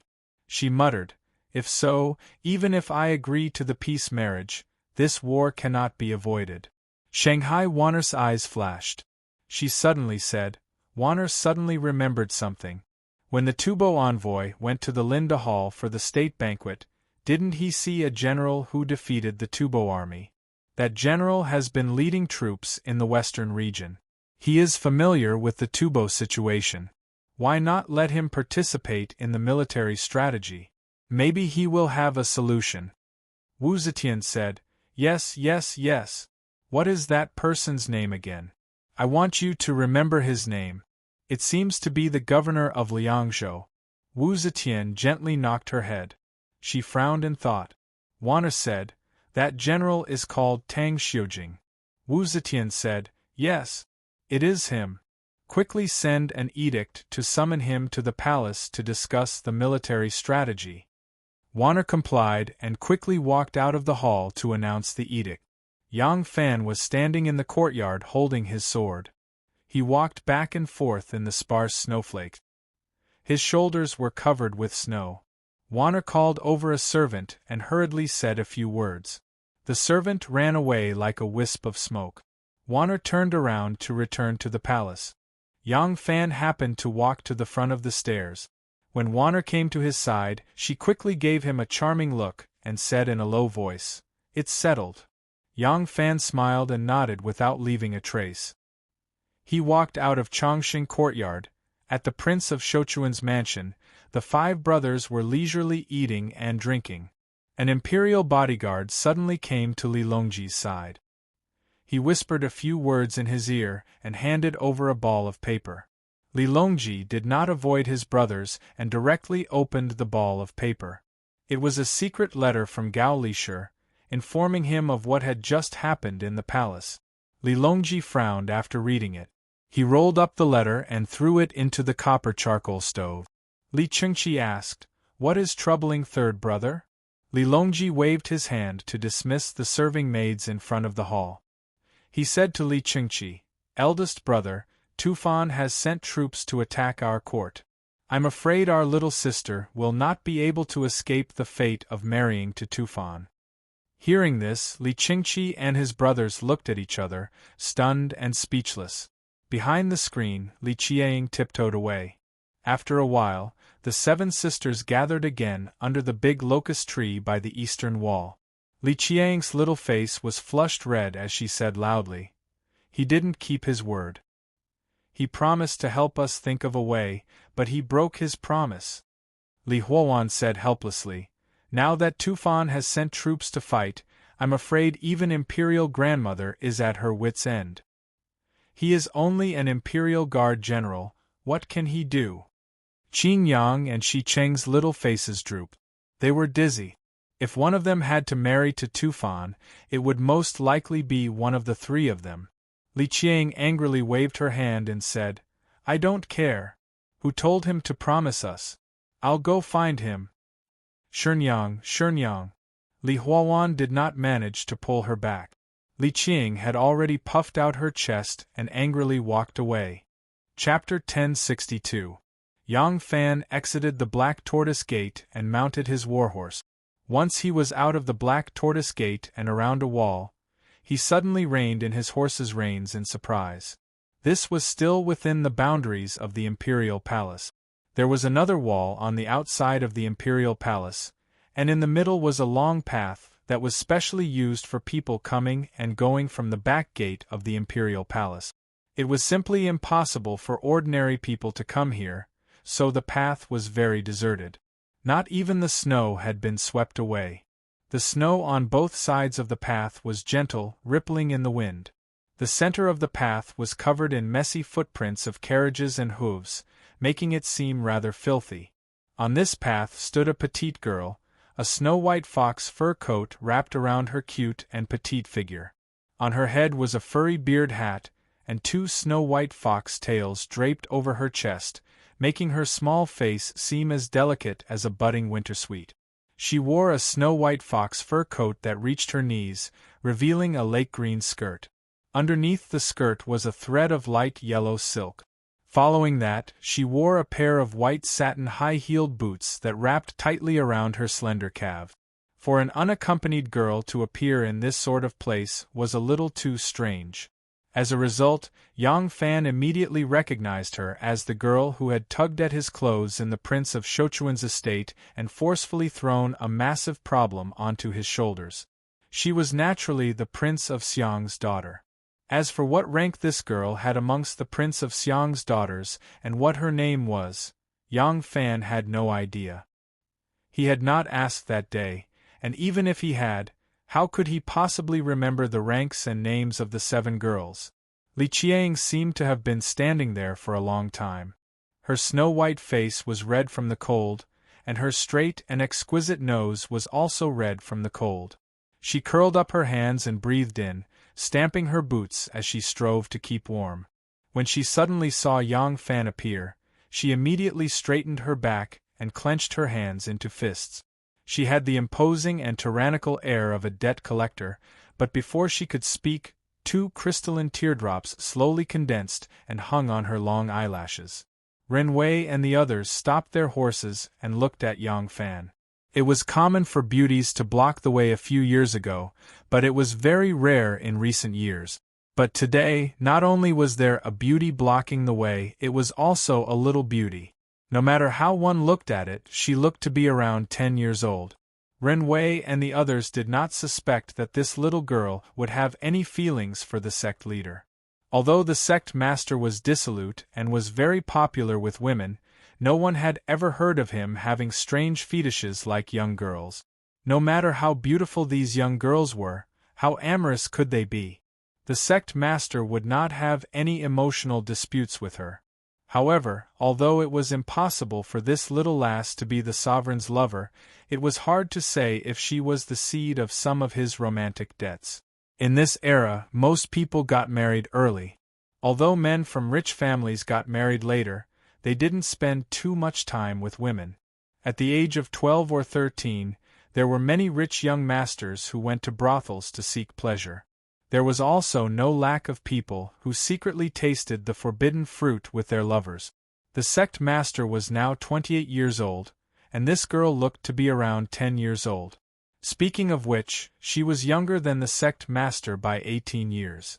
If the sect master had an ill-fated relationship when he was 17 or 18 years old, then it was normal for his daughter to come looking for him now that she had grown up. So they immediately stopped. When Yang Fan saw this crafty little girl, he really had a headache. He was afraid that some minister would pass by and see this scene, so he quickly got off his horse and walked in front of her. Li Qiang's body was shivering from the cold. When she saw Yang Fan walk in front of her, tears of grievance rolled down her face. She sobbed and said, You are shameless. You are a great general. You have promised me something, but you still lied to me. Yang Fan smiled bitterly and said, Little girl, why do you say that? When did I promise you something, but I didn't do it? Li Qiang said angrily, Yes. Do you still want to lie to me? I heard that because our court has been slow to agree to the marriage, the Tubo army has already attacked Maozhou. This time, Imperial Grandmother will definitely agree to the marriage. What about your promise to me? Yang Fan's heart thumped. The Emperor had just gathered all the ministers to discuss military matters, and this little girl already knew? The Prince of Xiang's estate was very well informed. As Yang Fan thought to himself, he said, Then what do you want me to do? Do you think that if I say that the Tubo army is not allowed to send troops, they won't send troops? Or do you want me to single-handedly charge into the Tubo army and kill the Tubo king with a single stroke of my blade? Once the groom is gone, you won't need to get married? Although Li Qiang was young, she also knew that this was far too impossible. However, Yang Fan was her last straw to clutch at. She was like a drowning person. Even if she knew that he was unreliable, as long as her last sliver of hope remained, she was unwilling to give up. In truth, rather than saying that she had placed her hopes on Yang Fan to refuse the marriage, it was better to say that she wanted to preserve a sliver of hope in her heart. If her hope was shattered a little longer, her heart would feel a little better. Li Qiang said nothing, only pursed her lips and put on a very aggrieved appearance. Yang Fan sighed and softened his voice as he comforted her. Don't worry, I'm already thinking of a way. But this will take time. Since the Tubo army has already sent troops, no matter what, they will have to fight. If the Emperor immediately agrees to the marriage just because the Tubo army is sent, what dignity would the imperial court have left? So, you don't need to worry. There are still many variables in this matter. Li Qiang's thick eyelashes trembled. Her originally blurry eyes blinked a few times, gradually becoming black and white. She bit her tender cherry lips and thought for a while, then hesitantly asked, Are you telling the truth? You're not lying to me? Yang Fan hurriedly replied, Of course not. Why would I lie to a child? I won't hide it from you. Today, the palace is discussing this matter. Since the Tubo army has sent troops, we must retaliate. Once we start fighting, victory and defeat will not be decided in a short period of time. Even if the marriage is delayed, I will definitely think of a way during this period of time. Li Qiang sniffed and asked, Is this true? Of course it's true. However, only you and I can know of this matter. You absolutely cannot tell anyone else. Li Qiang saw that he was speaking with such caution and gradually began to believe him. She lightly nodded her head. Yang Fan saw that this girl immediately knew that the palace was in the middle of a military conference, so he knew that the Prince of Xiang's estate had to have bribed spies in the palace. Even if he didn't say anything about the imperial court's counterattack, this girl would quickly find out. For the sake of escaping, there was no harm in telling her first. But he couldn't let her spread this matter to anyone else. Whether it was letting others know that he had leaked military secrets or letting others know that the Prince of Xiang's estate had spies in the palace, it wouldn't be a good thing. Thus Yang Fan added, When I say anyone, I include your sisters, brothers, and your father. In short, you absolutely cannot let anyone know. In the future, if you hear any news, you can't carelessly spread it. If someone finds out, it will be very disadvantageous to your father and brother. Although Li Qiang was young, she had been born into an imperial clan, so she understood this principle. She solemnly nodded her head and whispered, Didn't I just tell you? I naturally won't carelessly spread it to outsiders. Yang Fan replied, That's good. Just treat this matter as a little secret between us. No matter what, you absolutely cannot tell anyone else, understand? Li Qiang rolled her eyes at him and said, I understand. As long as you don't lie to me, I won't tell anyone else. Yang Fan didn't really believe in the promise of a girl, so he threatened, "You absolutely can't tell anyone. If you tell anyone, my plan won't work. When the time comes, the Emperor will send someone to be married off to Tubo, and I will suggest to the Emperor that you be married off to Tubo as a bride." Li Qiang bit her cherry lips and suddenly waved at Yang Fan. Yang Fan suspiciously bent down and asked, "What's the matter?" Li Qiang tiptoed and leaned close to Yang Fan's ear. The bangs on her forehead touched his cheek, exuding a touch of a girl's fragrance. Li Qiang whispered in Yang Fan's ear, "I'm also telling you, if you dare to break your promise, an imperial grandmother really wants to choose one of us sisters to marry off to Tubo, I will volunteer to be the princess."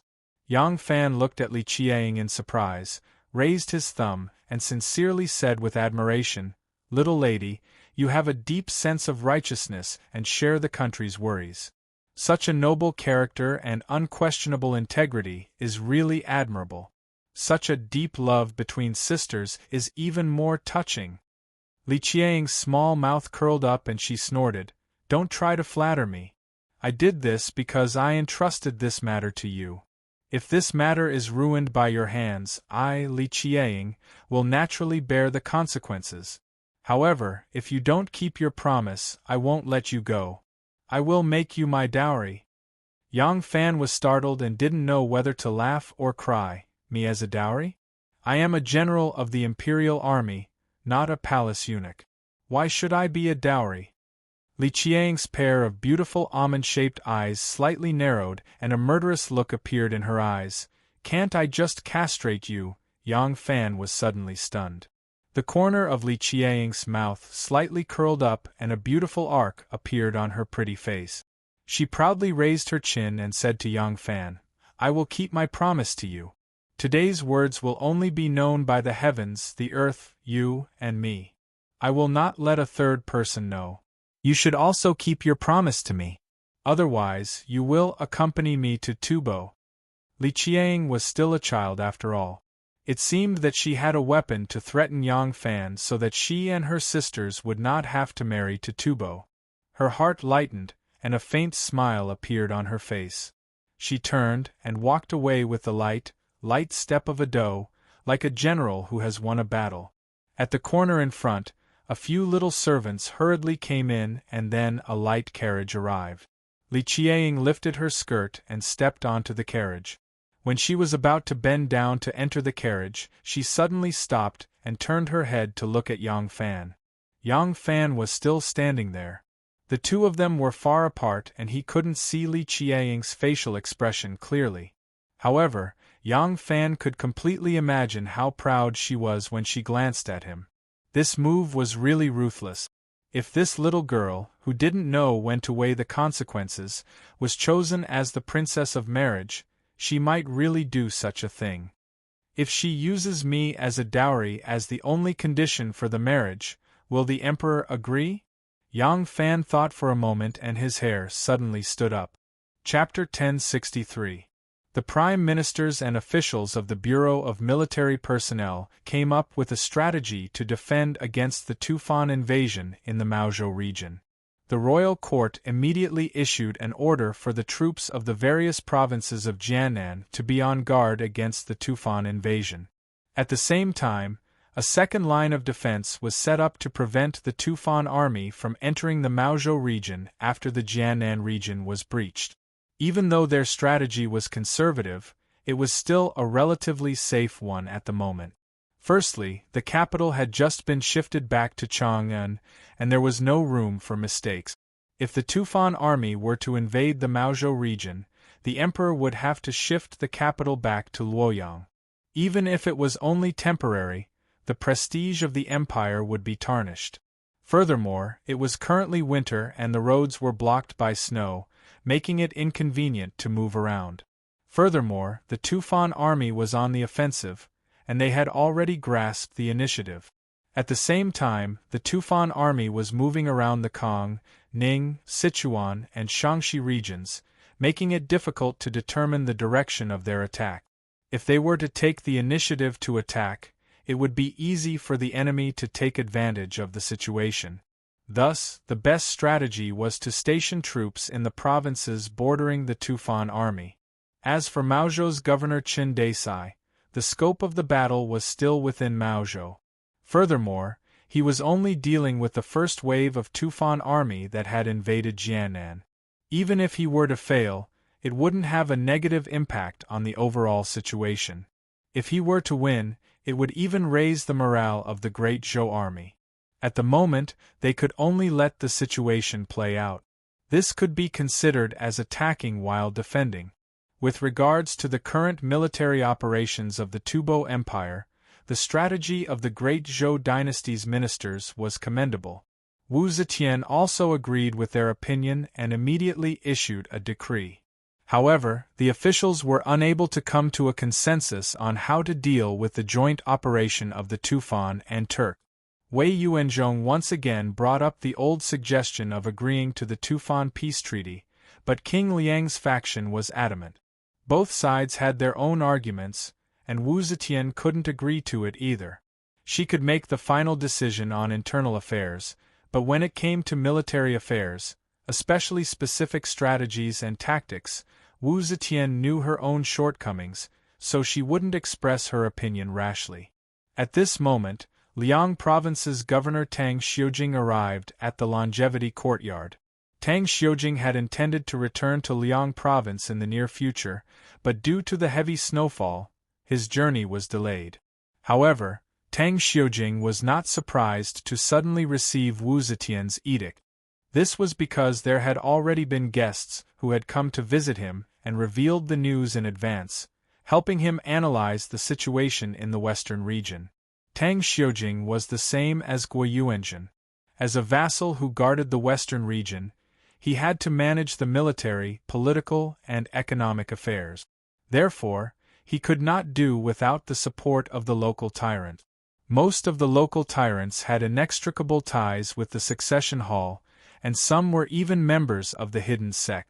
Therefore, it was very easy for Shun Mu to establish a close relationship with Tang Xiujing through these connections and exert a certain amount of influence on him. After of Tang, great of Tang, they of Tang, they of war with, and to with of Tang of the of academy of with of Tang, of war of governor, with of Zhou of imperial of the Tang of. After one are finished, Wu Zetian asked. Subject Tang has lived in the West for a long time and is familiar with the situation of Tubo and Tubo.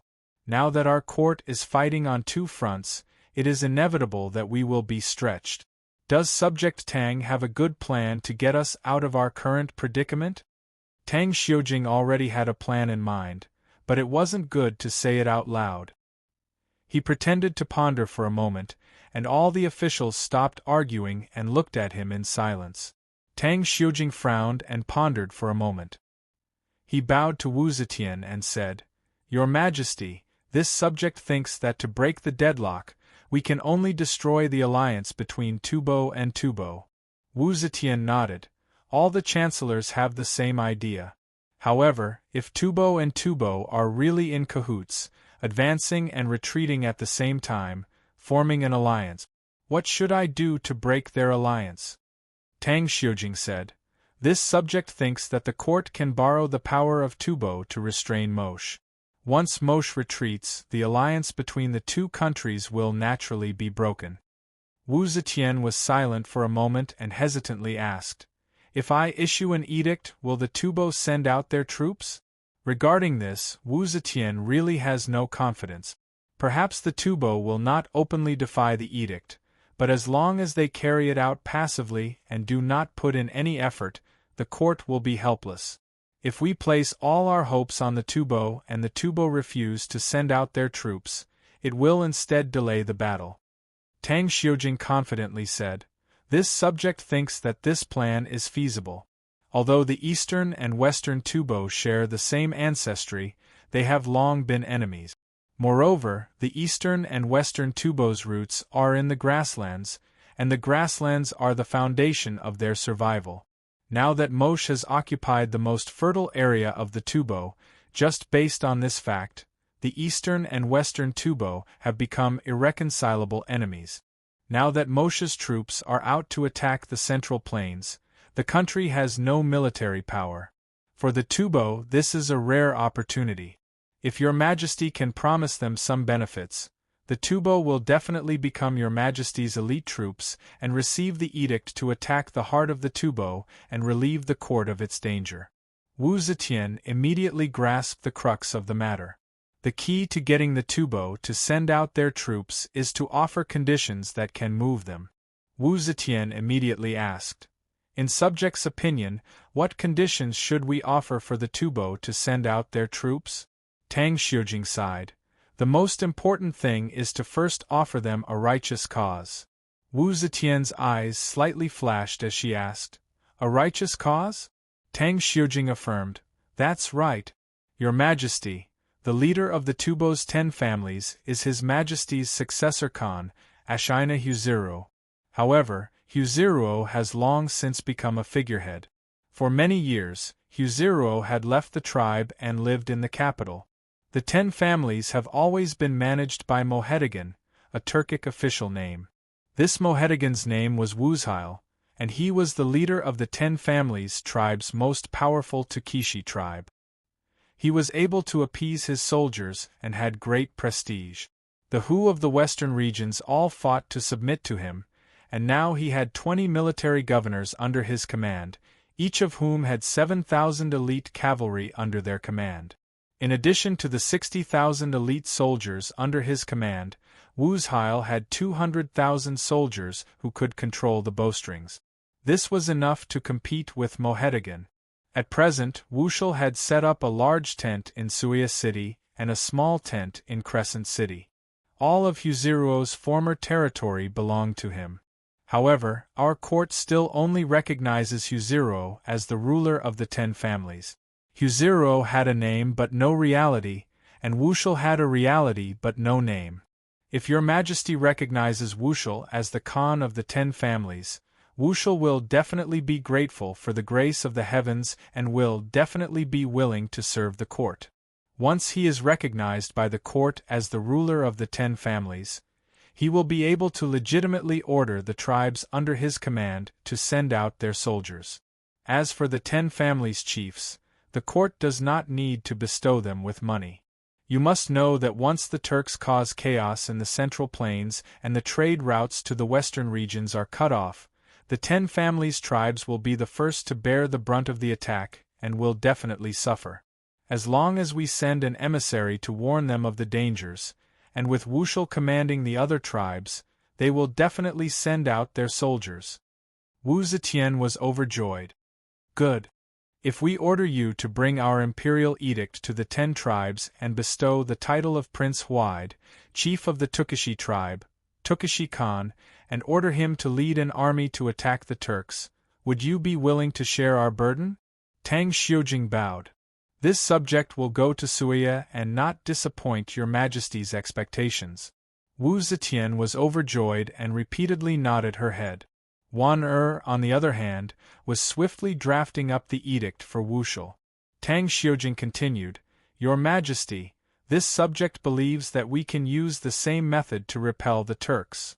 Wu Zetian had originally thought that as long as the Turks retreated, the court would have enough troops to deal with the Turks' invasion. Hearing that Tang Xiujing also had a suggestion for the Turks, she became even more excited. She hurriedly said, "Subject Tang, please tell me quickly what brilliant plan you have." Tang Xiujing said, "Your Majesty, the Turks have always been in internal strife. It was not until Songzan Gampo put down the rebellion and swallowed the other tribes that the Turks overtook Zhangzhung and became the most powerful country on the plateau. However, Songzan Gampo died young. Fortunately, the father and son, Lu Dongzan and Luan Trinling, were outstanding talents of the present age. Of these two, one was good at internal affairs, the other was good at military affairs. With these two as prime ministers, the Turks were able to maintain their peace for several decades. However, the internal and external troubles of the Turks had never been eliminated. They could only be suppressed by Lu Dongzan and Luan Trinling. Now the Luen Trinling family has been eradicated by the Turks' king in one fell swoop. The Turks have lost all their good generals. Not only their military strength has been damaged, both inside and outside the country have been oppressed for a long time, and now they are somewhat restless. The Nanzhao states were originally vassal states of our Central Plains. Later on, they were forced by the Turks to become our vassal state. However, our Central Plains has always used virtue to win people's hearts. We treated the Nanzhao states with preferential treatment. On the other hand, the Turks were harsh and harsh. Comparing the two, the Nanzhao states naturally sided with the Central Plains and became the enemy of the Turk. These last few years, the Nanzhao states and the Turks have repeatedly waged war against each other. Sometimes they surrendered, sometimes they rebelled, sometimes they surrendered. Now that the Turks are attacking the Zhou, they will certainly extort the Nanzhao army's provisions. If your Majesty issues an imperial edict to the Nanzhao princes, accepting them as our vassal states, the Nanzhao princes will certainly respond to the imperial court. At that time, the Turks will face the dilemma of being attacked from two sides. Naturally, they will not dare to send troops to our Central Plains.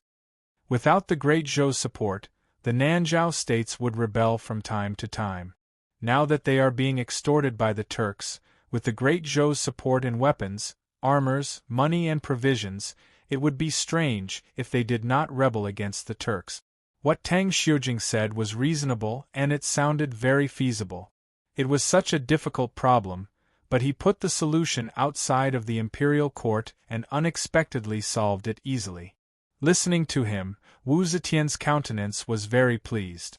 She recalled the last time the Turk's envoy talked about Misa.